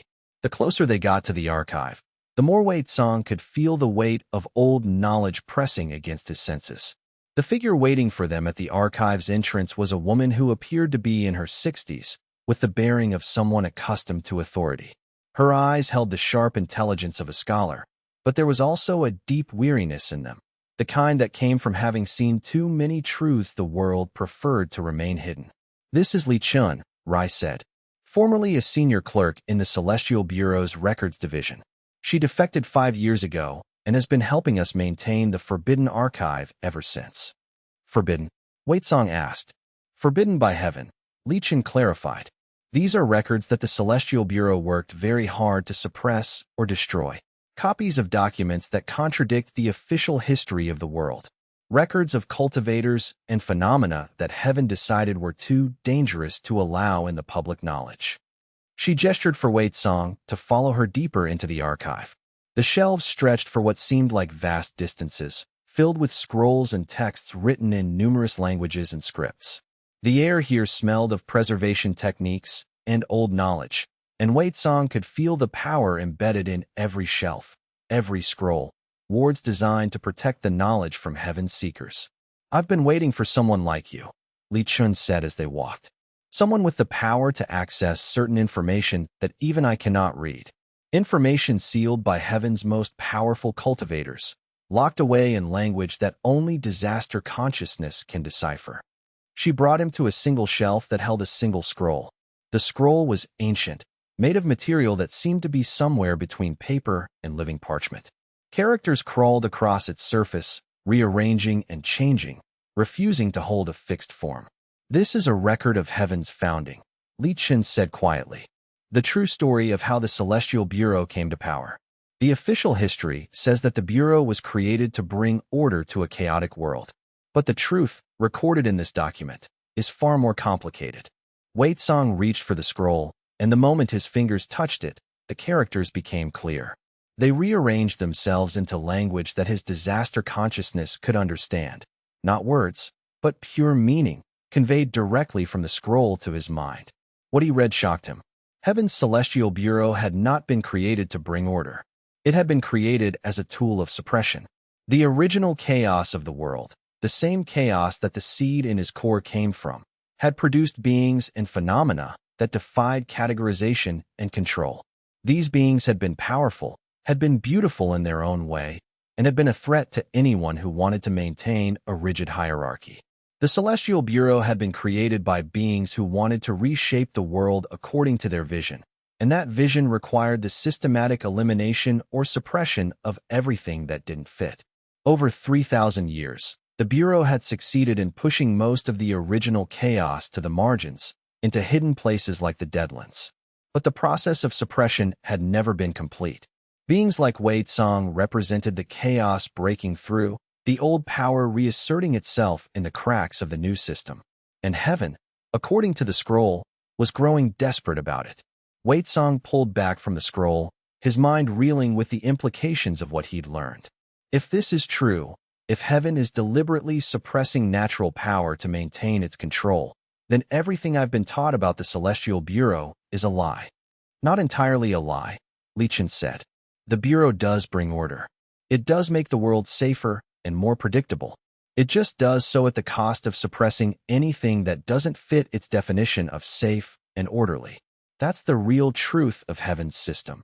Order through elimination of alternatives. Wei Tsang looked at the scroll again, at the characters that were once more becoming incomprehensible to him. How many people in the Wandering City know this? Only those with the clearance to access this archive, Li Chen said. Keeper Luo knows. Rai knows now that she's brought you here. A few others. We don't publicize it because knowledge like this is dangerous. It makes people want to resist, want to fight. And fighting heaven directly is not a winnable proposition. But building alternatives is? Wei Tsang asked. Building alternatives is possible, Li Chen said. The deep powers have been doing it for millennia. And now, with people like you awakening and claiming your power, the alternatives are becoming stronger. Wei Tsang walked deeper into the archive, running his fingers along the spines of scrolls and the edges of ancient texts. All of this knowledge, all of this history that heaven wanted suppressed, was preserved here in secret. And Keeper Luo had allowed it, protected it. A realization struck him. Keeper Luo was not just running a refuge for exiles. She was building an alternative to heaven's system.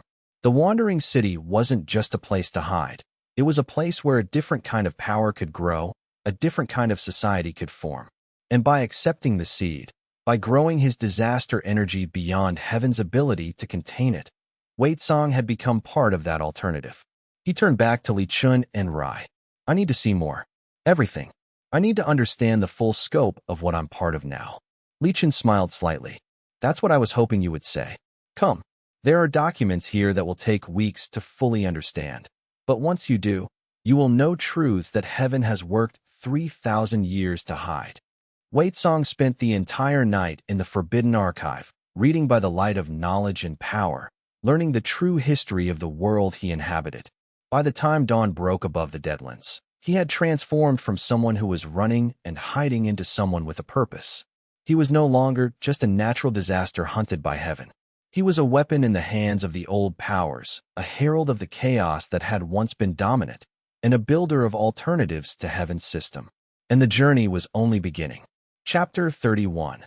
The new disciples' news of Wei Tsang's transformation spread through the Wandering City and into the wider networks of the Deadlands. Over the following weeks, people began to arrive seeking him out. Some wanted training, believing that Wei Tsang could teach them how to harness their own chaotic power. Others wanted to join what was increasingly being called Wei Tsang's movement, a shift toward more active resistance against heaven's system rather than simple hiding. Keeper Luo observed these developments with mixed feelings. On one hand, the growth of the city's population and its influence meant greater security through greater numbers. On the other hand, she was acutely aware that Wei Tsang was becoming something more dangerous than a refugee. You're becoming a figurehead, she told him one day, as they stood on one of the city's highest vantage points, overlooking the desolate Deadlands. People are starting to believe that you represent a real alternative to heaven's system. They're starting to see you as a symbol, which is both powerful and dangerous. Is that a problem? Wei Tsang asked. It depends on what you do with it, Keeper Luo replied.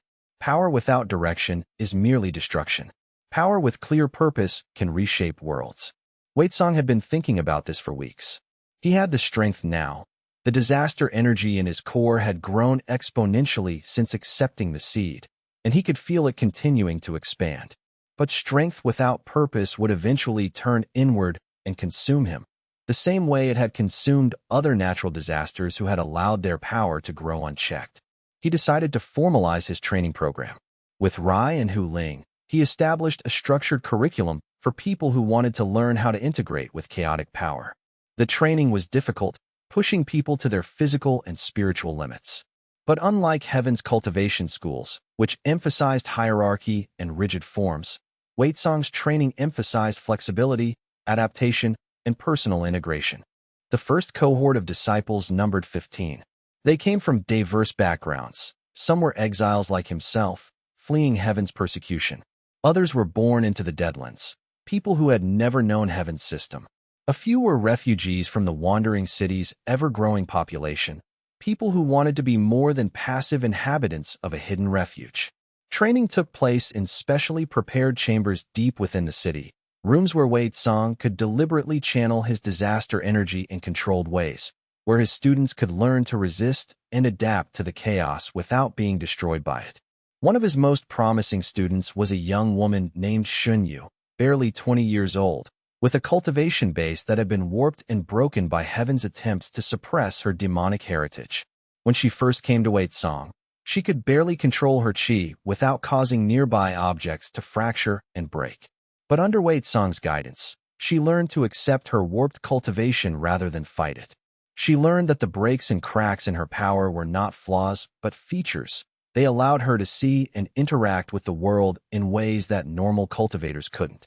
By the third week of training, Xinyu could generate controlled bursts of what she called shattering force, power that would affect only what she consciously directed it at, leaving everything else untouched. It's like learning a new language, she told Wei Tsang after one particularly intense session. The power was always there, but I was trying to speak it using the grammar Heaven taught me. Once I stopped doing that, everything became clear. Wei Tsang found himself serving as more than just a teacher.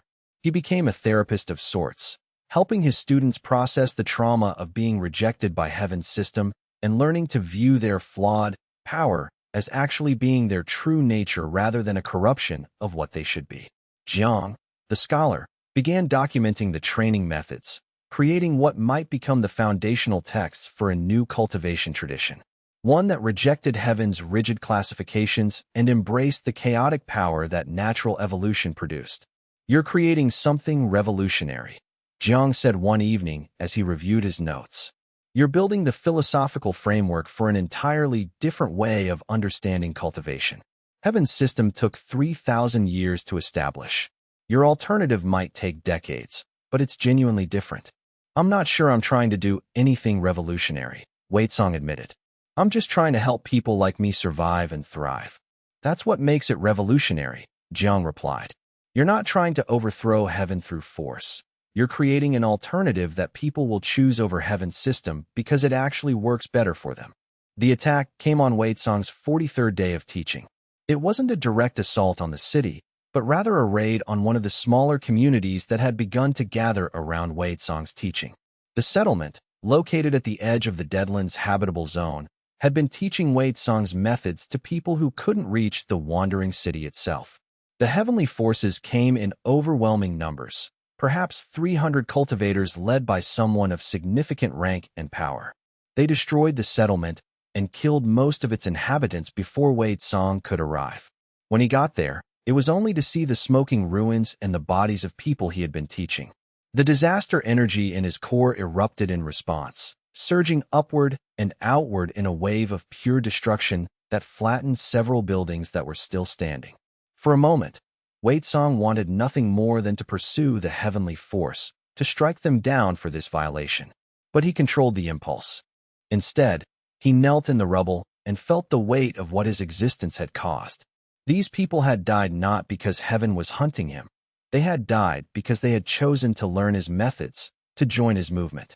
Their blood was, in some sense, on his hands. Rai found him there, still meditating in the ruins. "This will not be the last time," she said quietly. "Every day that you grow stronger, every day that your movement grows, Heaven becomes more desperate to stop you. They will keep attacking until they destroy you, or until you become powerful enough that they can no longer touch you." "How long until that happens?" Wei Tsang asked. "Years," Rai said. "Perhaps decades. In the meantime, people will die." That's the cost of resistance. Wei Song stood, his disaster energy settled but still burning with need for action. Then I need to accelerate my growth. And I need to strengthen my defenses. These settlements can't be protected if I'm not there in person. I need to create something more robust. That night, Wei Song made a decision. He would not stay in the wandering city. He would move deeper into the Deadlands, to the very heart of the region where the chaotic power was strongest. He would establish a true fortress, not just a refuge, but a stronghold that could genuinely resist heaven's attacks. And he would invite the most powerful of the exiles and natural disasters to join him. It would be a challenge greater than anything he had faced before. But Wei Song was beginning to understand that survival meant growth, and growth meant taking ever greater risks. The time of hiding was over. Chapter 32. The Heart of Chaos. The location Wei Song chose for his fortress existed in a part of the Deadlands that even experienced travelers avoided. The area was called the Howling Void, a region where the veil between normal reality and the primordial chaos was so thin that normal matter struggled to maintain its form. The landscape here was nightmarish and beautiful in equal measure. Stones that seemed to exist in multiple states of solidity simultaneously, water that flowed upward defying gravity, and sky that shifted between colors that had no names. The very air was thick with power, and most normal cultivators would go mad if they spent more than a few hours in such an environment. But Wei Song had been planning to build his fortress here specifically because of these conditions. The Howling Void was naturally hostile to anyone trying to approach from outside. And more importantly, the chaotic power that permeated this place resonated with his own disaster energy in ways that would allow him to strengthen his power exponentially. The construction took weeks, and it required help from the deep powers themselves. Prime and its allies sent forth beings of stone and shadow, creatures that could manipulate the chaotic matter in ways that human cultivators could not. Together with Wei Song directing the overall architecture, they built something that was neither entirely physical nor entirely spiritual, a fortress that existed partially in normal reality and partially in the realms of chaos. The fortress took the shape of a spiral tower, its walls made of crystallized chaos that seemed to pulse with internal light. The base extended deep into the earth, where it connected directly to the deep power's caverns. The apex rose so high that it disappeared into the sickly clouds above. Wei Song called it the Spiral of Becoming, because he intended it to be a place where people could develop and transform, where the limitations imposed by heaven's system could be shed like old skin. The first to arrive were Rai and her most advanced students. They claimed the upper levels of the tower, where the air was breathable but still thick with chaotic power. The training there was intense. Students would meditate within chambers where the power was so concentrated that they had to constantly work to maintain their consciousness and form. Hu Ling came next, bringing with him a group of fighters who wanted to learn combat techniques that could counter heaven's cultivators. He established a war chamber deep in the tower, where he trained his people in tactics and strategy as well as direct combat. Zhang arrived with documents from the Forbidden Archive, books and scrolls that he had convinced Keeper Luo to trust to Wei Song's care. He began to establish a library in the middle levels of the tower, a repository of knowledge that challenged every assumption heaven had promoted about power and cultivation. And slowly, over the course of weeks and months, the Spiral of Becoming began to attract followers from across the Deadlands and even from the settled lands beyond. The growth of Wei Song's movement was exponential. For every person heaven's cultivators killed or captured, 10 more seemed to arrive seeking refuge and training. The heavenly leadership seemed to have only recently begun to understand that their traditional methods of control, fear, hierarchy, the promise of elevated rank, meant nothing to people who had already been rejected by the system. What Wei Song offered was different. He offered validation. He offered power that came not from heaven's blessing, but from the person's own nature. He offered community with others who didn't fit, who were broken or warped according to the standards of heaven, but whole and complete in their own right. It was during the tower's third month of operation that Wei Song received a message from someone claiming to represent the Celestial Bureau's leadership. The messenger appeared without warning in the tower's central chamber, a figure in robes of heavenly white, bearing a seal that marked them as a high-ranking official. Beside the messenger, held in a suspension field of heavenly power, was a prisoner, a man Wei Song recognized. It was one of his first students, one of Shun Yu's closest friends. The young man looked battered, barely alive, but the message was clear. The messenger bowed slightly, a gesture more mocking than respectful. Wei Song the Unclassified, I bring a message from the Celestial Bureau. The Bureau recognizes that you represent a threat to the established order. They are willing to offer you a choice. Cease your activities, disband your movement, and surrender yourself for study. In exchange, your followers will be allowed to live in designated regions far from heaven's reach. Or, Wei Song asked, feeling his disaster energy beginning to rise. Or the Bureau will execute this prisoner publicly, and it will continue executing one prisoner from your movement every day until you comply. Wei Song felt something cold settle in his chest. It was an ultimatum that he had known was coming, but the reality of it was different from the abstract knowledge. I need time to think, Wei Song said. You have until tomorrow at dawn, the messenger replied. At which point, the first execution will occur if you have not surrendered yourself. The messenger vanished, returning instantly to wherever the Celestial Bureau's forces maintained their position. Wei Song stood in the center of the chamber, feeling the weight of the choice pressing down on him. If he surrendered, he would be captured and likely dissected by the Bureau's researchers, his power studied and cataloged, so they could better suppress the next natural disaster. His movement would collapse without his leadership. But if he refused, people would die. People he had trained, people he had promised to protect. Rai appeared beside him, her storm eyes dark with emotion. They're testing you. They want to see if they can break you through the people you care about.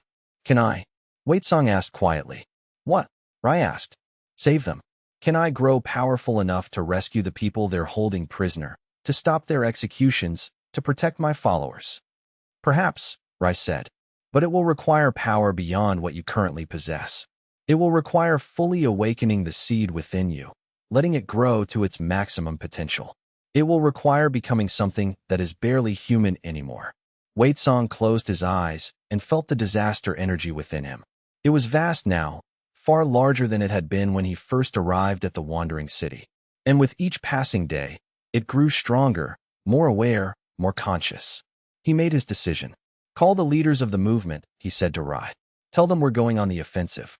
No more hiding, no more defensive preparations. We're going to hit every heavenly presence in the Deadlands and take back our people. Chapter 33. The offensive. The plan that Wei Song and his lieutenants developed was audacious and dangerous. Instead of waiting for heaven's forces to attack the spiral of becoming, they would strike outward at every heavenly position within striking distance. The wandering city agreed to mobilize, sending its fighters to coordinate with Wei Song's forces. The deep powers sent additional creatures of chaos to support the effort. Even some of the more reclusive communities in the Deadlands began to send representatives, willing to take the risk of open conflict for the first time in centuries. The first target was a heavenly outpost that had been established on the eastern edge of the Deadlands. It was a small facility, staffed by perhaps 50 cultivators, but it had been used as a staging ground for multiple raids against Wei Song's followers. Wei Song approached the outpost openly, making no attempt to hide his presence. His disaster energy flowed openly around him, visible as ripples of distortion in the air itself. Behind him came Rai, Hu Ling, and 200 fighters drawn from the Spiral's training programs. The heavenly soldiers, seeing the size of the approaching force, immediately sent out a distress call.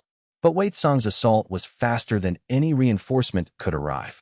The fighting was brutal and one-sided. Wei Song's fighters had trained specifically for combat against heavenly cultivators, and they deployed tactics that emphasized adaptation and unpredictability. When the heavenly soldiers formed rigid formations, the assault forces broke those formations with waves of chaotic power. When they tried to use superior numbers, Wei Song appeared in the center of their position and tore it apart from within. The outpost fell in less than 20 minutes. 50 heavenly soldiers killed or captured, along with intelligence documents indicating where other heavenly forces were positioned.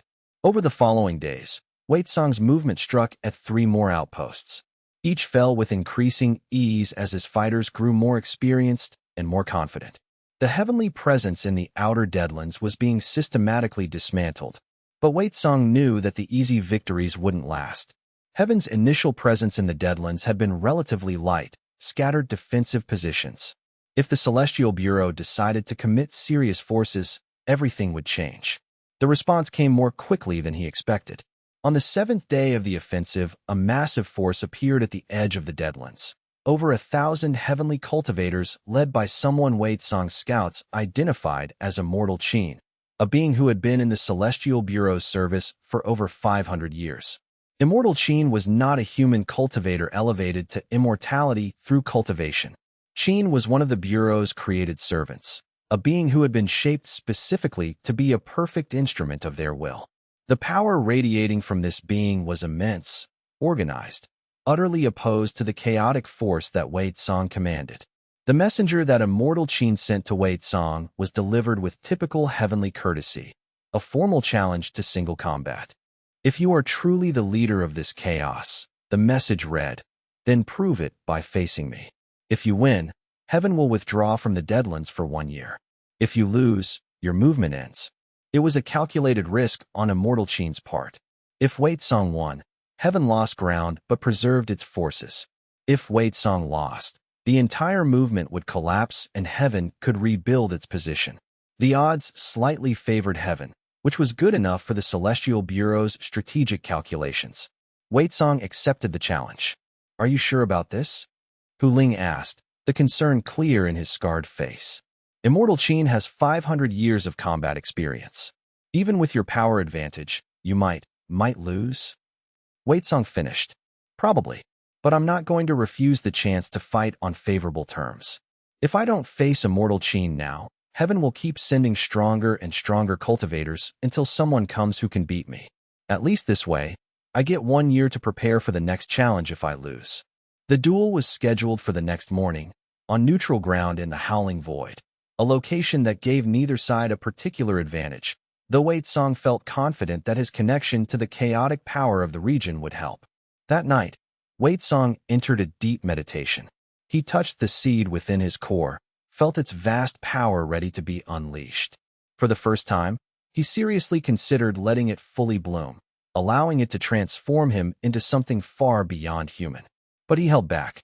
Transformation could wait. First, he needed to prove that he could stand against heaven's champions while still maintaining his humanity, his consciousness, his soul.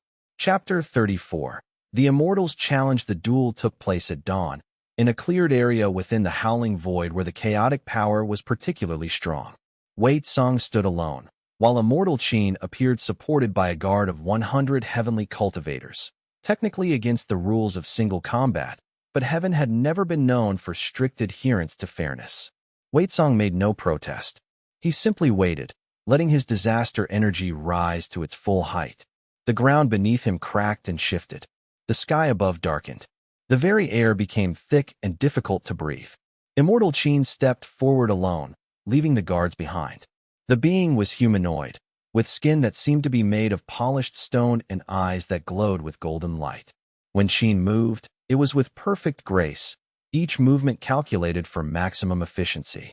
"I have faced many challenges in 500 years," Immortal Qin said, its voice clear and emotionless. "But I have never faced one born of pure chaos. I am interested in what you truly are, Wei Song."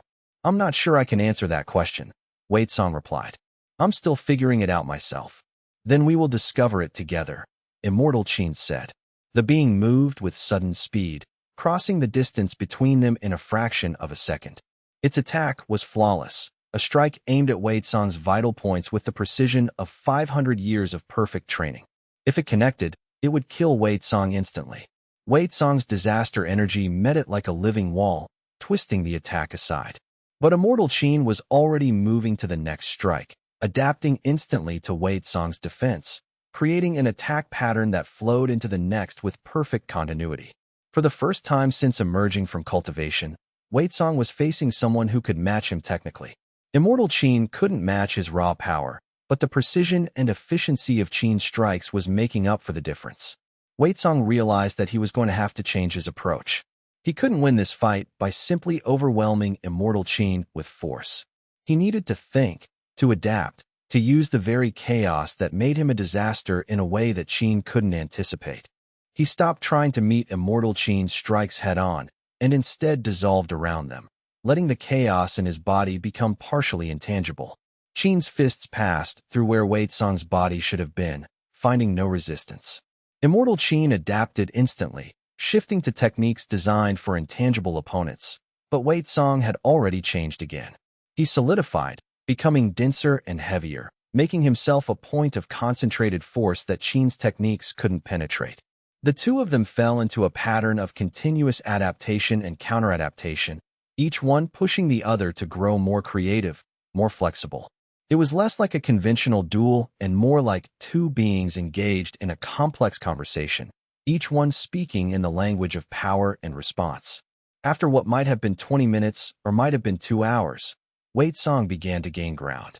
Each adaptation he made was faster, more effective. Each counter Immortal Qin attempted was slightly less perfect. The Immortal was being forced to rely on raw power rather than technique, something it wasn't designed for. Finally, Wei Song saw his opening.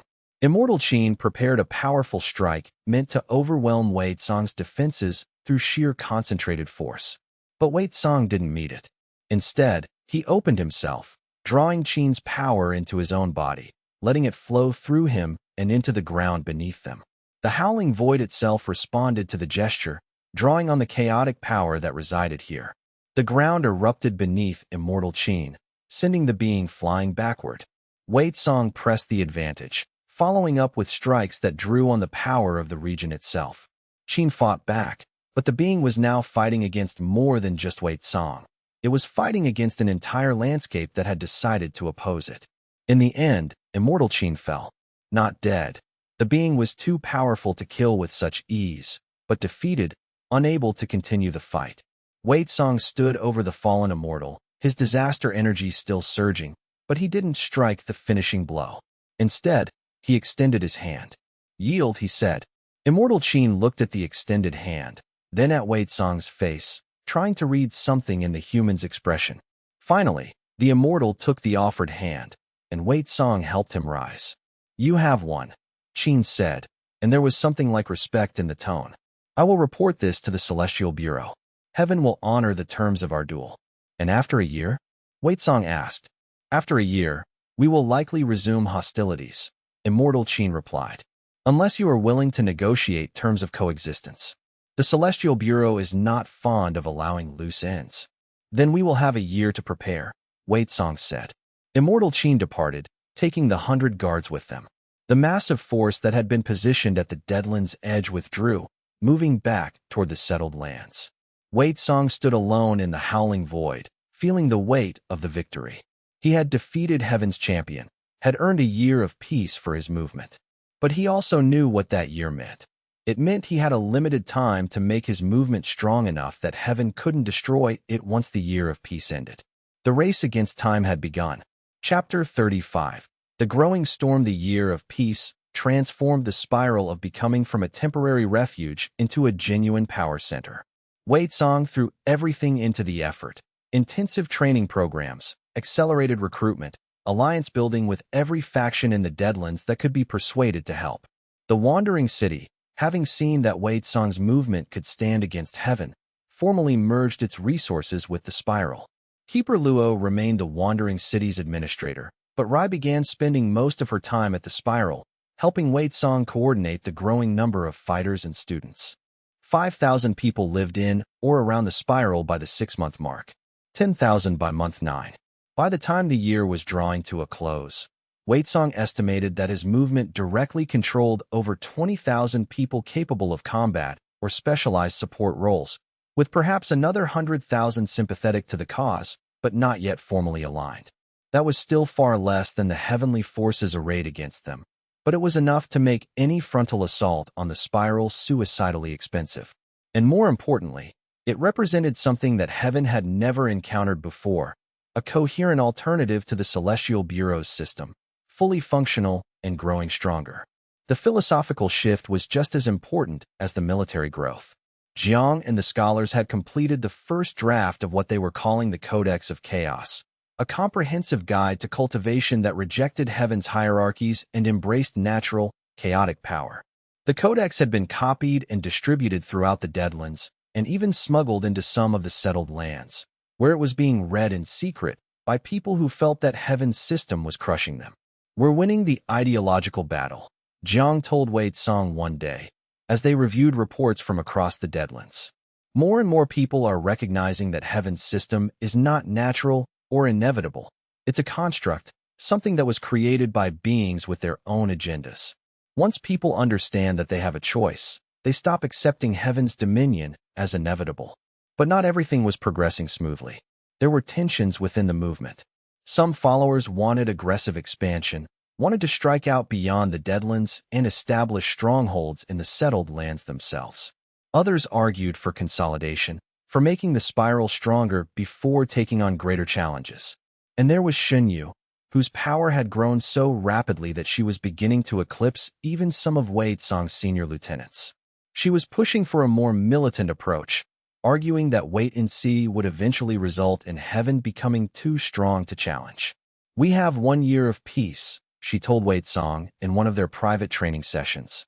"But heaven will use that year to prepare. If we're smart, we'll use it to hit them hard, to establish forward positions in the settled lands, to make it clear that we're not just a Deadlands phenomenon. And if we're not smart, we'll overextend and get crushed," Wei Tsong replied. "Heaven has resources we can't match in a straight conflict. Our strength is in adaptation, in terrain, in ideological appeal. Moving into the settled lands means fighting on their terms." "Then what?" Xinyu asked, frustration clear in her voice. "We hide here for the rest of our lives? Eventually, heaven will decide we're too much of a threat and will commit whatever forces are necessary to destroy us. Better to take the fight to them while we still have the advantage of choosing the timing." Wei Tsong didn't have a good answer to that. The truth was that he didn't know what the long-term strategy should be. He had been reacting to circumstances, accepting challenges, building defenses, recruiting followers. But a coherent vision for what the future should look like? That was something he was still working toward. As the year of peace drew to a close, Wei Tsong made a decision. He would take a group of his most advanced students on an expedition beyond the Deadlands, into the settled lands themselves. Not to conquer or to establish strongholds, but to learn, to understand what life was like for the people living under heaven's system, to see if the Codex of Chaos could actually appeal to them. The expedition was planned carefully. Wei Tsong would take only a small group: Rai, Hu Ling, Xinyu, and 5 other advanced students. They would move quietly, avoiding direct confrontation with heavenly forces, and they would return within 3 months to prepare for whatever heaven's response might be. It was a scouting mission, a way to gather intelligence before the real conflict began again. But Wei Tsong suspected it would be far more than that. Stepping into the settled lands would change everything. It would make the movement's existence undeniable, impossible to hide or suppress. It would force the issue into the open in ways that couldn't be walked back. On the night before the expedition was scheduled to depart, Wei Tsong stood on the highest point of the spiral, looking out toward the horizon where the Deadlands gave way to more habitable terrain. Somewhere out there, beyond that horizon, lay the world that heaven had organized and controlled for 3,000 years. His disaster energy surged within him, eager for the challenge. The seed that the deep powers had given him was fully mature now, completely integrated with his consciousness. He had grown more powerful than immortal Qin, more powerful than any single cultivator heaven might send against him. But he also knew that power alone wasn't enough. The real challenge would be to take what he represented, the embodiment of chaos breaking through heaven's order, and turn it into something that people could believe in, something that could sustain itself over time. Rai appeared beside him, her storm form partially visible in the pre-dawn darkness. "Ready?" "No," Wei Tsong admitted. "But I'll do it anyway." "That's usually the definition of courage," Rai said with something that might have been a smile. Wei Tsong looked back at the spiral of becoming, that vast tower that had grown from his vision into something that was becoming its own entity, its own force in the world. Tens of thousands of people looked to him for leadership, for direction, for hope that there might be an alternative to heaven's system. The weight of that responsibility was immense. But so was the potential. In the distance, he could hear the sound of the other expedition members gathering their supplies. Soon, they would depart. Soon, the true conflict would begin. The year of peace was ending, and with it, the final period when Wei Song could remain hidden in the margins of the world. What came next would determine everything. Chapter 36. The expedition begins. The expedition departed from the spiral in the pre-dawn hours, moving with minimal supplies and maximum discretion. Wei Song had specifically chosen not to advertise their departure, wanting to avoid any perception that this was a grand military operation. They were scouts, observers, seekers of knowledge. The journey from the Deadlands to the settled territories took 5 days of hard travel. The landscape shifted gradually. The poisoned air and unstable stone of the howling void gave way to desolate grassland, which eventually became more verdant terrain with genuine vegetation and freshwater sources. By the time they crossed the border into what was officially recognized as the Jade Province, a region directly under Celestial Bureau administration, they had transformed their appearance. The obvious marks of their origin in the Deadlands were concealed. They wore travelers' robes rather than the distinctive clothing of the spiral, and they suppressed the overt display of their power, keeping it locked within their cores where it wouldn't attract immediate attention. The province's capital city was called Luminous Gate, and it was the first time most of Wei Song's group had seen a true settlement under Heaven's complete control.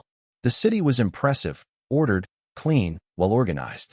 The buildings were constructed with obvious care, the streets were maintained to perfection, and the citizens moved about with apparent peace of mind. But underneath that order, Wei Song could sense something else. A pervasive pressure, an understanding that the freedom people experienced here was conditional. The heavenly observers stationed at various points throughout the city made that clear. The cultivation police who walked the streets with insignias marking them as Heaven's representatives made it obvious that certain behaviors were monitored and controlled. "It's like a beautiful cage," Shinyu said quietly as they walked through the city's main marketplace. "Everything is provided. Safety is guaranteed. But freedom, actual choice, that's something else entirely." They spent 3 days in Luminous Gate, gathering intelligence, observing how Heaven's system functioned at ground level. They visited cultivation schools where young people were trained in the approved methods. They observed the examinations where cultivators were ranked and assigned positions. They saw the official hierarchy in action: the senior cultivators who held positions of authority, the junior cultivators who aspired to those positions, the vast mass of people who had no cultivation talent and thus no social advancement regardless of their other merits. And they saw the people who lived in the margins of this system. The cultivators whose talents didn't fit the approved classifications, who were forced to take lower positions or hide their true abilities. The people who had failed the official examinations and thus lived as permanent underclasses despite their potential.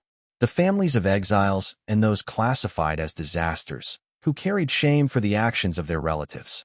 These were the people Wei Song's movement might appeal to. He bought a copy of the Codex of Chaos from a black market book dealer operating in the seedier district of the city. The dealer recognized what Wei Song was. Not immediately, but with enough intuition to understand that there were people the Celestial Bureau should fear. "It's dangerous," the dealer said, handing over the text wrapped in plain cloth. "This book is forbidden. People have been arrested for having it." "Then why do you sell it?" Wei Song asked. "Because I believe in it," the dealer said simply. "Because I'm tired of pretending that Heaven's way is the only way." Wei Song paid the dealer and left the shop feeling like he had made a contact, a potential ally in a place where such allies might prove valuable. They moved deeper into the province over the following weeks, visiting smaller cities and towns.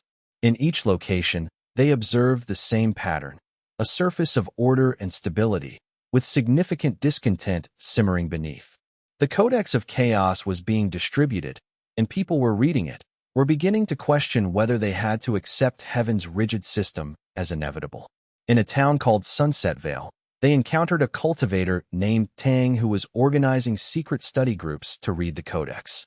Tang was a talented cultivator who had failed the examination for official rank because his power didn't fit into any of the approved categories, similar to Wei Song in many ways, though Tang had chosen to hide rather than flee. "If you're who I think you are," Tang said carefully during a private conversation with Wei Song, "then the work you're doing is important. But you need to understand that the people here aren't ready for open rebellion. They're ready for alternative paths, ready to reject Heaven's categorization, but open warfare." Tang shook his head. "That would destroy everything." I'm not advocating for war, Wei Song said. But I am saying that the alternative I'm building needs to exist openly. People need to know that they don't have to accept heaven's path. That choice itself is revolutionary. Then be careful how you present that choice, Tang advised. Because the Celestial Bureau will see it as a direct threat, and they will respond with overwhelming force. By the middle of the third month, Wei Song's expedition had visited 15 cities and towns, had established contact with dozens of black market dealers and secret study groups, and had gained a sense of how receptive the settled lands might be to his movement. The conclusion was mixed. The Codex of Chaos was spreading, and it was creating genuine philosophical resistance to Heaven's system. But the actual number of people willing to physically resist was small, perhaps a few thousand across the entire province they had visited. Many more would be sympathetic, but too afraid to take action. The heavenly security apparatus was too present, too immediate, for most people to risk opposing it openly. But it was a beginning. As they prepared to return to the spiral, Hu Ling pulled Wei Song aside for a private conversation. "You've proven something important on this expedition," the scarred man said. "You've shown that your ideas can appeal to people outside the Deadlands. That's significant. But you've also confirmed what I suspected. The real battle isn't military. It's ideological. You need to win the hearts of ordinary people, not just the powerful ones." "How do I do that?" Wei Song asked. "You start by going public," Hu Ling said. "You stop hiding. You make it clear that there's a movement, that there's an alternative, that people can choose it. Right now, the Codex is spreading underground.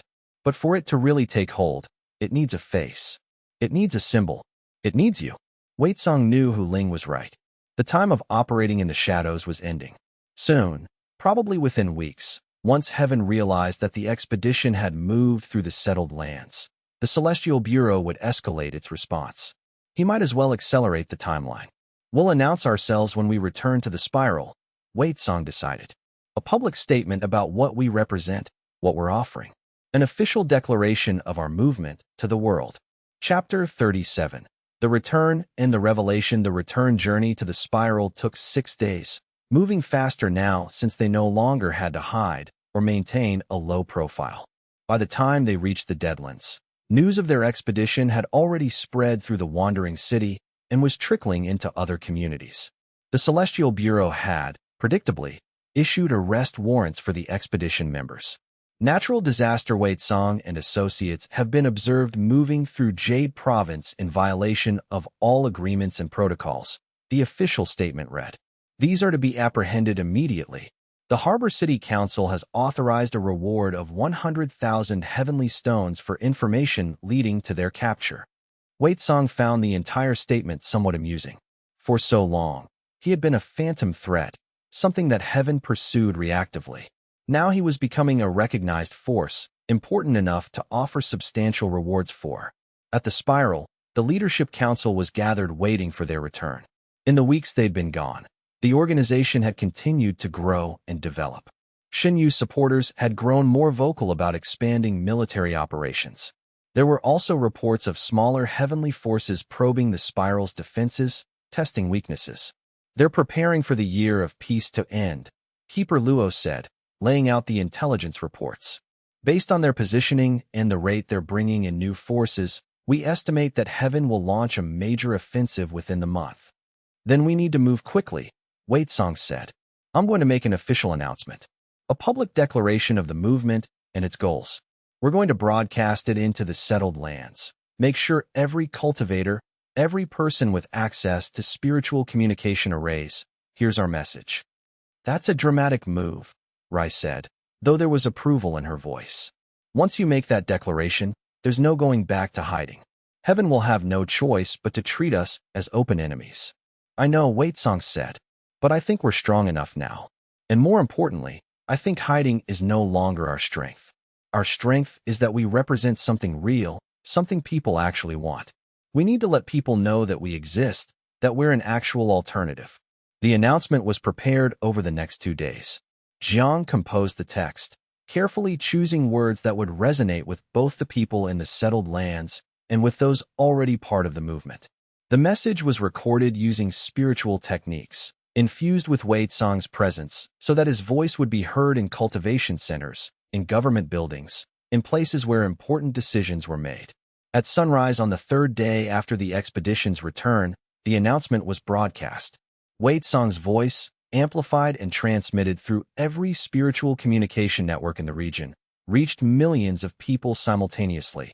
I am Wei Song, called a natural disaster by Heaven's Celestial Bureau. For months, I have been hunted, pursued as a threat to the established order. And perhaps I am a threat, but not the kind Heaven fears. I am a threat to the idea that there is only one way to cultivate, only one path to power. I am a threat to the notion that those who don't fit into established categories are broken or wrong. I am a threat to the belief that Heaven's system is eternal, inevitable, unchangeable. But I am not a threat to those who want to live their lives in peace. I am not a threat to those who find value in Heaven's order. What I am offering is a choice. To those who feel that the Celestial Bureau's system suppresses them, who have been told their power is wrong or their potential doesn't fit the approved categories, I say, there is another way. There is a place where your power is valued, where you are accepted as you truly are, not as Heaven wants you to be. To those in the settled lands who read the Codex of Chaos and wonder if there might be alternatives, I say, the alternatives are being built, even now. The spiral of becoming stands in the Deadlands as a testament to what is possible when people are allowed to cultivate without Heaven's restrictions.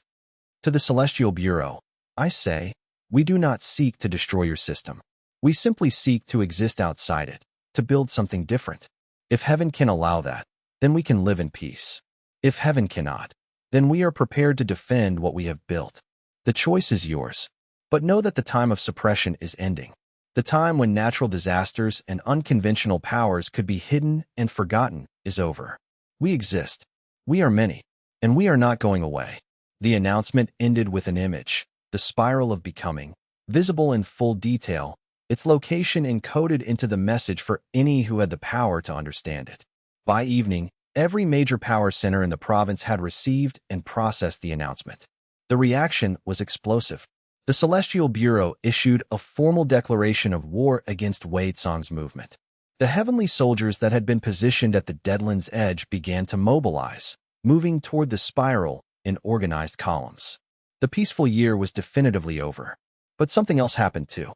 In the settled lands, people began to gather, not to fight Heaven, but to listen, to learn, to seek out copies of the Codex. In Luminous Gate and other major cities, spontaneous study groups formed in the weeks following the announcement. Some people began to quietly pack their possessions, preparing to flee to the Deadlands and seek out the spiral. Wei Song had anticipated the military response. What surprised him was the civilian response, the sheer number of ordinary people who were ready to abandon the security of Heaven's system for the possibility of genuine freedom. Chapter 38. The siege begins. The heavenly assault on the spiral began on a day when the sky was unusually clear, free of the normal sickly clouds that dominated the Deadlands' atmosphere. Wei Song found that detail somehow more ominous than a storm would have been. It felt like Heaven was deliberately choosing favorable conditions for the attack, a demonstration of power and control. The force arrayed against them was massive. Wei Song's scouts estimated it at over 5,000 cultivators, with support personnel and equipment that suggested Heaven was treating this as a serious, sustained operation. This wasn't another probing attack or a raid like the ones that had come before. This was an invasion, a determined effort to crush the movement at its source. Wei Song had prepared the spiral for exactly this kind of assault. The fortress was designed to be nearly impregnable from the outside, with defensive networks and power channels that could be activated by Wei Song's will. The interior could sustain a siege for months if necessary, with stored food and water and the ability to harvest additional resources from the chaotic power that saturated the region. The first wave of the heavenly attack came as an overwhelming barrage of power, coordinated strikes from hundreds of cultivators, designed to simply wear down the spiral's defenses through sheer intensity. Wei Song stood in the fortress's central control chamber, his hands moving through patterns that had been taught to him by the deep powers. He channeled the spiral's defensive networks, letting them drink in the chaotic power of the surrounding landscape and use it to strengthen the fortress's barriers. The heavenly assault crashed against the barriers like waves against stone, and the stone held. For the next 3 days, The heavenly forces maintained a steady assault, trying different angles of attack, attempting to find weak points in the defenses. But Wei Song had had the deep powers help him build this place specifically to resist heaven's organized power. Every attack was anticipated, every weak point was reinforced. On the fourth day, the heavenly commanders realized that direct assault wasn't going to work. They shifted to a siege strategy, establishing positions around the spiral and cutting off all supply lines, attempting to starve the fortress out. That was when Shun Yu and her fighter squads began their counter-operations. While the heavenly forces tried to maintain their positions and contain the spiral, Shun Yu's people launched raids against the supply lines and command positions. Using the terrain of the Deadlands to their advantage, using techniques that Wei Song and the other commanders had taught them, they inflicted significant casualties on the heavenly forces. But heaven had the advantage of numbers and organization. For every heavenly cultivator that Shun Yu's fighters killed, 2 more would arrive to replace them. The attrition was in heaven's favor. Wei Song realized that they couldn't win a prolonged siege. They needed to break the heavenly force decisively, and they needed to do it soon, before heaven could bring even more reinforcements. On the 7th day of the siege, Wei Song made a decision. He was going to open the spiral's defenses partially and mount a counteroffensive. It was risky. If the maneuver failed, the heavenly forces would pour into the fortress and slaughter everyone inside. But if it succeeded, it might shatter heaven's confidence and force them to reconsider their strategy. "You're going out there personally?" Rai asked when he informed her of the plan. "Yes," Wei Song said. "The heavenly commanders need to see that we're not desperate, not trying to hide. They need to see that we can meet them openly and match them." "And Immortal Qin?" Rai asked. "If they've brought Qin back into the field, you'll have to face them again." "Then I'll face them again," Wei Song said. "I've grown since our last meeting. So has the disaster energy inside me. Whatever happens, I'm ready." Wei Song opened the spiral's defenses and walked out into the Deadlands, his disaster energy radiating openly around him, a beacon visible for miles. Rai and Hu Ling accompanied him, along with Shun Yu and the 100 strongest fighters they had. The heavenly forces broke their siege positions and converged on his location, creating a forming circle of cultivators intent on surrounding and destroying the group that walked toward them.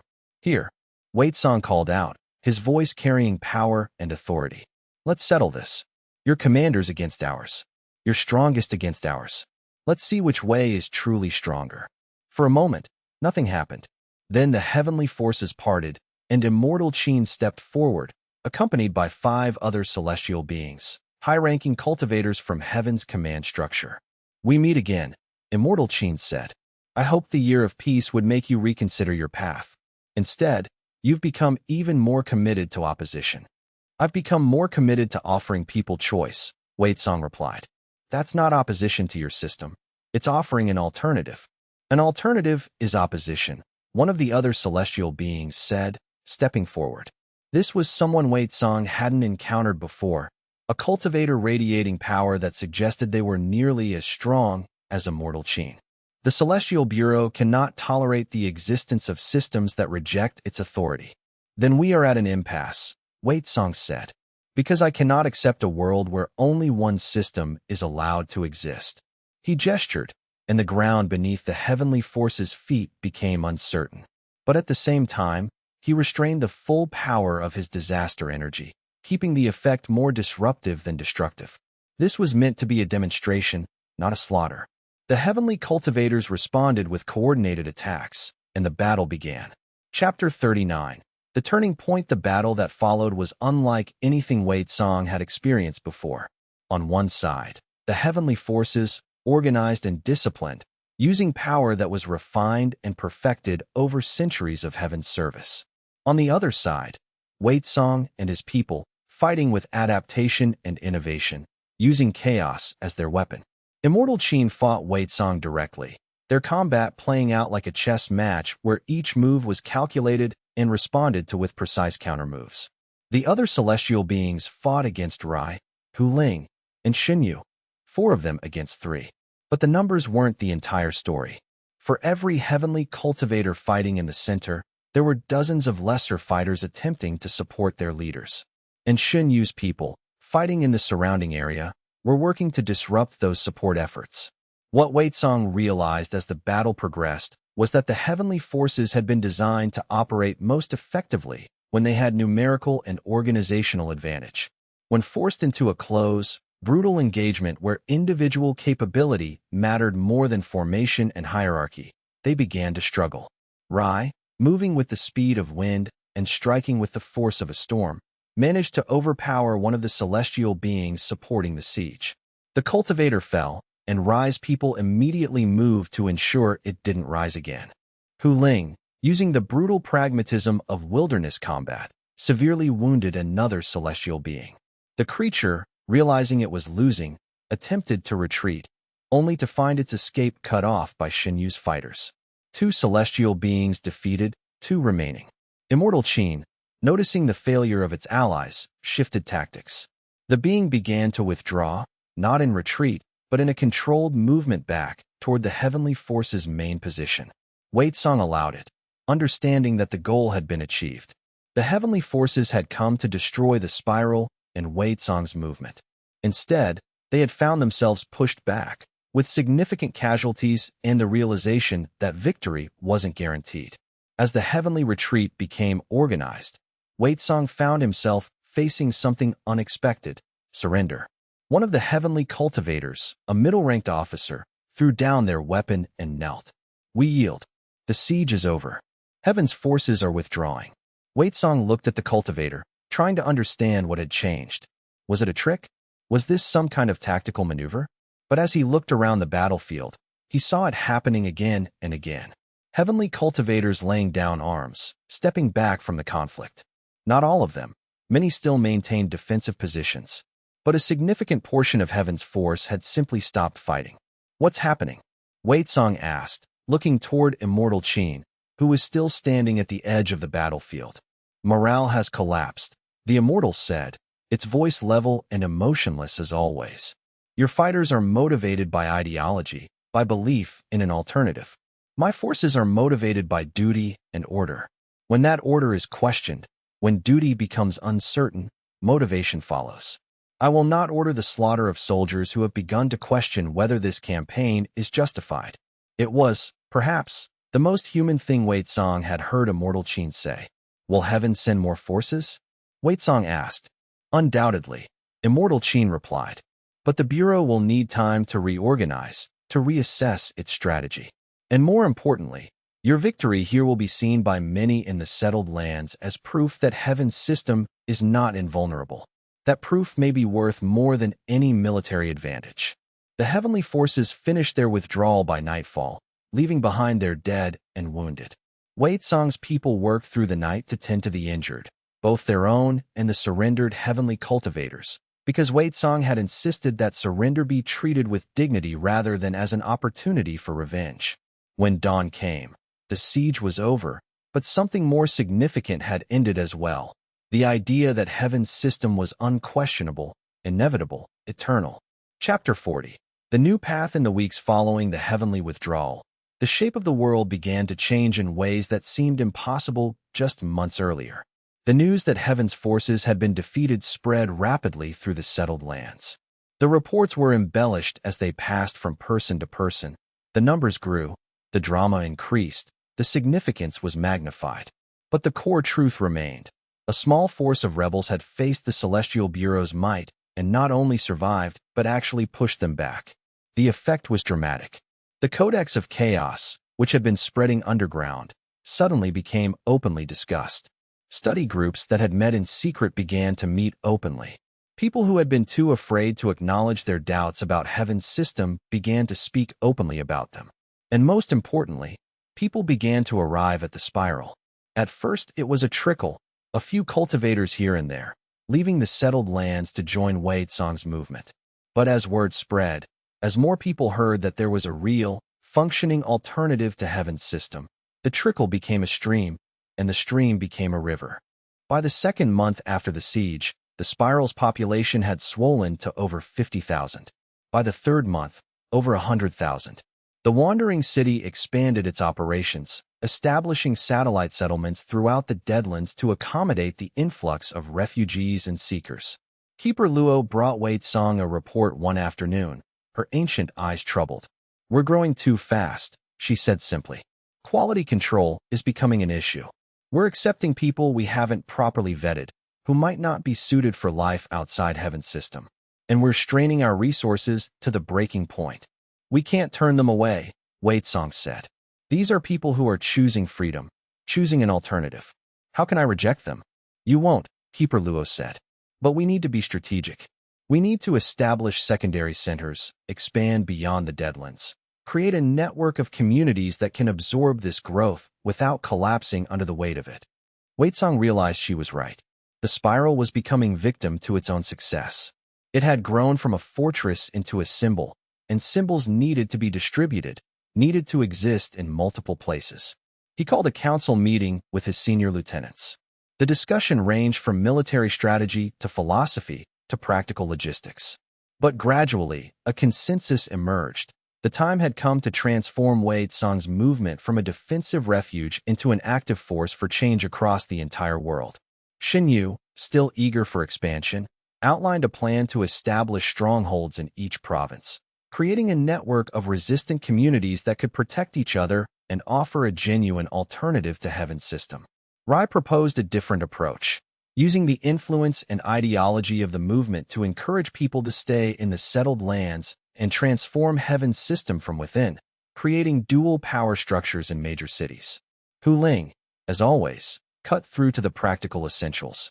We need to decide, are we trying to replace Heaven's system or coexist with it? Because those are two very different long-term strategies. Wei Song thought about that question carefully. He considered the years of running, of being hunted, of having to hide his true nature. He thought about the people who had died, the communities destroyed because Heaven saw them as threats. But he also thought about what he had learned in the Forbidden Archive, about how Heaven's system was itself created as a tool of suppression, about how the original chaos of the world wasn't malevolent, wasn't something to be feared, but simply something different. We're not trying to replace it or destroy it, Wei Song said finally. We're trying to prove that other ways of being are possible, that power doesn't have to be ordered and controlled to be valid. If people choose Heaven's system because they genuinely prefer its stability, that's fine. But people should have the choice. That's idealistic, Hu Ling said. But it might actually work. That night, Wei Song walked alone to the highest point of the spiral, looking out across the deadlands that had become his home. Below him, the lights of the city twinkled, not Heaven's cold, ordered lights, but the warm, varied illumination of 10,000 different fires, each one burning according to its own nature. Rai appeared beside him, as she so often did when he needed her presence. What are you thinking, she asked. That I've come a long way from the person who first ran into these mountains, Wei Song said. I was desperate, hunted, barely in control of my power. Now I'm a symbol, a leader, someone that hundreds of thousands of people are looking to for guidance. Does that frighten you? Rai asked. Yes, Wei Song admitted. It's easier to just survive than it is to actually build something. But I think that's the point. I think survival without growth is just a form of slow death. He reached into his core and felt the disaster energy there. It was vast, nearly infinite, but no longer wild or out of control. Instead, it had become integrated with his consciousness, with his humanity. The seed had bloomed fully, and he had learned to exist in harmony with it rather than in conflict. What comes next? Rai asked. Everything, Wei Song said. We've established that there's an alternative to Heaven's system. We've proven that natural disasters and chaotic power aren't the enemies Heaven claims they are. Now we have to build something sustainable, something that can last, something that can inspire people not through force, but through showing them a better way to live. Wei Song looked at the figure of his friend and realized that she, too, had transformed. She was no longer purely the storm, the force of nature given form. She had learned, like him, to integrate her power with consciousness, with intention. I think, Wei Song said slowly, that the next step is to return to the settled lands. Not to conquer, but to teach. To show people that they don't have to accept Heaven's definitions of what is possible. Rai nodded. Then we'll do that. Together. Wei Song looked down at his hands, watching the faint shimmer of disaster energy that danced across his skin. He thought about all the people who were depending on him now, all the communities that looked to his movement as a source of hope. The weight was enormous, but so was the potential. Somewhere, in a celestial palace high above the clouds, the Celestial Bureau was undoubtedly planning its next move. Heaven's system would not accept the existence of an alternative indefinitely. There would be more conflict, more challenges, more difficulties ahead. But Wei Tsang was no longer afraid of those challenges. He had learned to transform disaster into opportunity, to find strength in what others called chaos, to build something beautiful from what heaven classified as broken. The night was still and clear, and the stars above were shining in patterns that had nothing to do with heaven's classifications. Wei Tsang breathed in the air of the Deadlands, feeling alive in a way that he had never experienced during the years of hiding and suppression. The journey was far from over. In fact, it was only beginning. But for the first time, Wei Tsang looked forward to the future with genuine hope. Chapter 41. The crimson tide. The Deadlands had changed in the months since Wei Tsang's arrival. What was once a sparse refuge for the wretched and the lost had transformed into something neither the heavens nor the mortal kingdoms had anticipated: a gathering place, a movement, a force that rippled outward like cracks spreading across porcelain. The transformation had been organic, unplanned, but inevitable. People brought with them their hopes and their fears, their stories and their scars. The Deadlands became a canvas upon which the dreams of the broken could be painted, a place where the usual rules of hierarchy and authority held almost no sway. Wei Tsang stood atop the highest ridge overlooking the sprawling encampment below, a vantage point that had become his preferred place of contemplation. 20,000 souls now called the Deadlands home. 20,000 people who had fled persecution, enslavement, or execution in the outer world. They came because rumors spread like wildfire. Rumors of a man who could not be killed by heaven's laws, who broke the chains forged in the celestial registry, who proved that the so-called immutable order was merely a cage waiting to be shattered. But the rumors did not capture the full truth, and Wei Tsang understood this with painful clarity. He was not invulnerable, simply resilient in ways that normal cultivation theory could not explain or predict. He had not broken the chains of the registry through superior strength or through greater mastery of celestial arts. He had broken them through the fact that his very nature made those chains slippery, made them unable to gain purchase on his essence. He had not proven the celestial order a mere cage in the sense that it could be overcome and discarded. He had proven instead that the cage had limits, that there were beings for whom its constraints did not and could not apply. Beings whose fundamental nature put them outside the framework of the system itself. The transformation of the Deadlands was built not on these truths, which were too abstract and too difficult to explain to ordinary people, but on these partial truths and the hope they generated in the hearts of those who desperately needed to believe that alternatives were possible. 20,000 people who had chosen to bet everything, their safety, their comfort, their lives, on the conviction that a different kind of existence was possible, that Wei Tsang's existence proved it was possible, and that by standing with him, they might build something genuinely new in a world that had seemed locked into eternal patterns. The afternoon sun cast long shadows across the valley, the light turning the settlements into a patchwork of brilliant clearings and deep shade. The natural geography of the Deadlands had been transformed by human habitation. What had once been barren rock and sparse vegetation was now organized into districts and quarters. There were areas for agriculture, crude gardens that the refugees were learning to tend. There were workshop areas where crafters and engineers were developing tools and weapons and solutions to the problems of living outside the normal systems of trade and supply. There were gathering places and meeting halls. It was chaotic and inefficient by the standards of the mortal kingdom's cities, but it was living proof that alternative forms of organization were possible.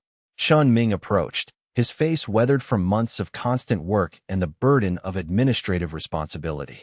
As Wei Tsang's closest lieutenant and most trusted advisor, he had taken on the role of administrator with reluctant competence, accepting a duty that he had never sought.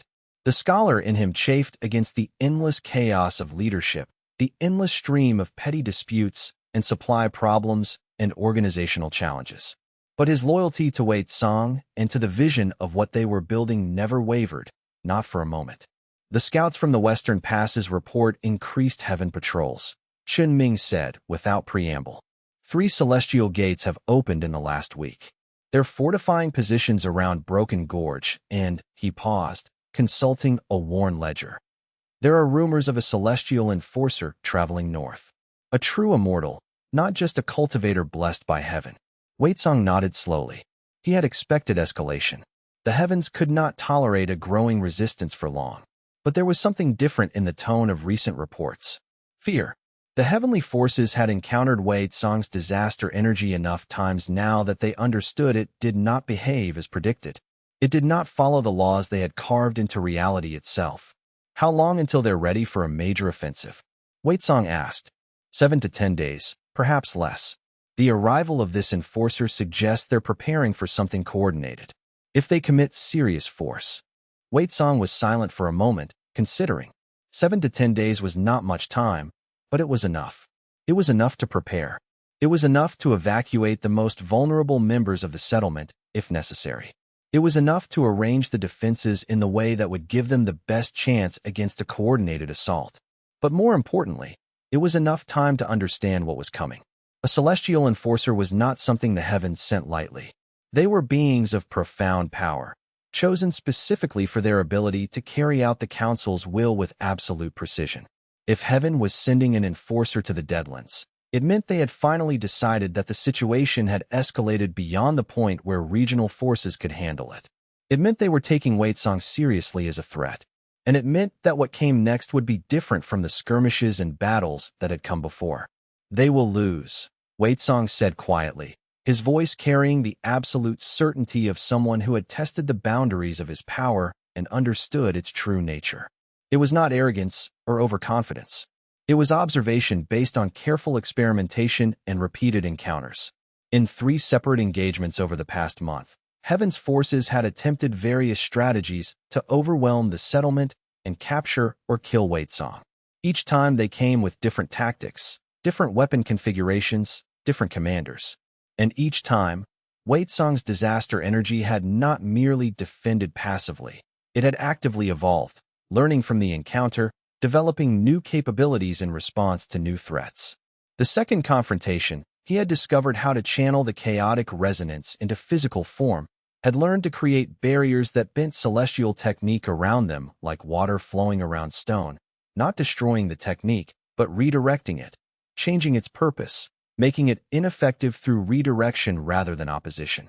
The third time, his power had moved with genuine intention, had demonstrated something that came close to prescience, seeking out the weak points in the cultivator's defensive formations with an almost sentient precision that suggested the disaster energy was not merely responding to threats, but was anticipating them. And critically, most dangerously to Heaven's interests, the power continued to grow stronger with every suppression attempt, every strike aimed at him by those who sought his death or capture. It was as if his very power fed on opposition, transformed hostile force into fuel for its own growth. The more the heavens attacked, the more Waitsong's disaster energy evolved. There is something else, Chen Ming said, his voice dropping. We found texts in the library of a destroyed temple. Older texts, pre-registry. They mentioned something called calamity bearers. Natural disasters that walked the celestial realms before the current heavenly structure was established. The descriptions, he hesitated. They match you, Waitsong. Described as individuals whose very existence threatened the cosmic order, whose power rewrote reality around them, who could not be contained by normal means. Waitsong turned to look at Chen Ming directly. This was the first real lead on what he actually was, on why the registry classified him as a disaster rather than a cultivator. Bring me those texts, Waitsong said, and gather the inner circle. If the heavens are escalating, we need to understand what they're truly afraid of. Chen Ming departed, and Waitsong remained on the ridge, watching the camp below shift and pulse with life. There was a rhythm to it now, the rhythm of a people learning to resist, learning to survive outside the system that had been designed to control them. In his chest, he felt the disaster energy coiling like a serpent, restless and hungry for growth.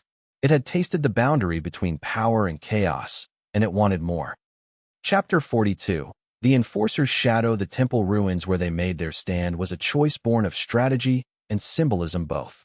It had once served as a waypoint for heavenly messengers, a place where mortal and celestial authority merged. Now its scorched stones and fractured columns stood as a monument to the weakness of that old order. Waitsong positioned 3,000 fighters across the ruins, not in formal ranks, but in clusters that allowed for rapid movement and defense in depth. Chen Ming had argued against standing and fighting in one location. Better to scatter, to harass, to let the environment itself become a weapon. But Waitsong had learned something crucial. The heavens fought by dogma. They moved in formations that fit their laws and protocols. Show them a static target, and they would respond with overwhelming force applied exactly as their manuals dictated. And when they applied that force, they revealed their weaknesses. The celestial enforcer arrived on the second dawn, descending from a gate that tore open the sky like scar tissue splitting fresh. Her name, Waitsong learned from a terrified messenger they captured, was immortal Shenyu.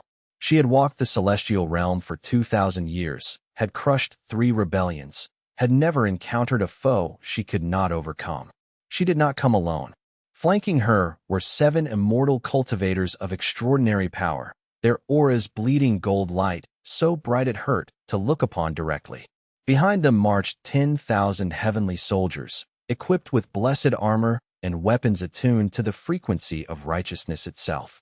Waitsong watched them from his vantage point, a natural outcropping of stone that gave him a view of the entire valley. He felt no fear. Instead, there was a strange clarity, a sense that his disaster energy recognized this moment as a threshold. Everything before had been preparation. This was the testing ground. "They are moving to encircle," came a report from one of his scouts. "Full siege formation." "Let them," Waitsong said. "Close quarters fighting favors them. We'll meet them in the open field where chaos reigns."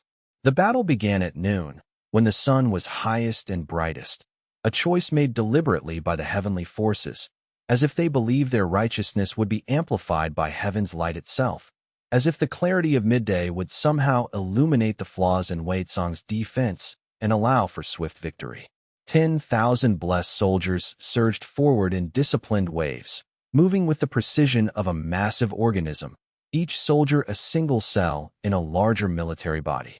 Their technique was immaculate, each movement optimized for maximum efficiency. They had trained for centuries, some of them. They had broken armies and toppled kingdoms. They had faced rebellion and crushed it. They were the elite of the heavenly forces, and they moved with the absolute confidence of those who had never truly been tested by an equal power. But they had never fought against Waitsong's disaster energy. And disaster energy, by definition, was something that existed outside the scope of normal conflict. As the first wave crashed into his defenders, Waitsong opened himself to the power that lived in his core. It had been dormant during the weeks of waiting, carefully controlled, kept within tight boundaries to prevent accidental escalation. Now he released it, letting it flow outward like a tide. It was no longer chaotic and wild. That had been the early months, before he understood the nature of his own being, when the power had run through him like lightning through a tree, burning and transforming everything in its path. Now he could feel the threads of intent within it, could sense the pattern beneath what appeared to be pure randomness. The disaster energy had structure. It had direction. It was a force that could be shaped by will and intention, even if that shaping required thinking in ways that normal cultivators would find utterly alien. His disaster energy exploded outward like a wave of pure possibility, expanding to encompass the entire battlefield. It was not merely destructive, it was creative chaos, change itself given form and direction. It did not create a wall of force like a normal cultivator's defense would create, no rigid barrier to block incoming attacks. Instead, it unraveled the threads of causality in a radius around him, creating a zone where the normal rules of cause and effect became negotiable. Where the blessed soldiers moved with trained precision and learned discipline, the disaster energy introduced variables, new possibilities, new outcomes. A cultivator's sword would be aimed at its target with the expertise of decades of training, only for the space between striker and struck to invert moments before impact, putting the archer of the blade in the position of the target and vice versa. Blessings would activate, flooding through cultivators' bodies with promised protection or enhancement, only for the mechanism of their activation to reverse and backlash through the user's own meridians, turning their own power against them. Formations would lock into place, thousands of soldiers arranging themselves according to the manual, and the disaster energy would slip through the gaps in their arrangement and rewrite the rules of how the formation maintained its coherence, causing it to collapse from the inside out. In minutes, the disciplined heavenly charge broke. Soldiers who had trained for centuries found their training useless. Immortals discovered that their immortality was not a guarantee, but merely a probability, and the disaster energy had made it improbable. The blessed armor that should have protected them became a liability, the blessings inverting and burning them from within. Immortal Shun Yu descended then, her form blazing with celestial authority. She did not come in fury, but with the cold precision of someone who had studied her opponent and found the optimal strategy. She extended her hand, and the sky itself compressed, turning the air into a fist that could smash mountains. Waitsong moved to meet her. His hand rose in a gesture that was not quite a block, not quite a counter. It was something else, a gesture that acknowledged the incoming technique, accepted it, and simultaneously rejected it. The compressed air shattered as if it had been struck by something harder than stone, and Immortal Shun Yu staggered back, true surprise crossing her ancient features for the first time. "What are you?" she breathed, her voice sharp with something between awe and horror. "An impossibility," Waitsong said, "and proof that your heavens were wrong to fear me so greatly. You cannot win here because you still believe in the rules. I do not." They clashed again and again, and with each exchange, Waitsong felt the disaster energy growing more confident, more precise. It was learning from the Immortals' techniques, and then it was inverting them, turning them against their user in subtly devastating ways. Shun Yu was powerful, far more powerful than any cultivator Waitsong had faced, but power alone could not overcome the fundamental chaos of his existence. By the time the sun touched the western mountains, Immortal Shun Yu lay shattered in the ruins, her immortal core flickering like a dying star. She would not die. Immortals were bound to persist, even in broken form, but she would not walk again for 1,000 years. The heavenly soldiers broke and fled. That night, Waitsong felt the disaster energy settle into a new equilibrium, sated and transformed. He had crossed another threshold. Each battle was teaching him, reshaping the raw chaos into something that could be wielded like a precise instrument. He did not yet understand what he truly was, but he was beginning to feel the weight of destiny, the sense that his existence served a purpose far larger than survival or revolution. The heavens had classified him as a natural disaster. Perhaps they had been right to fear him. Chapter 43. The Library of Forgotten Things. The texts Chen Ming brought were ancient, their pages so old they seemed almost to dissolve at the touch. But the preservation methods used by the pre-registry cultivators had kept them intact, hidden in a sealed chamber beneath the destroyed temple. Waitsong spent the entire night reading them by candlelight, his fingers brushing carefully over characters that had not been seen by living eyes in over 10,000 years. The texts were written in an ancient script that even the oldest texts in the pre-registry library barely referenced, a language that had been deliberately abandoned by the civilizations that followed the establishment of the celestial hierarchy. Learning to read them required not just understanding the characters, but understanding the conceptual framework in which those characters had meaning. Words that had once denoted simple physical objects took on layered significance. A stone could mean a stone, yes, but it could also mean a fixed law, a boundary, a limitation. A river could mean water in motion, but it could also mean change, time itself, the relentless flow of transformation. The deeper Waitsong read, the more he understood that these texts had been written by people who thought in fundamentally different categories than the cultivators of the current age. They did not see power as a hierarchy of cultivation realms to be ascended. They saw it as an expression of will, and will as a fundamental force that could reshape reality when it came into sufficient conflict with the will of others. The texts described civilizations that had risen and fallen not because of military conquest, but because of shifts in collective will, moments where the shared understanding of what reality should be, held by millions of minds, suddenly changed to something incompatible with the systems they had built. The history they revealed was staggering in its scope and its implications. Before the celestial registry, before the rigid hierarchies of heaven and earth were codified into law, there had been something else. A different age, where the boundaries between realms were not so absolute, where power flowed without the rigid channeling imposed by heavenly bureaucracy. In that age, certain individuals had emerged who did not fit the emerging order. Not cultivators seeking advancement through the trials and tests of the heavenly hierarchy, but beings who had developed power that existed at right angles to the entire system itself. These were the calamity bearers, natural disasters incarnate.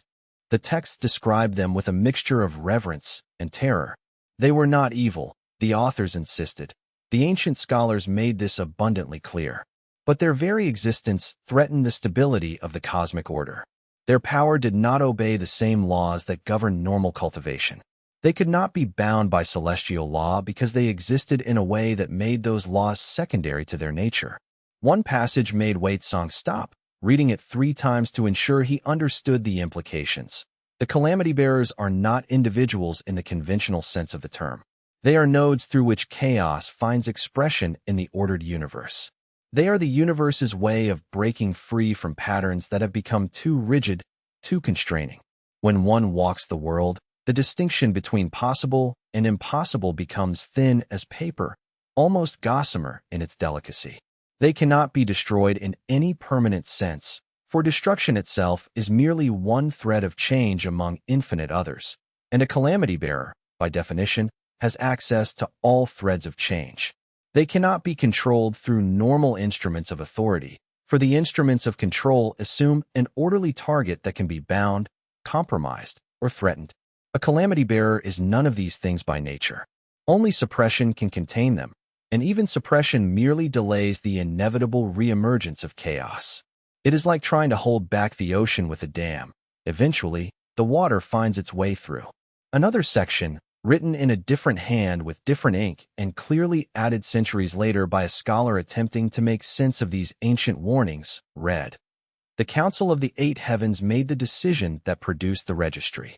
Rather than coexist with the calamity bearers, they would be classified as disasters. Not people, not beings with agency in the eyes of celestial law. Disasters could be hunted, suppressed, and destroyed without the legal and ethical weight that came with targeting sentient life. This was the price of order. The price was the existence of natural disasters among us, and the eternal hunt to suppress them." Waitsong set the text down, understanding flooding through him like a tide. He was not a cultivator who had been classified wrongly. He was a calamity bearer, one of the remnants of an older age, born into a time when heaven had declared such beings anathema. No wonder his power could not be contained by normal means. It was designed, or perhaps it simply evolved into something, that existed fundamentally outside the laws the registry sought to enforce. But there was a crucial question still unanswered. Why? Why had a calamity bearer been born in this age, thousands of years after they should have been extinct? Chun Ming entered as he was still pondering this. The scouts report unusual activity. The heavenly forces are consolidating, pulling back to regroup. They're sending messengers to the council. Whatever happens next, they're escalating beyond regional immortals. They're frightened, Waitsong said. Read these. He gestured to the ancient texts. Tell me what you think they mean. As Chun Ming read, his expression shifted from confusion to dawning horror. They've classified you as an extinction-level threat, not just to their authority, but to the entire celestial structure. If they truly believe you're what these texts describe, they'll stop at nothing to kill me. Waitsong finished.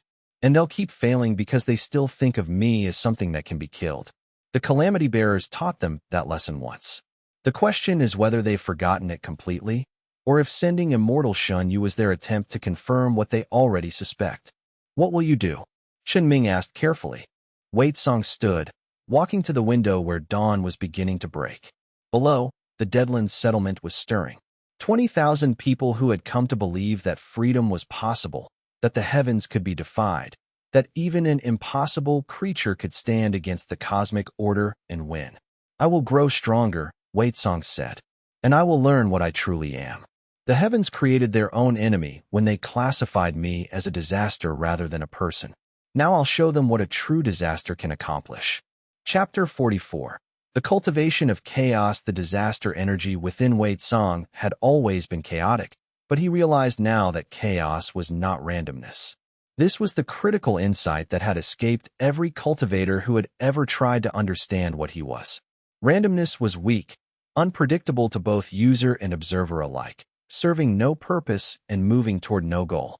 True chaos, as the calamity bearers who had lived before his time had understood it, was something far more sophisticated and far more powerful.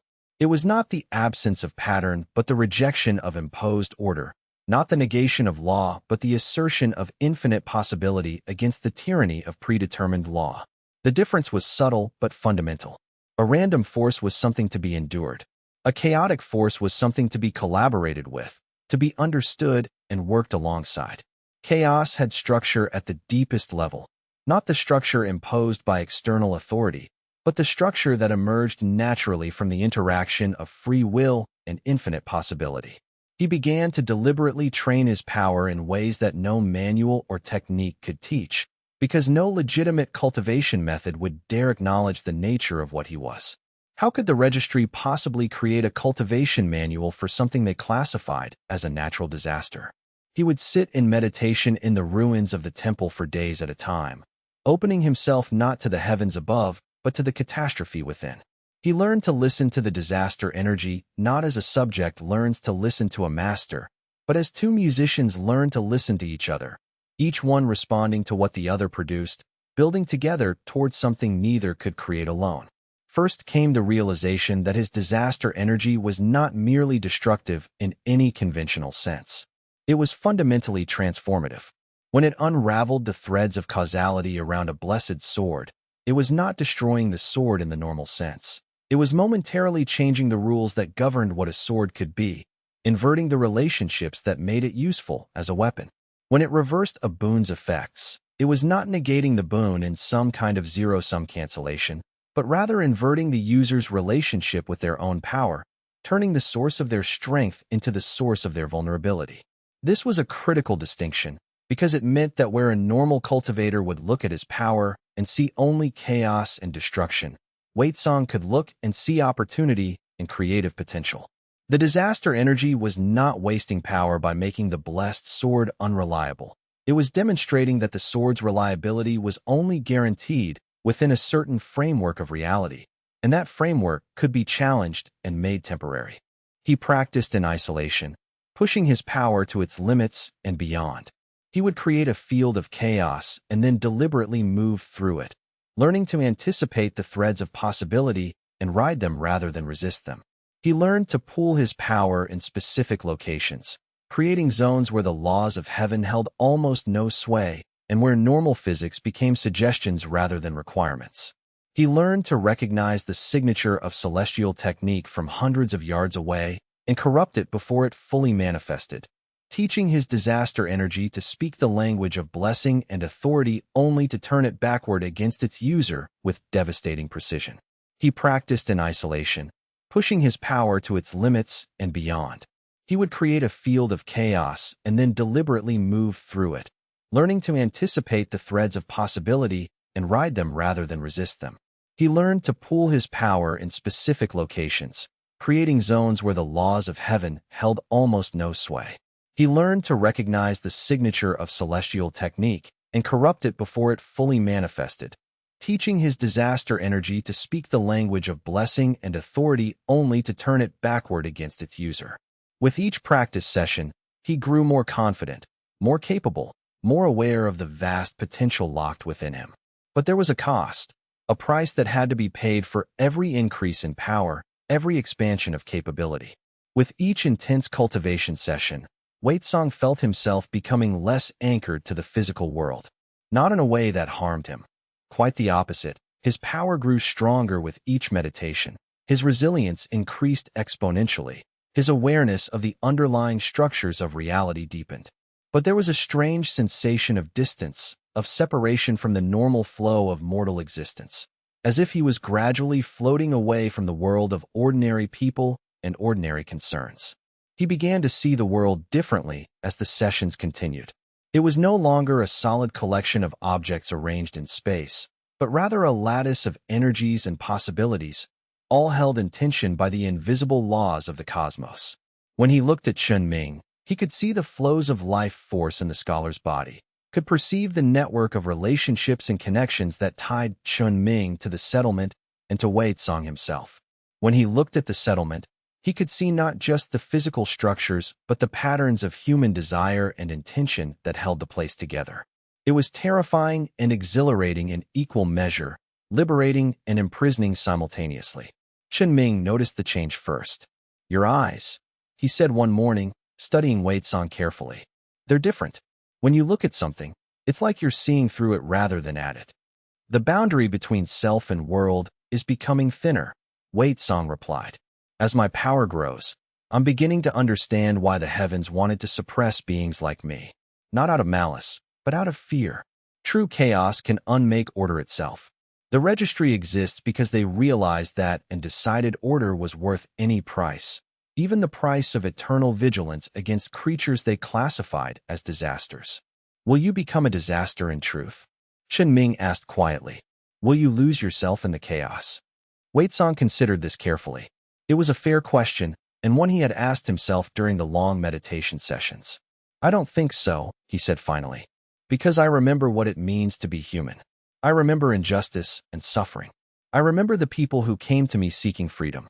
As long as I hold to that memory, the chaos serves a purpose. It becomes a tool for resistance, not mindless destruction." But even as he said it, he wondered if it was true. How long could a calamity bearer maintain its humanity before the fundamental nature of its power reshaped it into something else entirely? Chapter 45. The gathering storm word of Wei Tsong's victory over immortal Shun Yu spread faster than rumor. It spread like gospel. Within weeks, the population of the Deadlands settlement had swollen to 50,000. Refugees came from across the mortal kingdoms, drawn by stories of someone who had beaten heaven's chosen, who had proven that the celestial hierarchy was not immutable. Among them came cultivators, people who had achieved some measure of power through legitimate channels, but had been marginalized for heresy or refusal to bend knee to heaven's authority. The inner circle had grown accordingly. Chun Ming oversaw administration and supply lines. A skilled general named Hua Lei managed military preparations and defensive strategies.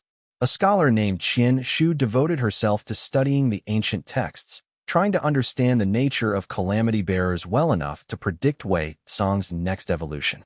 And Wei Tsong's original followers, the outcasts and broken people he had gathered in the earliest days, served as the core elite, individuals who had trusted him before any of this was inevitable. But with growth came complications. "There is discord among the new arrivals," Hua Lei reported at a war council held in what had once been the temple's inner sanctum. "Some arrived expecting you to be leading an army to overthrow the mortal kingdoms as well. Others came seeking spiritual awakening, believing you to be some kind of immortal savior. The original settlement understood what we were, people trying to survive outside the system. These new arrivals are bringing expectations and ideologies that don't align with our purpose. We cannot control what people believe," Wei Tsong said, though the issue troubled him. "We can only be clear about what we actually are and what we're trying to accomplish." "But that's precisely the problem," Qian Shu interjected, spreading out maps and reports. "The more powerful you become, the more people project their own desires onto your existence. You're beginning to become something beyond yourself, a symbol, a hope, a potential savior. And symbols are easier to manipulate than individual people. Then we maintain clarity through action," Wei Tsong decided. "We continue to defend the settlement. We continue to resist the heavens' attempts to suppress us. We show through what we do that this is a movement of practical resistance, not spiritual salvation." But even as he spoke, Wei Tsong felt the weight of what was building. The heavens were not going to send individual immortals anymore. They were going to commit serious forces. The registry had classified him as a natural disaster, and now, having encountered concrete evidence of his threat, they would treat him like one, which meant annihilation or nothing. The night before, the scouts reported that a heavenly fleet of 20 warships was assembling at the northern passes. Wei Tsong returned to his chamber and opened himself to the disaster energy once more. He let it flow through him, feeling its power expand and spiral with dangerous grace. The energy was not wild anymore. Months of deliberate cultivation had given him a kind of control over it, though control was perhaps the wrong word. It was more like collaboration. He and the disaster energy had learned to work together, each one supporting and amplifying the other. When he pushed, it responded. When it surged, he had learned to ride the surge rather than resist it. He sat in meditation, and in that meditative state, he could perceive more layers of reality than usual. He could see the settlement in terms of its patterns of belief, each person carrying with them a certain configuration of hope and fear, expectation and dread. He could see the land itself, the way the Earth's natural energies pooled and flowed. He could see the invisible channels through which celestial authority reached down to manipulate events in the mortal realm. And he could see the invisible cracks in those channels, places where the absolute control was not quite so absolute, where possibility leaked through the careful ordering of power. It was both beautiful and terrifying to perceive the world in these terms. Beauty, because it showed him the underlying harmony beneath apparent chaos. Terror, because it showed him how fragile both the order and the chaos were, both equally dependent on beings like him continuing to believe in their reality. He was not afraid of what was coming. He was afraid, instead, of what he might become in the crucible of this larger conflict. The calamity bearers had walked the world before the registry, and they had terrified heaven itself. The oldest texts suggested they had not been hostile so much as fundamentally incompatible with ordered existence. Where they walked, possibilities multiplied. Where they acted, consequences branched and rebranched like lightning splitting open the sky. They had not consciously tried to destroy civilization. They had simply existed, and in the process of existing, they had made it impossible for any single order to maintain absolute control. But they had also been hunted into near extinction, and the registry had been built specifically to ensure that such a threat would never arise again. Whatever cosmic circumstance had produced that first wave of natural disasters, whatever fundamental aspect of universal nature had generated beings capable of standing against the absolute order, it had been rare enough, powerful enough, dangerous enough that even the heavens had united to suppress it. That unity itself testified to how seriously they had taken the threat. And now it was happening again. Wei Song could feel the awakening of other calamity bearers throughout the world. The barriers between ages were weakening. The age of absolute order was reaching its natural limit, and the universe was producing its antibodies, its immune response. Whether that immune response would be healing or destructive, he still did not know. Wei Song stood at the window, watching the settlement sleep below. 50,000 lives dependent on his choices. 50,000 people who had come to believe that a natural disaster could lead them to freedom. 50,000 souls who had rejected the careful order imposed from above in favor of uncertain possibilities. They were not soldiers or civilians in any conventional sense. They were pioneers, walking into unknown territory because the territory they had already inhabited had become unbearable. He wondered if they truly understood what they had chosen. Not freedom of comfort or safety. He had never promised them either. But freedom measured in how fiercely you could resist the systems designed to contain you. How completely you could reject the order that sought to pigeonhole your existence. And how far you were willing to go in pursuit of becoming something other than what the authorities had decided you should be. The heavens were coming with 20 warships and 10,000 soldiers, and a general who had not lost a battle in 3,000 years. And Wei Song, standing at his window with the disaster energy thrumming through his veins like a second heartbeat, was ready to show them exactly what a calamity bearer, and the age they represented, could accomplish when given the opportunity to grow, to resist, to refuse the limitations that had been imposed. Chapter 46. The War Fleet Arrives. The heavenly warships descended like judgment-given form, cutting through the sky with the inevitability of a blade-piercing fabric. 20 vessels of blessed iron and celestial wood, each one the size of a small city, capable of leveling a population center with a sustained bombardment. They carried 10,000 heavenly soldiers in armor blessed by the registry itself, 200 immortal cultivators whose individual power exceeded that of any normal kingdom's elite warrior, and at their head, a general whose name alone was whispered with dread throughout the cultivating world, Zhongming the Unbroken, who had not lost a battle in 3,000 years, who had personally crushed 3 major rebellions, who was spoken of as the council's most trusted implement of their will. The sight of those vessels appearing in the sky over the Deadlands Valley sent a shockwave of fear through the settlement. This was not a regional conflict anymore. This was the heavens themselves, marshaling serious military force, committing resources on a scale that suggested they had finally decided Wei Song was a threat worth engaging with total dedication. Wei Song watched from the ridge where he had stood so many times before.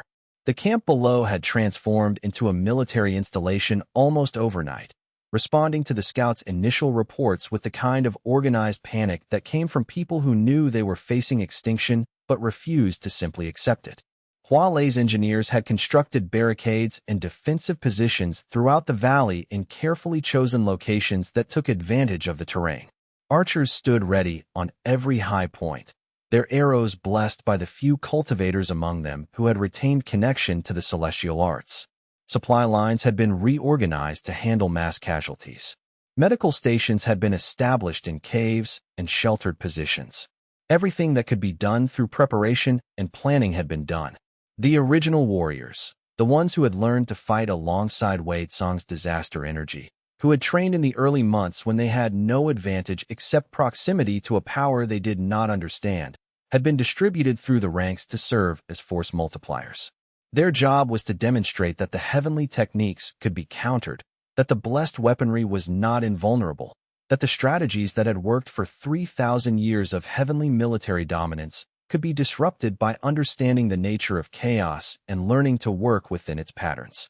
20,000 fighters stood arrayed across the valley floor, a mix of refugees who had come seeking sanctuary, soldiers who had deserted the mortal kingdom's armies, and cultivators who had been persecuted by the registry. Against 10,000 heavenly soldiers and 200 immortal cultivators, they were outnumbered, out-equipped, and massively outmatched in experience. By every conventional metric of warfare, every strategic principle that had governed battles for millennia, they should have been slaughtered completely in the first few hours of combat. But they were not fighting a conventional battle, and Zhong Ming, for all his experience, had never faced an opponent who existed partially outside the rules of warfare itself. But conventional warfare was not what was about to unfold. "He's signaling," reported one of the scouts, an older man who had once served in a royal army before fleeing heaven's persecution. "The heavenly general is opening negotiations. They want a parley." Wei Song was not surprised.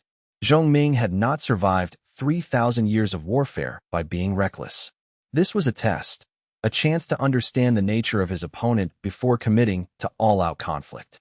Wei Song descended from the ridge and rode toward the center of the valley, escorted by his closest lieutenants. Zhong Ming emerged from the heavenly formation atop a war beast that seemed carved from living starlight. He was ancient, with features that suggested neither masculine nor feminine, and eyes that held the weight of millennia. His armor was seamless, without a single joint, as if his body and his protective shell were one unified thing. He brought with him a guard of 50 immortals, all of them bearing the insignia of heaven's highest military orders. They met in a neutral space between armies. "Wei Song," Zhong Ming said, his voice resonant with authority. "You are the entity classified as Natural Disaster 247 in the registry. I come to offer you a choice." "I have already made my choice," Wei Song replied calmly. "I exist, I resist, and I will not be erased to satisfy heaven's obsession with order."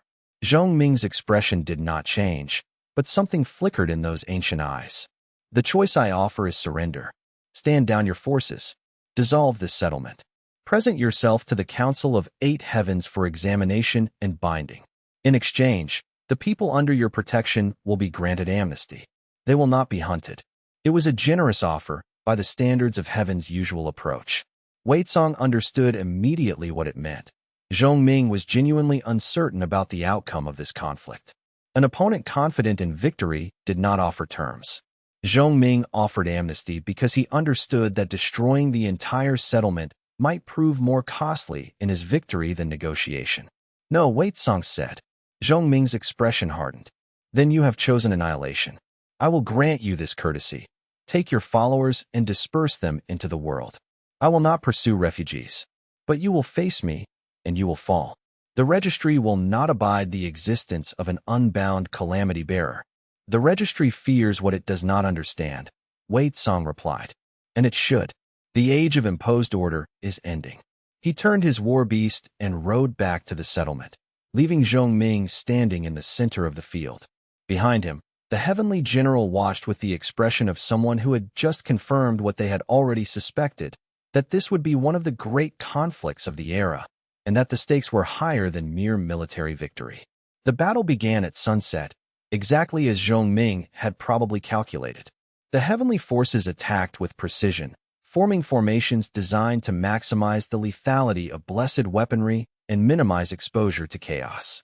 They came in waves, each group covering the retreat of the previous, each formation overlapping with the next to create an unbreakable defensive chain. And they began to break the settlement's first defensive line within hours. Fall back to the second position, Hualei commanded, and the army withdrew in good order. But Wei Tsang could see the problem. Sustained siege warfare favored the heavens. They had superior logistics, superior magical support, and superior training. If this became a war of attrition, the settlement would eventually be overwhelmed, which meant the disaster energy could not remain in reserve. It had to become the decisive force. Wei Tsang stepped forward as the heavenly assault pressed into the second defensive line. He extended his hands, and the disaster energy exploded outward with a force that had been building through days of cultivation and preparation. It did not create a mere barrier. It created a zone of absolute chaos, a space where the fundamental laws governing reality ceased to function. Within that zone, heavenly soldiers found their blessed armor turning to rust. Their weapons became brittle and shattered. Their power became inverted and attacked them from within. 2,000 heavenly soldiers fell in minutes, not killed but unmade, their existence briefly stripped of the frameworks that had sustained them. And Zhongming saw this and advanced with undimmed confidence, leading 50 immortals directly into the chaos zone. Chapter 47. The unbroken General Zhongming was not a normal immortal. Where others relied on external blessings and celestial authority, Zhongming's power was fundamental and ancient, carved into reality itself through millennia of cultivation and personal choice.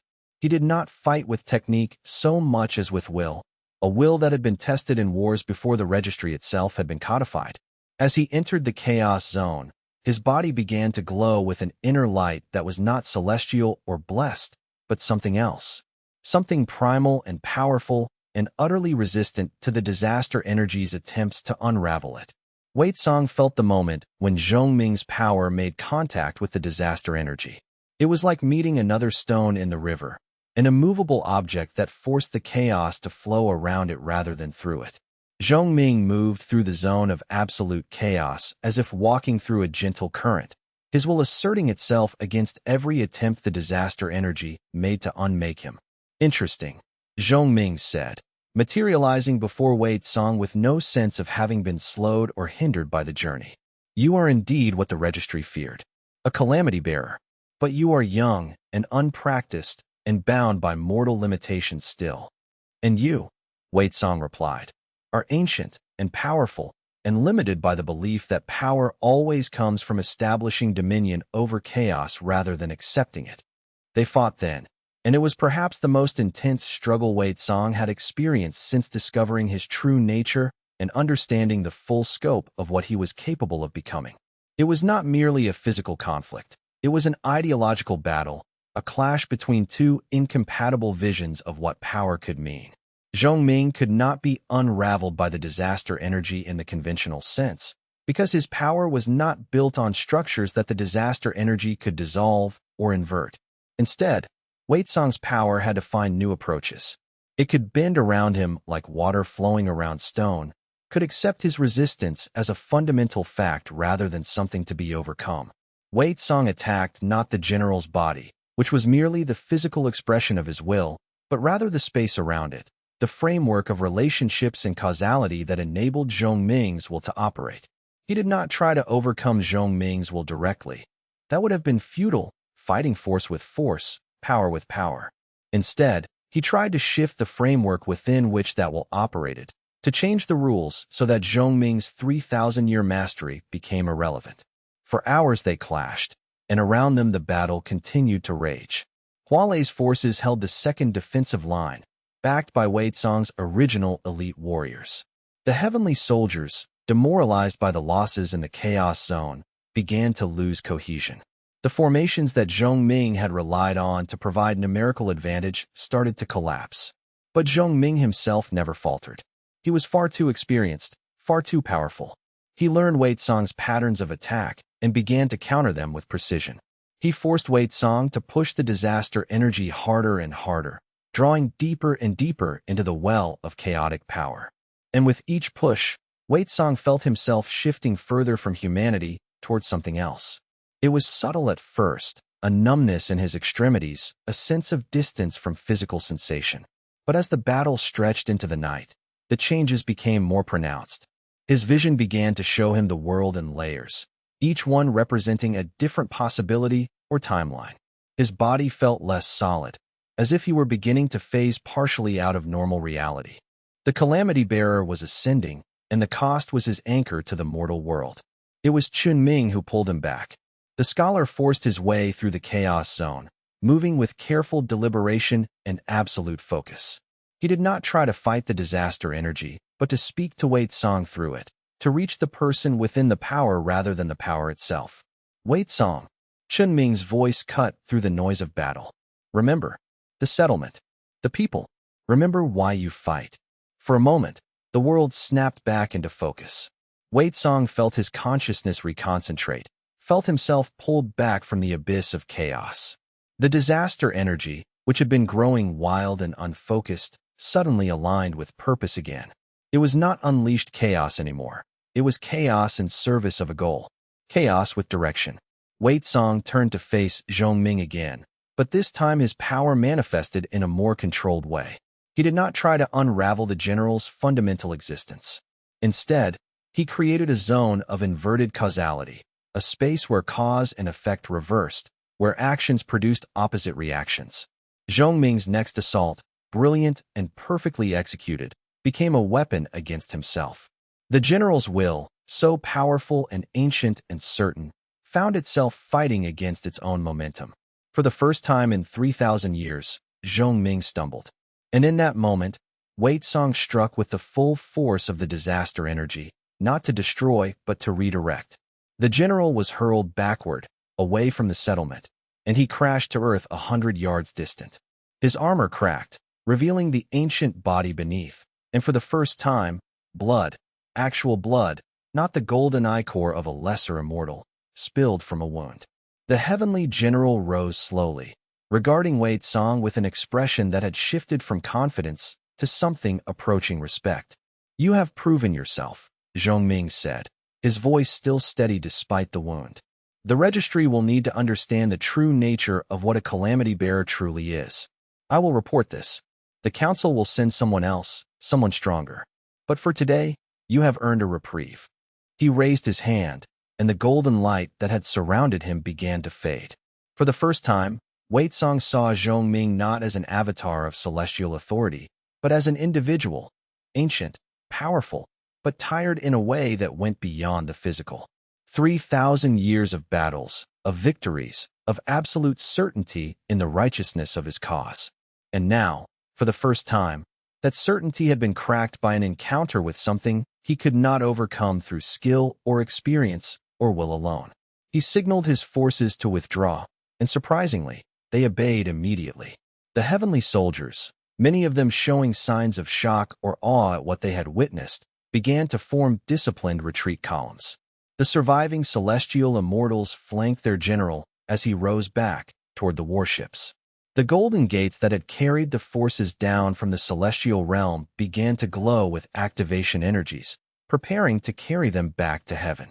As the warships rose, and the remaining soldiers completed their retreat, the Deadlands settlement erupted in cheers. The battle had been won. The heavenly forces had broken. But Wei Song, watching the warships disappear into the distance, understood that what had just concluded was not a war, but a single battle in a much longer conflict. Zhong Ming's retreat, his words of respect, these were not signs of final victory, but of a recalibration. The heavens had tested him and had learned. The next assault would be different, designed with this new knowledge in mind. Within hours, the sky was empty of celestial vessels, but it would not remain empty for long. Wei Song stood in the aftermath of the battle, his body still resonating with the power he had unleashed. The disaster energy thrummed through his veins like a secondary heartbeat, powerful and insistent, calling him deeper into its nature, asking him to embrace what he truly was with absolute commitment. The power was seductive. It whispered of limitless growth, of transcendence, of a state of being that would place him beyond the reach of all opposition. He had won the battle decisively. Zhong Ming, the legendary general, had fallen. The heavenly fleet had retreated. But the victory had come at a cost that he was only beginning to understand. The separation between Wei Tsang the human and the disaster energy had become thinner. He could feel the boundaries of self becoming blurred, the distinction between his consciousness and the power he wielded growing nebulous. When he looked at his hand, he could see it for a moment as if it were made of pure energy rather than flesh. When he listened to the sound of his own voice, it seemed to come from very far away, as if emanating from someone else entirely. The sensation was both terrifying and exhilarating in equal measure. To surrender to it completely would mean power beyond imagination.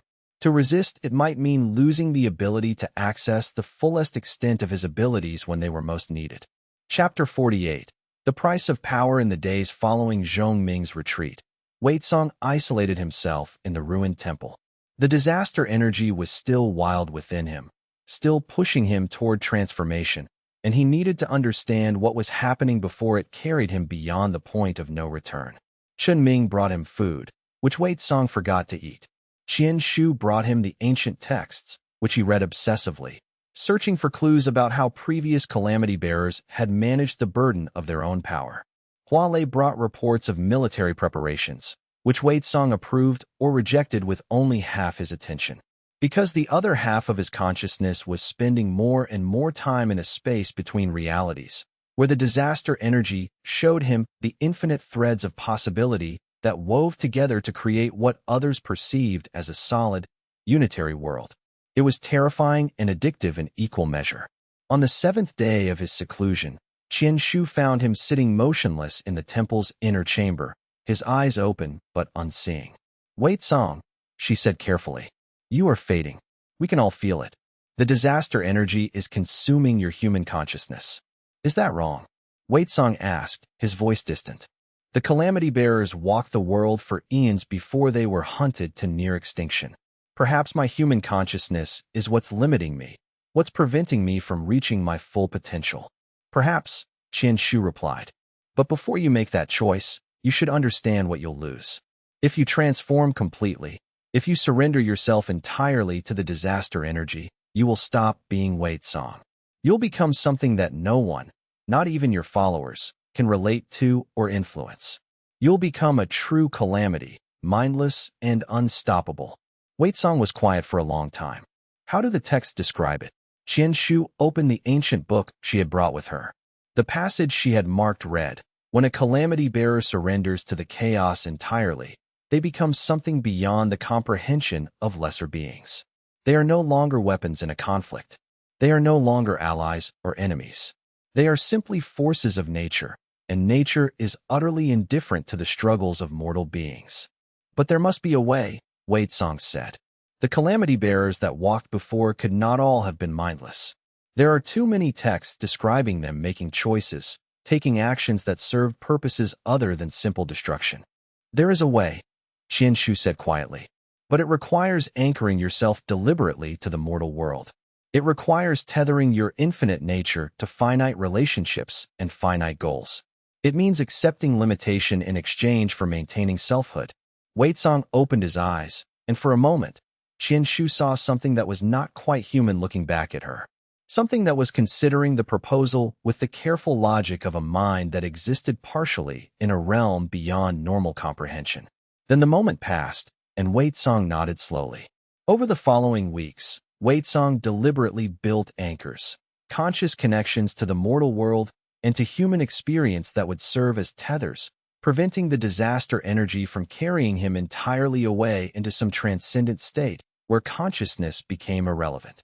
He spent long hours with Chen Ming, letting the scholar talk about philosophy and poetry, deliberately grounding himself in intellectual pursuits that required human consciousness to engage with. He listened to Chen Ming debate the nature of order and chaos, listened to him recite poetry from ancient texts, listened to him express doubts and questions and confusion about what was happening and what the future might hold. These conversations were not entertainment or distraction. They were survival mechanisms, ways of maintaining connection to human thought and human concern. He walked through the settlement for hours each day, talking with the refugees and fighters and builders, listening to their stories and their fears and their hopes. He heard tales of families destroyed by the registry's classifications. He heard expressions of hope that perhaps a different world was possible.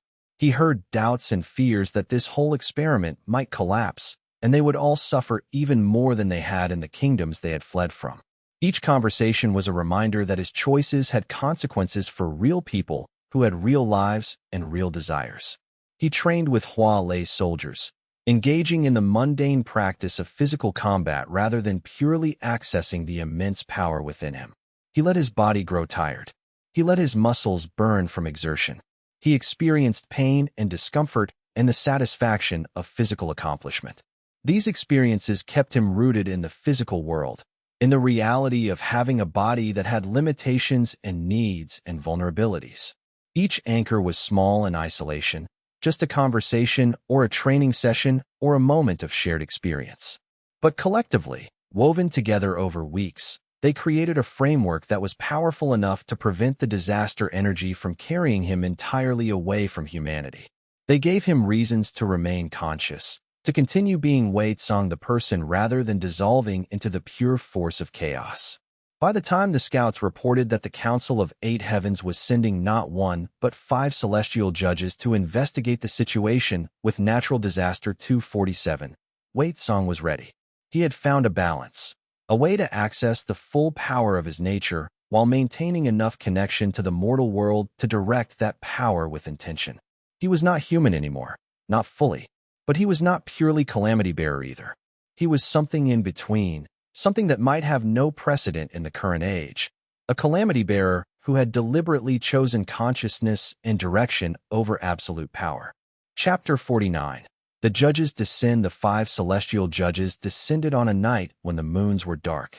Unlike Zhong Ming, they did not come as conquerors or warriors. They came as investigators and arbiters, representatives of the council's intent to determine once and for all whether Wei Tsong could be bound, controlled, or whether he was an extinction-level threat that required complete annihilation.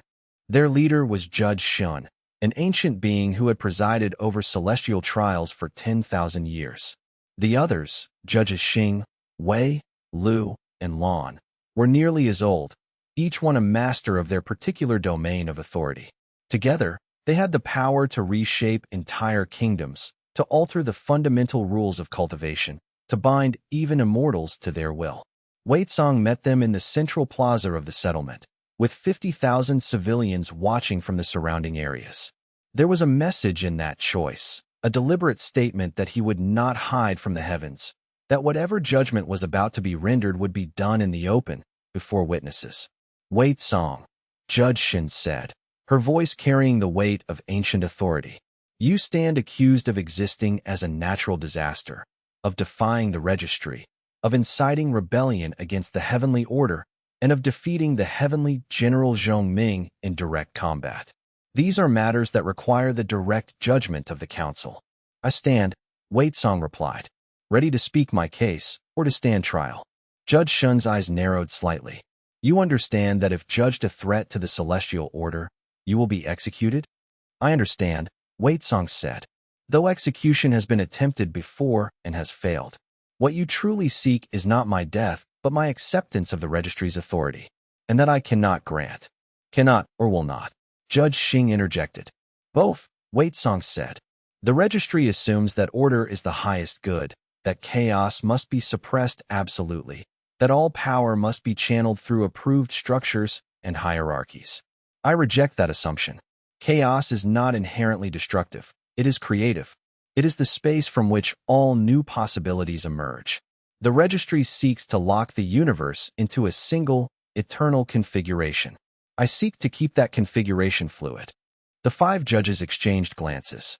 Then Judge Shin raised her hand, and the sky above the plaza tore open, revealing a corridor that descended into the celestial realm itself. "You will be brought before the council," Shin said gravely, her voice carrying the weight of understanding what this meant. "And you will plead your case before the highest powers of heaven itself. Beings whose individual strength exceeds that of all immortals combined, whose will shapes the very foundations of celestial law, whose authority extends across realms and ages beyond mortal comprehension. These 8 entities hold the fate of cosmology in their hands. If they deem you guilty of being an extinction-level threat to reality itself, execution will be swift and absolute, and no force in existence will be able to intervene on your behalf. If they deem you redeemable or merely manageable, binding will be your fate. Magical chains woven from the fundamental laws of the universe itself, unbreakable and complete, constraining your power and your freedom for eternities to come." Wei Song felt the disaster energy surge at the thought of being bound, at the visceral horror of having his fundamental nature locked away and controlled by the very authority he had fought against. The power raged within him, demanding freedom, demanding refusal, demanding that he consider transcendence as the only escape from such a fate. But he had learned over the long months to master such impulses, to acknowledge them without being overwhelmed by them, to channel them into something useful rather than be carried away by their force. "I will go," Wei Song said, his voice steady and certain, "but I will not go alone." "You will go alone," Judge Shun replied coldly, her ancient voice brooking no argument or negotiation. "This is a judgment on your nature and the threat you represent to celestial order, not on your followers or your social circle. Bringing others with you would constitute coercion, an attempt to influence the proceedings through emotional attachment or social pressure rather than through the objective merits of your case." "Then I refuse," Wei Song said simply, his refusal carrying a weight that made even the judges pause. "I have learned through bitter experience and long meditation that isolation is precisely where the disaster energy overwhelms consciousness entirely, where the boundary between self and power dissolves and the individual is consumed by the chaos. The calamity bearers are not independent entities divorced from emotional bonds and relationships. We are beings who require anchors to the mortal world, to human connection and purpose, in order to maintain consciousness and direct our power with intention rather than being carried away by it. If I am to maintain my selfhood before your council, if I am to present myself as a conscious being capable of deliberate choice rather than as a mindless force of natural disaster, I require witnesses and anchors. I require the presence of those I have come to care for, those whose existence gives me purpose and grounds me in the value of continued consciousness. Chun Ming and Hua Lei will accompany me, or I will not go at all. And if I do not go, your council will have gained nothing except confirmation of their fears." For a long moment, profound silence hung over the plaza. 50,000 people watched, understanding that something fundamental was being decided about the nature of power and consciousness, and whether a being could be both mighty and dependent, both dangerous and bound by love and duty. The 5 judges exchanged glances with each other, their ancient minds processing this unexpected challenge to their authority. This was not defiance in the conventional sense. This was a philosophical challenge, an assertion that power and consciousness could not be separated, that a being's greatest strength came not from solitude, but from connection. Then Judge Shun's expression shifted, hardening but also warming slightly, as if she had recognized something true in what Wei Song had said. She nodded slowly. "Very well.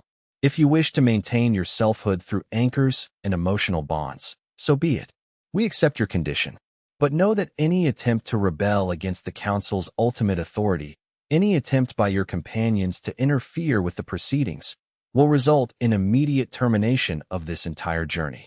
Your companions will be executed, and you will face judgment alone and diminished by grief. This threat stands absolute." Wei Song accepted the terms. He turned to where Chun Ming and Hua Lei stood waiting. "You understand what you're volunteering for?" Wei Song asked them. "We understand," Chun Ming replied simply. "And we understand that if you lose yourself in that place, everything we've built here will be destroyed. So we'll anchor you if we can, and pray that the council has some wisdom despite their obsession with order." The 3 of them stepped forward into the corridor that descended into heaven itself, leaving the Deadlands settlement behind. Chapter 50. The Celestial Council Chambers. The council chambers were vast beyond comprehension, a space that seemed to exist in more dimensions than the physical world contained.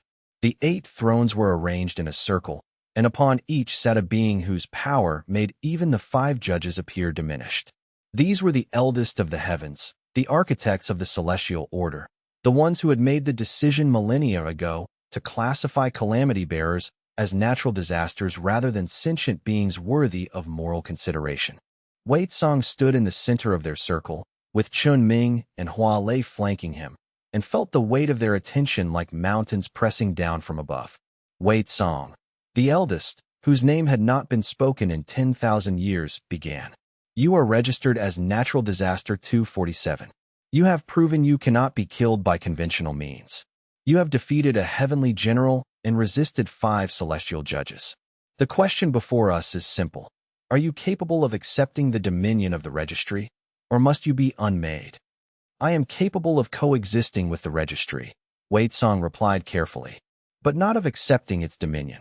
The calamity bearers are not mistakes in the cosmic order. They are necessary, proof that order itself can be questioned, that chaos is not evil, but merely different. A universe without the possibility of chaos is a universe without the possibility of growth. You speak heresy, another judge said sharply. The registry was created to bring stability after the wars of chaos nearly destroyed all existence. Then perhaps, Wei Tsang said, the registry was right to fear what I am. But that fear does not justify the attempt to exterminate me. If you kill all of us, if you drive calamity bearers to extinction, you will eventually face the consequence. A universe so locked into order that it cannot change, cannot grow, cannot become anything other than what it already is. And in such a universe, even heaven itself will eventually become brittle and break. The eldest was silent for a very long moment, a silence that stretched across the council chambers like a held breath. The other 7 council members watched, their ancient faces unreadable. The 5 celestial judges remained motionless. Then the eldest rose from her throne, descending toward Wei Tsang with a grace that belied the immense power radiating from her form, power that seemed to press against reality itself like a massive weight barely contained. Show me, she said simply. Show me what a calamity bearer truly is. Show me what we fear so greatly that we hunted your kind nearly to extinction. Show me why the current age produces such beings, and what purpose they serve in a cosmos ordered by our will. Wei Tsang opened himself to the disaster energy completely, but he did not unleash it wildly or in a display of raw destructive capability. Instead, he let it flow through him in a controlled demonstration, a careful exhibition designed to show the 5 judges and the 8 members of the council what chaos could do when it was wielded with intention, when it served a purpose beyond mere destruction. He showed them the way that chaos could fold space and time, could make 2 places be adjacent when they should have been distant. He showed them the way that chaos could create multiple overlapping possibilities, so that an object existed in several states simultaneously until observed, at which point reality selected the most probable option. Most importantly, he showed them that a calamity bearer could think, could choose, could demonstrate consciousness and intention even while wielding power that transcended normal limitations. He showed them the threads of possibility that wove beneath reality's surface. He showed them the way that chaos could be creative, could birth new things by dissolving the constraints of old ones. And he showed them, most importantly, that a calamity bearer could think, could choose, could serve purposes other than mindless destruction. The eldest watched this display with an expression that shifted from disapproval to something that might have been understanding. When Wei Tsang finally withdrew the manifestation, she nodded slowly. You are not a disaster, she said finally. You are what we feared the moment we secured our dominion. Proof that the order we created is not the only possible order. Your very existence is a challenge to the legitimacy of our reign. Does that mean you will execute me? Wei Tsang asked. No, the eldest said. It means you represent a new age, the age in which the council's absolute authority begins to be questioned. But we will not kill you for that. Instead, we will do something far more cunning. She returned to her throne and declared, Wei Tsang, You are released from the registry's classification as Natural Disaster 247. You will be reclassified as a calamity bearer, a being whose existence and power are acknowledged by heaven but not bound by the registry's laws. Wei Song felt a shock ripple through him. It was the last thing he had expected, not execution, not binding, but recognition. However, the eldest continued, you will be observed, and you will be constrained by one law above all others. Your power must never be turned against the celestial realm itself, only in defense or in pursuit of legitimate rebellion against unjust applications of authority. Break this law, and all 8 of us will descend to end you personally. Wei Song bowed, understanding the compromise that was being offered. I accept these terms. As he, Chun Ming, and Hua Lei were escorted back to the corridor that would return them to the mortal world, the eldest spoke one more time, her voice reaching only Wei Song's ears. Perhaps the age of absolute order is ending, she said quietly. Perhaps that is not a bad thing. But you must understand, by allowing you to exist, by choosing not to hunt you, the Council has set itself up for eventual overthrow. What you represent cannot coexist forever with the system we have built. One day, perhaps long after you have walked the earth, the conflict between what you are and what we are will come to a head. I hope you are ready for that war. Wei Song made no reply, but he understood. The Celestial Council had not granted him permission to exist out of kindness or enlightenment. They had granted it because they understood that executing him would trigger the very chaos they most feared. They had chosen the lesser risk, betting that a calamity bearer bound by a single law would prove less dangerous than a universe locked in eternal order. As he stepped back into the mortal world and saw the Deadlands settlement spread before him, 40,000 faces turned to watch his arrival. Wei Song felt the weight of that implicit bargain settle onto his shoulders. He had won. But the price was that now he was not just a refugee or a revolutionary. He was something the heavens were watching, something they would move to suppress the moment he violated the single law they had imposed. And somewhere in his future, he knew, there would come another reckoning. Chapter 51. The Age of Reckoning. The news spread like wildfire through the mortal kingdoms, carried by merchants and travelers and refugees who had connections to the Deadlands settlement. Wei Song had stood before the Celestial Council itself, before the 8 judges whose authority was absolute and irrevocable, and he had been released from the registry's classification. He was no longer classified as Natural Disaster 247. He was no longer hunted by heaven's forces with orders for immediate execution. He was no longer a being whose very existence justified any means of elimination. It was a victory so complete that many of the refugees in the Deadlands settlement wept openly. Some danced. Some offered prayers of gratitude to whatever powers had intervened on their behalf. The symbolism was enormous. If Wei Song could achieve legitimacy before the council itself, then perhaps other calamity bearers could too. Perhaps the age of absolute hunting was truly ending. Perhaps it was possible to exist outside the registry system and not be immediately destroyed for that transgression. But Wei Song understood, with a clarity that came from having stood in the presence of the 8 judges, that the victory was vastly more complicated than it appeared to those celebrating in ignorance outside the temple. The council had not legitimized calamity bearers out of a sudden awakening to justice or enlightenment. They had legitimized him as the lesser of 2 risks. The greater risk would have been driving him to transcend, to become a progenitor, to become something they could not control or suppress. By